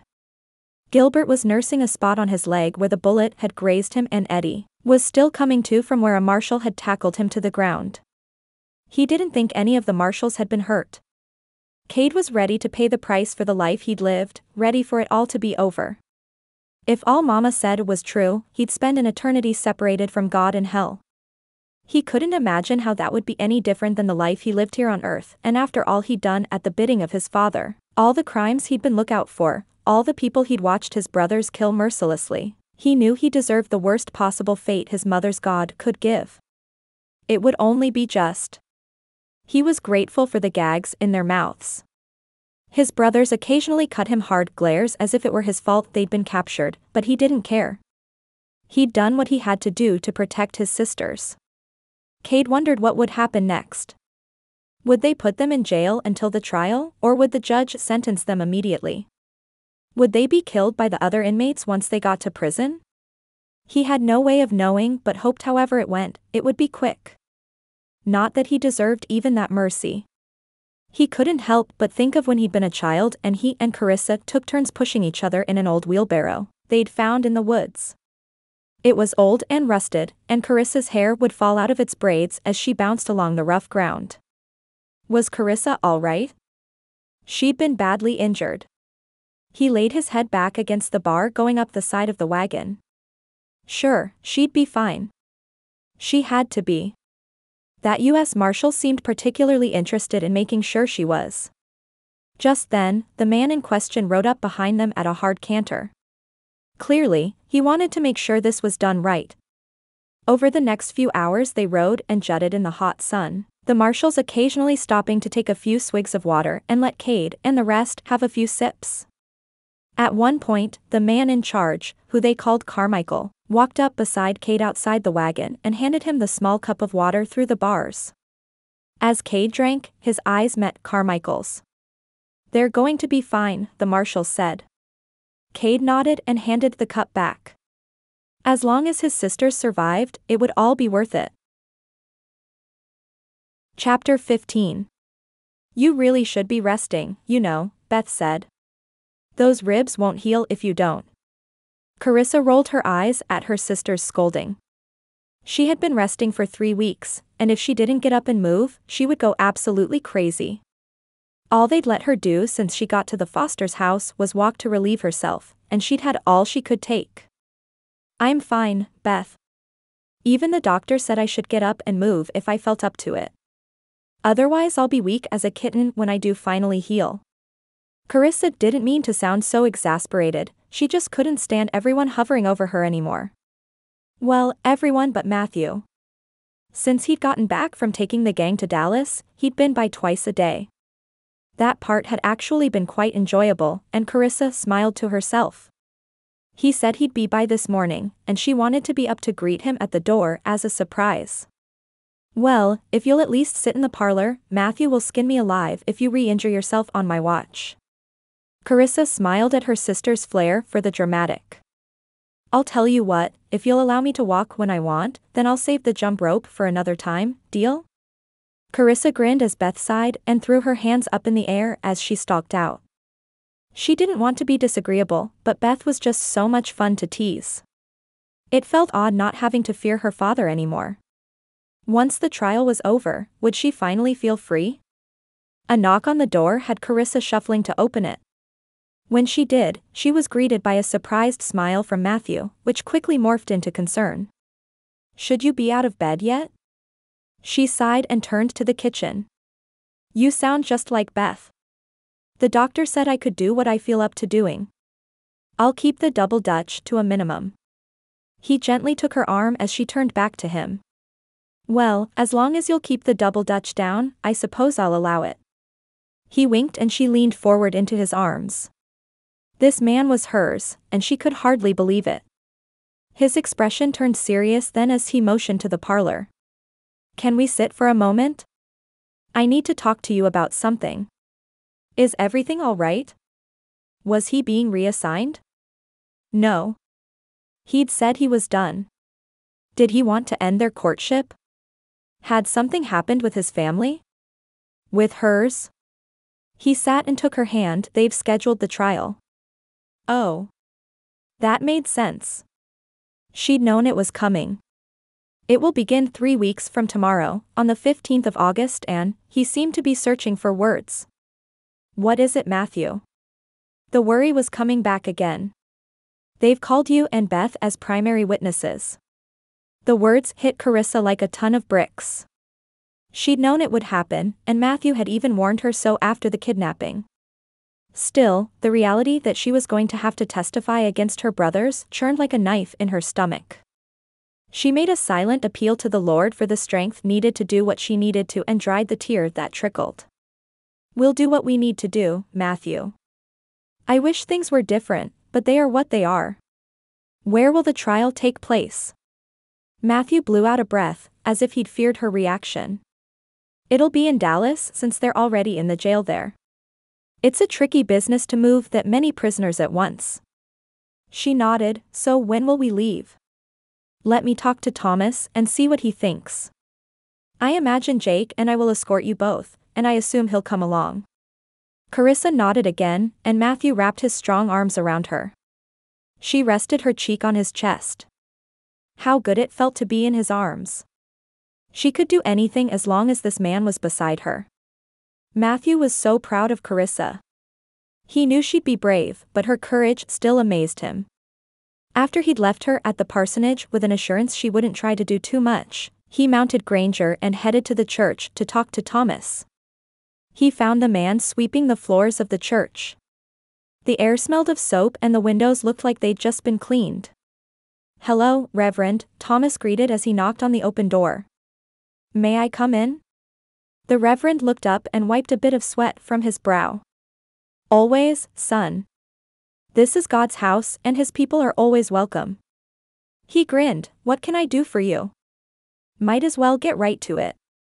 They've scheduled the trial and called Karissa and Beth as the primary witnesses." He relayed the rest of the information as he sat down on a pew in front. Thomas blew out a breath. "Charlotte isn't going to be happy, but we both knew it was inevitable." Matthew understood. "I'd rather they be able to put everything behind them, too, but it'll be just a little longer." He eyed Thomas. "I assume you'll want to come with us?" Thomas nodded emphatically. "Absolutely, just tell me when to be ready to go." Matthew thought for a moment. "I think we'll leave a few days ahead of time and try to be in Dallas on the 13th. I have no doubt the federal prosecutor on the case will want to interview Karissa and Beth before the trial, probably me as well." Thomas agreed. Matthew knew the Reverend expected him to leave, but he stayed put. Thomas cocked his head. "Something else on your mind, son?" Matthew hadn't shared his past with anyone but Karissa, but it came spilling out now. He told the Reverend about his home in South Carolina, joining up with the Union, his brother being killed and his alienation from his whole family due to his father's grief. He told him about getting thrown off his father's property and writing a letter a year ago that he never sent. Telling Karissa had felt good, but telling Thomas felt like his burden lifted from his shoulders a little. Thomas listened thoughtfully, asking questions to clarify but letting Matthew lead the conversation. The Reverend straightened his glasses when Matthew was done. "So," Thomas started, "why haven't you sent the letter?" Matthew eyed the floor. "I don't rightly know. I suppose I'm afraid that nothing will come back." I've considered going home to try and make peace in person, but I don't even know if he's still alive, much less wants to see me. Thomas put his hand on Matthew's shoulder. Son, Scripture doesn't tell us to make peace as long as the other party's willing. It tells us to make peace so far as it depends on us. Now, I know your father hurt you when he blamed you for your brother's death, but his reaction to your letter or even your showing up isn't your responsibility. It's his. Matthew sighed. I know you're right. He pulled the letter out of his pocket. The sides crinkled and the envelope showed the wear and tear of life on the trail, but the address was still readable. He looked back at Thomas, not used to needing help and not rightly sure how to ask for it. Thomas, I'll help you with the rest of your cleanin' here, but after that, will you walk with me down to the post office? Thomas's eyes twinkled. I'd be honored to, son. Only 2 days until they left for the trial. Karissa was far too antsy to stay at the parsonage one more minute and had announced to Beth and Charlotte that she'd be walking down to the mercantile to help Rachel. When Beth had started to argue, Karissa stopped her with a raised hand. The doctor said I'm able to do whatever I feel up to, and I feel up to walking. There's no reason for me to need an escort anymore, as our brothers and the rest of the gang are all behind bars. Beth shut her mouth, looking like she wanted to say more. With a resigned sigh, she jerked her head toward the door. Go, but please don't stay too long. Karissa smiled and hugged her sister. She hadn't needed their permission, but it felt nice to have their blessing nonetheless. She grabbed her bonnet and breezed out the door before they changed their minds. Just as she reached the edge of the property, Beth opened the door again and called out, "And bring home some orange marmalade, please." Karissa waved a hand and turned her attention back to the road, grateful to feel the sunshine despite the stifling heat. She reached the mercantile and relished the sound of the bell above the door tinkling her welcome. She'd only seen Rachel once since the kidnapping, as she wasn't able to go anywhere and her friend had been extra busy at the store with the ranchers in the area coming in to settle their accounts after the summer cattle drives. Karissa had still been in a good deal of pain, so her friend had only stayed a few minutes. Thomas and Charlotte told her Rachel had asked about her often though. Karissa, her friend squealed and threw aside the bolt of fabric she'd been measuring as she ran out from behind the counter. You're up and about. I am, Karissa grinned. I've been granted a temporary leave. Her friend pulled back but kept hold of her shoulders. I'm so glad. You have no idea how worried I've been about you. I think I've asked the Fosters, Beth and Matthew, how you're doing every day since you came home. Rachel hugged her again, and when she let go, Karissa noticed a tear trickle down her friend's cheek. I'm fine, Rachel. Karissa twirled around. See, good as new. Rachel laughed. Well, if you're good as new, tell me about how you and Matthew are coming along. She glanced behind the counter to check on Emma, where the toddler played with a stack of blocks. I've been dying to hear about him rescuing you.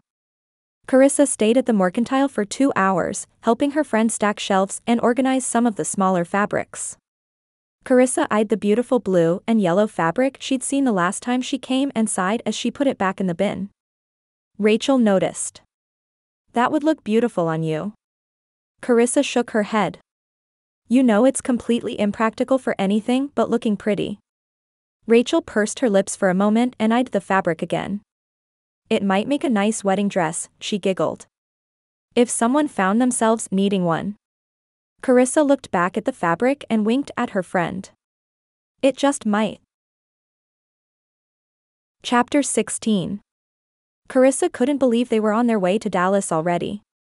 It hardly seemed real as their wagon ambled down the road to Hunter's Gap to catch the stage. She occasionally stole a glance at Matthew, but he barely noticed her, as focused as he was atop Granger. He looked around constantly and only looked back to ensure Jake was still at their rear. She knew he felt their safety was in his hands, and she prayed the Lord would lift some of his burden and remind Matthew to trust him. The Lord had brought them this far. Matthew let out the breath he felt like he'd been holding for miles. Finally, they'd reached the stage. He paid the driver and helped Jake load their bags before walking over to speak with the shotgun rider. Matthew lowered his voice and showed the man his marshal star. Some of our party are key witnesses in a criminal trial. I don't look to have any trouble, but you'd do well to be extra alert until we reach Dallas. The man's eyes widened. The women. Do you mean those are the women testifying in the Jones gang trial? Matthew sighed. This was a big trial. He'd expected it to make the papers. He just hoped they'd be safely in Dallas before it did. Yes, sir, he slipped the man a few extra bills, and I'd appreciate it if you'd be discreet about it. The man nodded quickly. Yes, sir, mouth shut. Matthew nodded and everyone but Matthew boarded the stage. He'd ride Granger and be an extra set of eyes on their surroundings. By the time they'd reached Dallas, Karissa's foot had fallen asleep from its awkward position. She shook it a little to regain some feeling and took in her surroundings. She'd been to Dallas before, but she'd been focused on keeping Beth and herself safe from their father. She hadn't had any time to sightsee. It really was a sight to behold. The street was wide enough for multiple carriages to move at once while the people crossing had to dodge horses, buggies, not to mention droppings on the ground. The boardwalks bustled with activity, men in top hats and suits with briefcases in hand rushing to their destination. Window washers hung from the side of buildings with what looked like a rather rickety platform to keep them aloft. Builders whistled at women as they passed by in their frippery with multiple layers of petticoat under their dresses. Many women in Texas traveled without chaperones out of necessity, but nearly all these women had some sort of escort with them who were glaring at the women's admirers. A boy ran by with a stack of newspapers in hand, tossing them onto the porches of nearby businesses before cutting into an alley. Karissa craned her neck to get a better look as she heard the driver yell, "Whoa," to the horses and felt their stage come to a stop. They were here. They'd made it. She watched Matthew tie off Granger at a post before coming to open the door to the coach. She eyed Beth, her sister, clearly as enamored as she was with their surroundings as she stared out the other window. Did she even notice they'd stopped? Jake grinned and tapped her sister on the shoulder. Beth, it's time to get off. Beth jerked from her trance to look at Karissa. Oh, isn't this so exciting? Look at all the beautiful things. She stepped down after Karissa, taking Matthew's hand as well. She let go and took Karissa by the arm.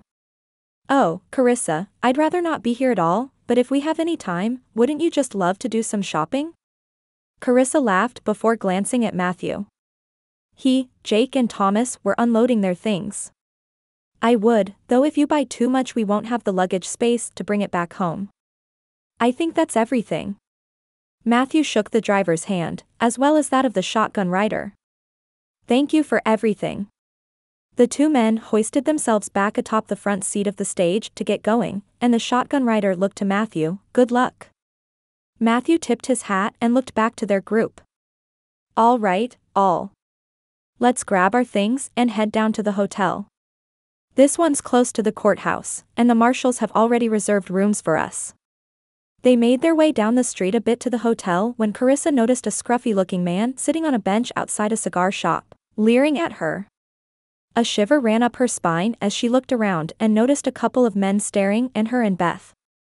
No, this definitely wasn't Pine Creek. Seeing the man outside the cigar shop eyeing Karissa, Matthew's gut clenched and he placed his hand on her back. He shot the man a look that would wither a flower and turned Karissa toward him. While you're here, I'd appreciate if you'd let one of us escort you from place to place. He paused before continuing.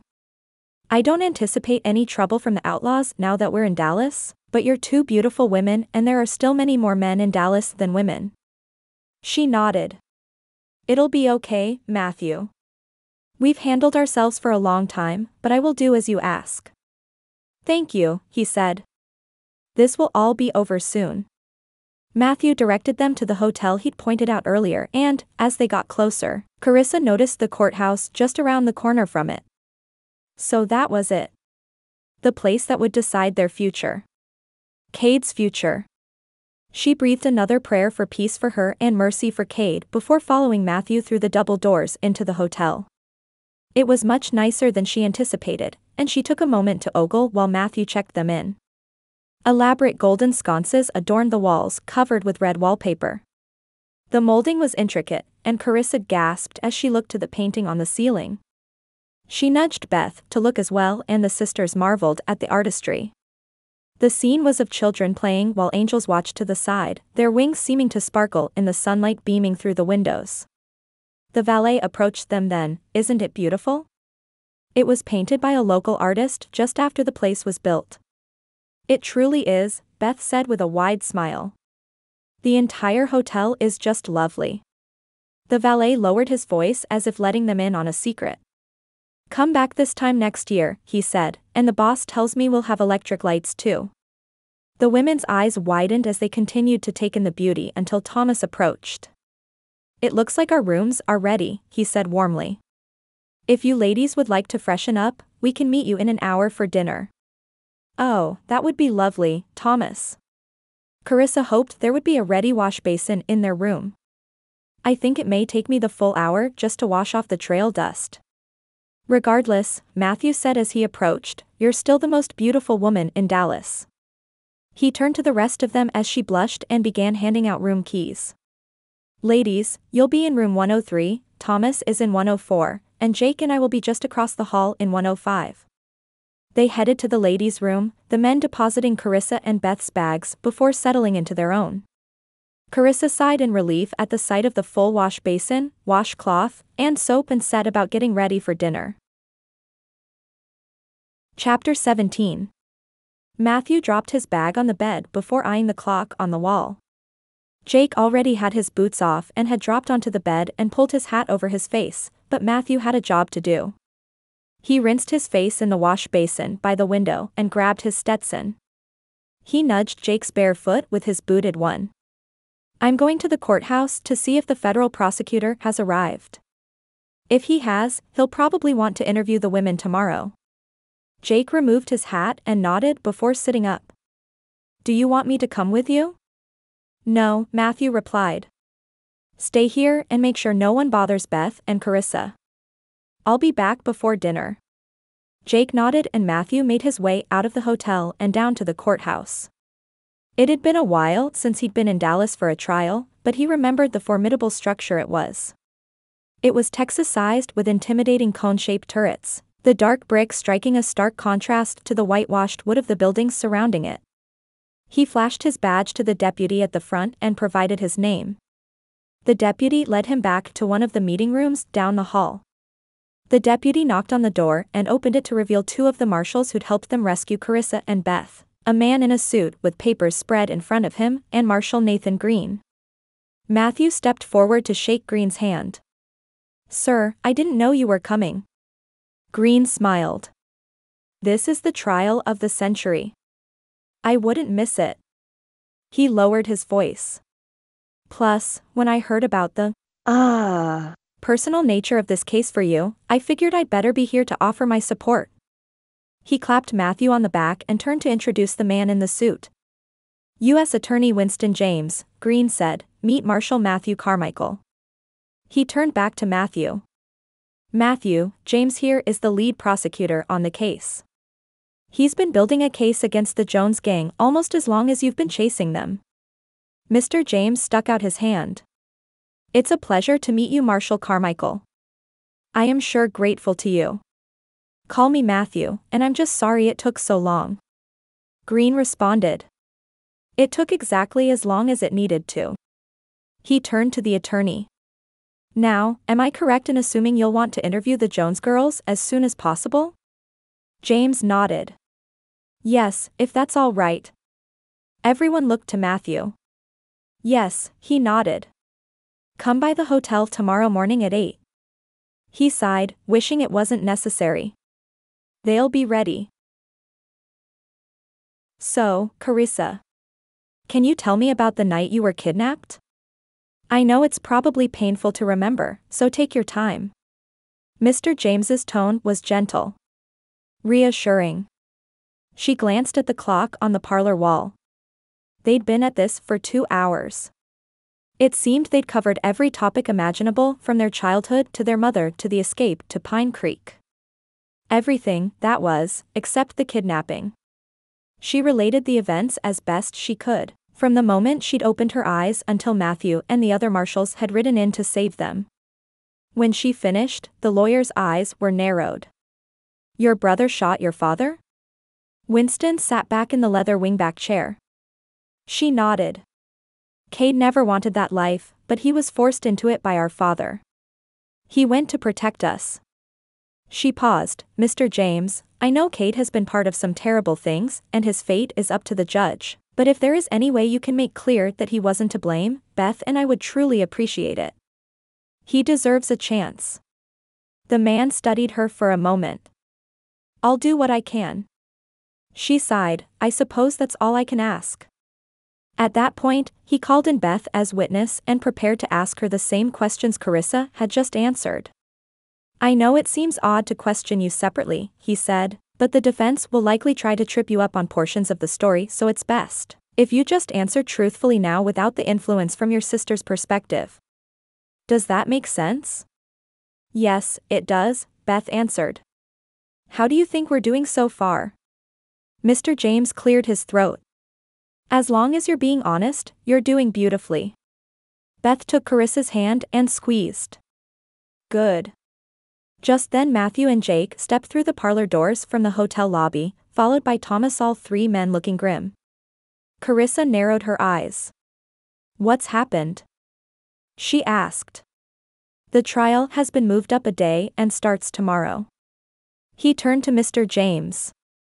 "Do you think you're ready? Can the other witnesses arrive in time?" "I've eaten, slept, and breathed this case for months," the man answered. "I'm ready. And the other witnesses are already here. Both bankers and the stage driver have been here for 2 days. The doctor arrived last night."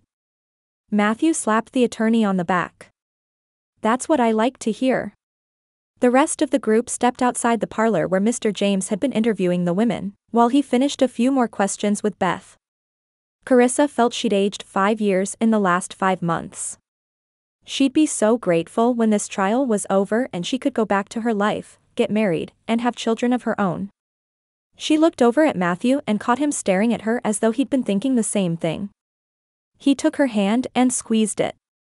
"It'll all be over soon." Chapter 18. Order. Order in the court. The judge's gavel clanged against the wood and echoed throughout the room, as he quieted the press and citizens of Dallas who decided to come witness history. The most notorious gang in a century was about to be tried, and the clamor in the courtroom as the Jones brothers took their seats was as unsettling to Karissa as looking into their ice-cold eyes. She scanned the line looking for Cade. There he was. His shoulders slumped and his posture drooped. He looked defeated.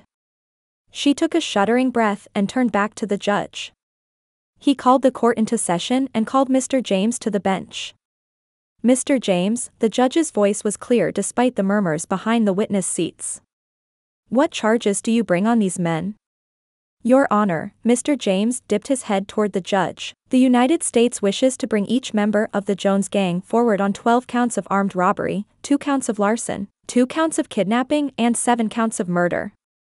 Mr. James turned toward the defendants. "We believe they are guilty of far more than this, but we are bringing forth charges today for which we have witnesses present." The dull hum of whispers in the courtroom escalated again. Even some of the jurors began talking amongst themselves. "Order." The judge was yelling now. "Order in the court, and if I have to declare it once more, this entire trial will be closed to the public."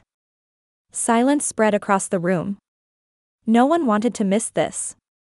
Karissa shifted in her seat and Matthew took her hand. "Mr. James," the judge said, "you may call your first witness." Mr. James nodded. "First, I'd like to call Mr. Grant Harwell, president of Harwell Banks." Karissa's eyes widened. She hadn't known exactly who the other witnesses were, only that bankers had been called. Mr. Harwell took the stand and swallowed as he eyed the defendants. He was a tall man with the girth to match.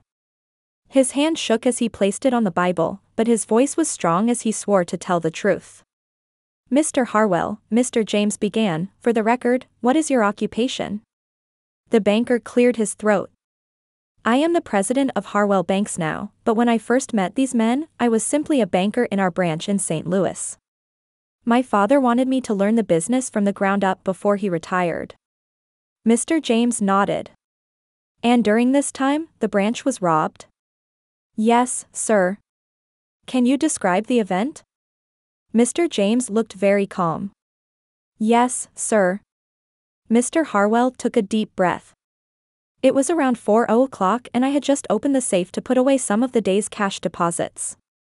The bank was still crowded, so when I heard a scream, I thought maybe someone had fainted. It was July. He paused and glanced at the men in handcuffs in front of him before he kept going.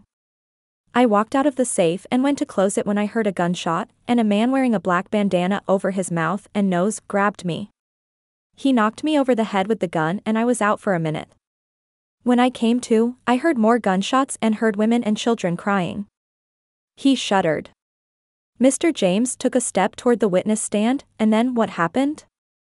His voice was gentle, but Karissa felt sorry for Harwell nonetheless. Harwell steeled himself.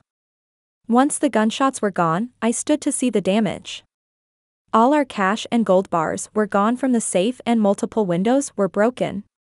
None of the money mattered to me, but 3 people lay on the ground dead, another severely wounded. 3 people died that day because of their greed. One of them was a grandfather, a regular customer of ours. The other 2 were a mother and son who'd come in to deposit the money she'd made taking in boarders. Her body was on top of his. He stopped and wiped his eyes with his hands. She died protecting him, but another bullet got him anyway. The room was completely silent save for a few women's stifling sobs. Karissa felt like she would be sick. Mr. James continued. And how do you know that it was the Jones gang's doing? They'd been seen in the area that week, so we were on high alert, Harwell answered. But mainly it was those eyes. The man that grabbed me had the most intense blue eyes I'd ever seen. Do you think you can identify the man who grabbed you in the courtroom today? Harwell was silent for a moment. Yes, sir. It was him. I remember the scar above his left eyebrow. He pointed to Gilbert. Karissa saw Gilbert's eyes narrow at Mr. Harwell, and her stomach dropped. Mr. James kept going. He called 2 more bankers with similar stories to the stand. Next, a stagecoach driver who'd pretended to be dead during a raid in Kansas. Finally, a doctor who'd been kidnapped and forced to treat one of the members for an infected cut. He'd gotten away with his life, but just barely, after they dropped him miles from town. When the doctor took his seat, Karissa closed her eyes and willed her pulse to slow. It was their turn. Beth was the first called to the stand. Karissa saw Jake reach over the partition and squeeze her hand just before Mr. James led her up to the witness stand. Once she was sworn in, Karissa said a silent prayer for her sister. Beth's face paled as she caught the eyes of her brothers, but she turned back to Mr. James and straightened her shoulders. Miss Jones, Winston began, can you tell us what happened on the night in question?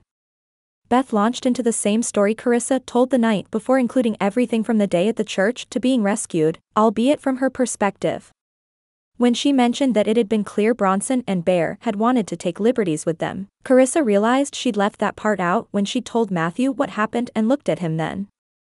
His jaw tightened as his eyes caught hers, but he stayed calm as he turned his gaze back to Beth on the podium. A glance at Jake's stony glare told Karissa Beth hadn't mentioned that part either. Beth continued the story of the kidnapping and Karissa began to breathe a sigh of relief. Beth was doing just fine. When the judge asked if the defense would like to cross-examine the witness, they declined. Apparently, the gang's lawyer was a court-appointed attorney who wanted the Jones gang in jail as much as anyone did. The judge called a recess for the evening, and Karissa realized her stomach was growling. She and Matthew were the only witnesses left. Matthew opened the door as Thomas, Karissa and Beth, Mr. James, and Jake made their way into a restaurant down the street. Most of the group was subdued, but Mr. James was optimistic. Well, I'd say everything has gone very well so far. With the defense declining to question, we're much further along than I ever thought we would be at this point. Beth asked, do you think we'll hear the verdict tomorrow? James thought for a moment, I imagine we will. The United States has been building a case against the Jones gang for years, and with all the other crimes that have been attributed to them, there's a good chance it'll be an open and shut verdict. Matthew didn't have a good feeling about the trial, but he couldn't put a finger on why. I don't think I'll breathe easy until they're all convicted and sentenced. Karissa placed her hand on his arm. As the rest of the party slowly headed upstairs to their respective rooms at the hotel, Matthew and Karissa delayed a little longer. He'd barely had a moment to talk to her all day, and he needed her steadiness as much as he sensed she needed his. They sat in front of the fireplace, silent for a time, until he worked up enough courage to ask Karissa the question he'd been wanting to ask all day. Why didn't you tell me they'd gotten too familiar with you? Karissa watched the dancing flames. It just didn't seem important at first, and then I wasn't sure how to bring it up. It may not have been important to the investigation, Karissa, Matthew ground out, but it's very important to me. Karissa opened her mouth to say something and then stopped. She let out a breath. I'm sorry, she said, I should have told you. I forgive you. I just need you to always be honest with me, okay? I promise. He took her hand then and they sat like that for a while, gazing into the flames and gaining strength from each other. When they finally separated to their rooms nearly an hour later, Matthew bent and kissed her ever so lightly on the lips and knew he'd carry that warmth with him in the days ahead. Chapter 19. They filed into the courtroom the next morning and the judge called the court to order. Does the prosecution have any more witnesses? Mr. James cleared his throat. Yes, sir. Miss Karissa Jones, eldest daughter of Marcus Jones. The judge motioned Karissa forward and she was sworn in. Her heart began to race and her palms began to sweat. She had a fleeting thought that she hoped she didn't leave a sweaty handprint on the Bible. Her eyes caught Thomas's from the stand, then Matthew's. Both men's presence bolstered her courage, and she took her seat behind the witness stand. The beginning of her testimony went much the same as Beth's, except that Mr. James asked her more questions about her childhood, giving her the chance to build sympathy for Cade. She told the story as best she could, catching his eye at times and hoping she could somehow keep him from being hanged. When she got to the part where he shot her father, she looked to the jury first, then the judge. If it weren't for Cade, Beth and I likely wouldn't be here now. Please, I know he's done wrong.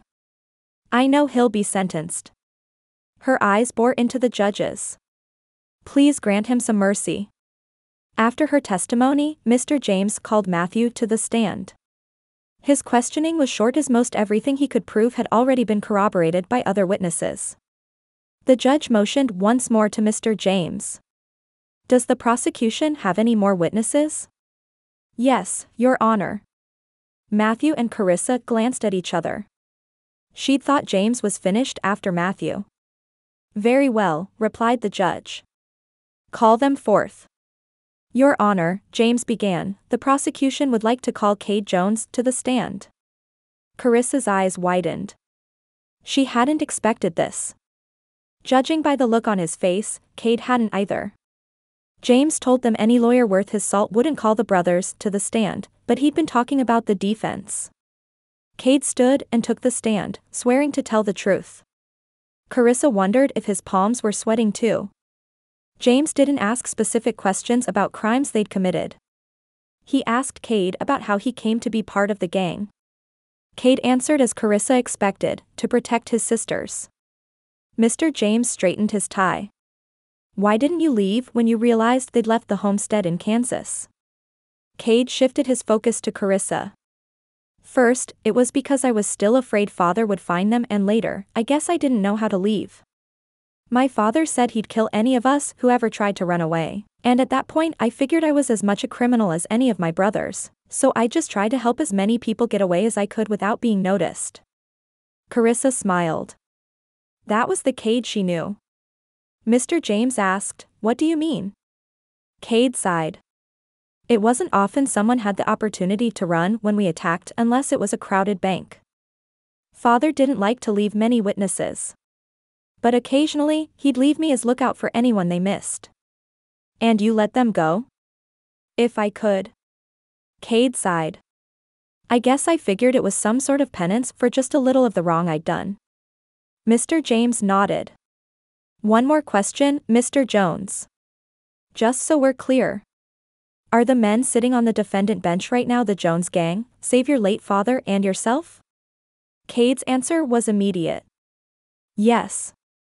And they are guilty of all the charges brought before them, as are you? Cade hesitated. Yes. Karissa gasped. No, Matthew placed his hand on hers. Mr. Jones, Mr. James continued, have you ever murdered someone personally? The lawyer was trying. Yes. As soon as the words left Cade's mouth, Karissa dropped her face in her hands. Who? Mr. James glanced her way. My father. Right. He'd killed their father. Surely, they wouldn't hang him for that. Karissa could only hope. She looked up. Mr. Jones nodded, and Karissa thought she saw a bit of relief on his face. The judge called the court to recess while the jury deliberated. Mr. James walked over to where their group was seated. I wouldn't leave, he said, I doubt they'll be long. Karissa felt like she was rooted to the bench anyway. While everyone else in the courthouse seemed to chatter and move about, Karissa and Beth stayed silent on the front row. Matthew wrapped his arm around Karissa. You were amazing. He kissed her cheek. I'll be right back. I'm going to go speak to Marshal Green for a moment. She nodded and he made his way over to where the rest of the marshals were gathered, just behind the defendant's bench.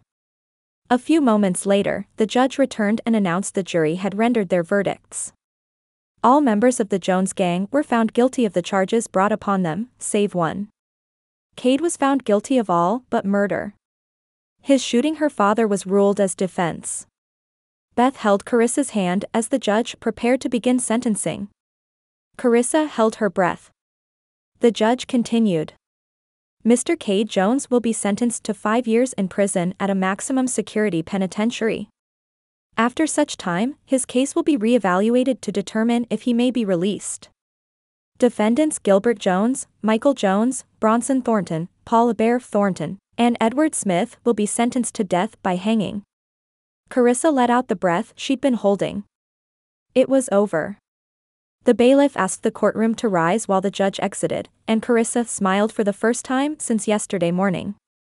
Her joy was short-lived. The murmur of voices was split by a gunshot.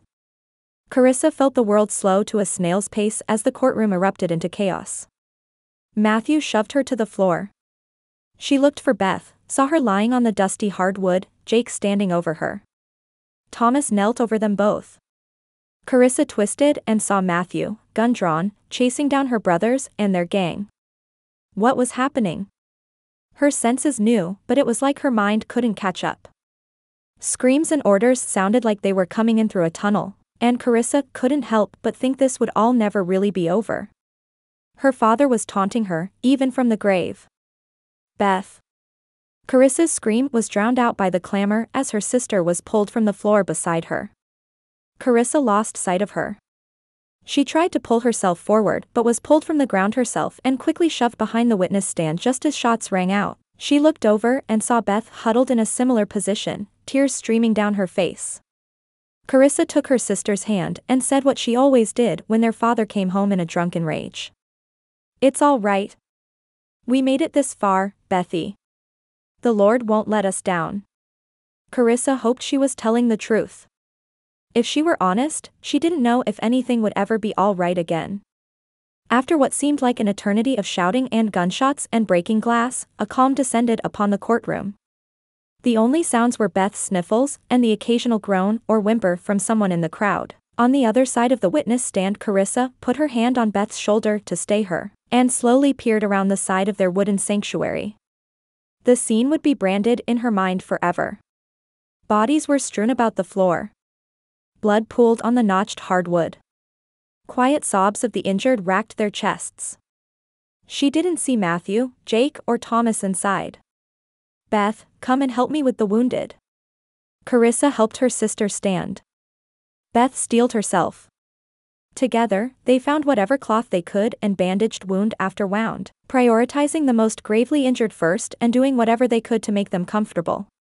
Karissa looked around for a moment, and her eyes fell on a boy of about 10. He'd never be the same after today. She crouched beside him. "What's your name, buddy?" Her voice shook. "Garrett, ma'am." "My name's Karissa, Garrett." "Do you know where the nearest doctor lives?" "Yes, ma'am. His office is just across the street from the Mercantile." Karissa sent Garrett to fetch the doctor while she and Beth continued to bandage the wounds. When he arrived swiftly, Karissa breathed a sigh of relief and greeted him. He'd remembered her from when he transported the stage driver to his clinic when they first arrived in Dallas. He spotted her and leaned down to thank Garrett and sent him outside away from the ugliness. "The highest priority patients are mostly in the front," Karissa said, with those able to walk and talk gathered closer to the back. "We did our best to wrap wounds where we could, but there were too many." The doctor took in the carnage. "You two may have saved some lives today." His tone was grim but grateful. "Are you up to attempting to save a few more?" The women nodded, and together he, Beth, and Karissa made their way around the courthouse, doing all they could. Karissa tried not to think about what had happened to Matthew, Jake, and Thomas. She tried not to think about her brothers and the rest of the gang escaping. Did Cade go with them? If he didn't, where was he? She had no idea how much time had passed, but the sun had dimmed outside the courthouse windows when the doors opened. Matthew, Jake, and Thomas stepped inside. They drooped with exhaustion and their clothes were stained with blood. Karissa ran into Matthew's arms, and she allowed herself a moment to sob. Did they all get away? Her trembling voice would have given her away even if the tears hadn't. "Where is Cade?" Matthew held her tight. "He's fine. He helped us recapture your brothers before turning himself in at the jail. I'm hopeful he'll be granted some leniency on his sentence for that." "Thank the Lord." "And the others?"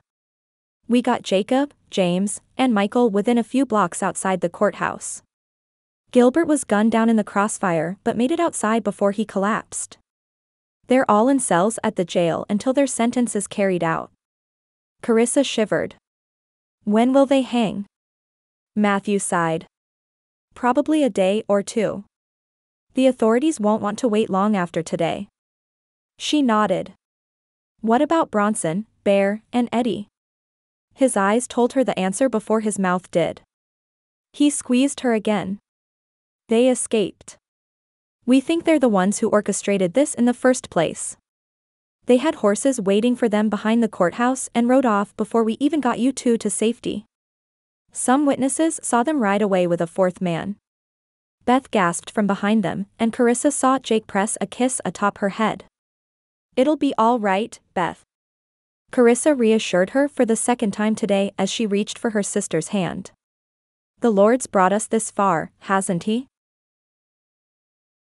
Chapter 20. I can't believe I let those three get away. Matthew had been beating himself up about the issue for the past few days. "You did all you could, son."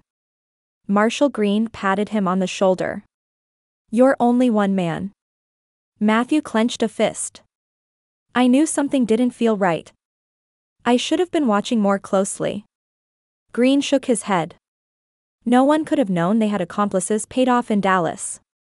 No one knew Bronson planned to stage a coup before Jones's death anyway. He stared Matthew down. "This isn't your fault, Matthew. I know, I just feel like Karissa's safety is on me and I failed her." He glanced at the woman in question, awaiting their stage back to Pine Creek and looking like the angel he'd come to believe she was. Through it all, she'd never sought revenge on her family, only wanted mercy for Cade. His boss disagreed. "You listen here, Marshal. Her safety never has been and never will be in your hands. Her safety has always been in the hands of the Lord." He was right. "Now, what's this I hear about you handing in your badge?" Marshal Green eyed Matthew. Matthew grinned and he unpinned the star and handed it to Green. "I was going to do it when I came to file my report, but I guess now's as good a time as any." He glanced at Karissa again. "I've got a pretty big reason to stay put. The sheriff in Pine Creek is retiring and the mayor offered me the job." His boss clapped him on the back. That's what I like to hear, boy. Now, when are you plannin' on poppin' the question?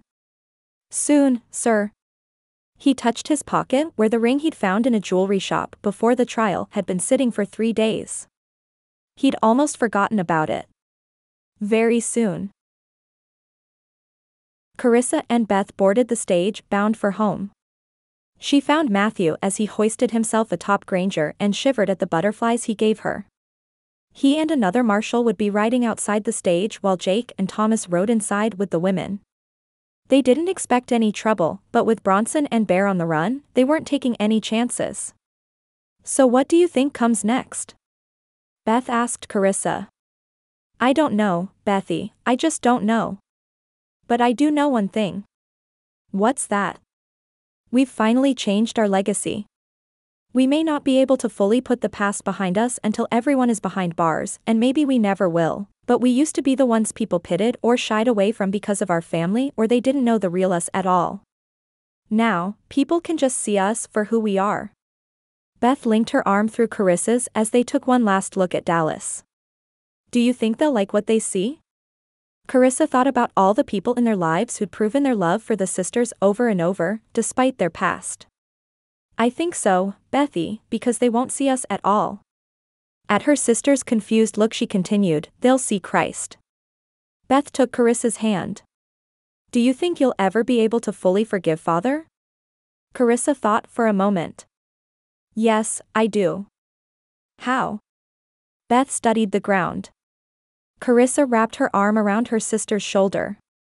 I'm learning forgiveness isn't always a decision but a process. It's like a path and I'm walking it now. Not because of me, but because of the Lord's work in me. Because in my weakness and inability to forgive, His grace is sufficient. Epilogue. 6 weeks later. Pine Creek, Texas. Matthew turned the ring over in his hand again. He couldn't believe he'd finally get to marry Karissa, and with his grandmother's ring. It had taken his breath away when he opened a letter from his aunt and inside was the gold band. Its design may be simple, but it was the ring his grandfather had given his grandmother as they boarded the ship from Scotland. They'd been married 53 years. His father had shown his letter to the family in South Carolina. His response to Matthew's letter hadn't been the resounding desire for reconciliation Matthew had hoped for, but it was a start, and he hoped time and the Lord would continue to heal his father's heart. He'd expressed his regrets at being unable to attend the wedding but wished him a long and happy marriage. He glanced at the clock on the wall of Thomas's church office. Not long now. Come on, Karissa. Beth's impatience was evident as Charlotte and Karissa put the finishing touches on Karissa's hair. He won't wait forever. Actually, Charlotte said through pins as she finished the elegant chignon they decided on, that man is so in love with her that he probably would. Oh, Beth said, rummaging in their armoire, I almost forgot. She pulled out a large box with a light blue ribbon. Rachel gave this to me yesterday to give to you. She handed Karissa the package. She said to tell you not to be so practical for once. Tears pooled in Karissa's eyes as she untied the bow. Surely, Rachel didn't. She lifted the lid and there it was. The beautiful yellow and blue fabric Karissa had so admired. Charlotte gasped. Oh Karissa, it's beautiful. Karissa picked the card out of the box. My dear friend, you've spent your whole life taking care of others. I thought it was time you let others take care of you. Rachel. The women admired it for a moment and Beth set the package down on their bed. Well, Beth's bed now. Oh look, there's Thomas with the carriage. Beth flew to her feet as Charlotte helped Karissa to her feet, careful to mind her gown. Karissa stopped to admire the full effect in the mirror. Bethy, she said, you truly outdid yourself on this gown. The ivory silk cascaded in layers down the skirt while a gentle layer of lace adorned the top. Beth had worked day and night on the intricate stitching and wouldn't let Karissa so much as thread a needle to help. The veil was made from the same lace as accented the gown and fell to Karissa's waist. She felt like a princess. Beth turned back from the window and her eyes met Karissa's. Kitty, she said as tears filled her eyes, you're the most beautiful bride. The sisters embraced, years of being each other's strength increasing the potency of the moment. Charlotte put one hand on Karissa's shoulder and another on Beth's. You girls have been each other's only family for a long time. Your relationship will change, but it'll never diminish. Karissa wiped a tear from her eye as a knock sounded at the cottage door. Thomas was here. When Charlotte opened the door, Thomas took in Karissa and his eyes misted as well. He smiled and said, I have a very impatient groom at the church who is ready to kiss his bride. Karissa laughed, and the women followed Thomas out to the carriage where they made the short trek through town to the church. Not only would Thomas marry them, he'd also walk her down the aisle. She took a deep breath. This was it. Beth made her way down the aisle first and took her spot opposite Jake on Matthew's side. It was Karissa's turn. The music changed and Thomas opened the double doors wide. Are you ready? She felt like she could run down the aisle and kiss Thomas's cheek. I'm ready. She turned back to the front and there he was. Her groom. Matthew's smile stretched from ear to ear, and she thought she saw a twinkle of tears in his eyes. The vows passed in a haze of utter bliss, and when Thomas announced them husband and wife, the look in Matthew's eyes could only be described as euphoria. Thomas flashed them a look of pure joy. Sheriff Carmichael, you may kiss your bride. The end. Hello dear reader. I hope you enjoyed the Grace legacy. If you did, please like this video and subscribe to my channel so others can find me and you never miss a new uploaded audiobook. Book 2 in this series in the Faith Legacy, the story of Jake Carson and Beth Jones. All of my ebooks and paperbacks are also available on Amazon.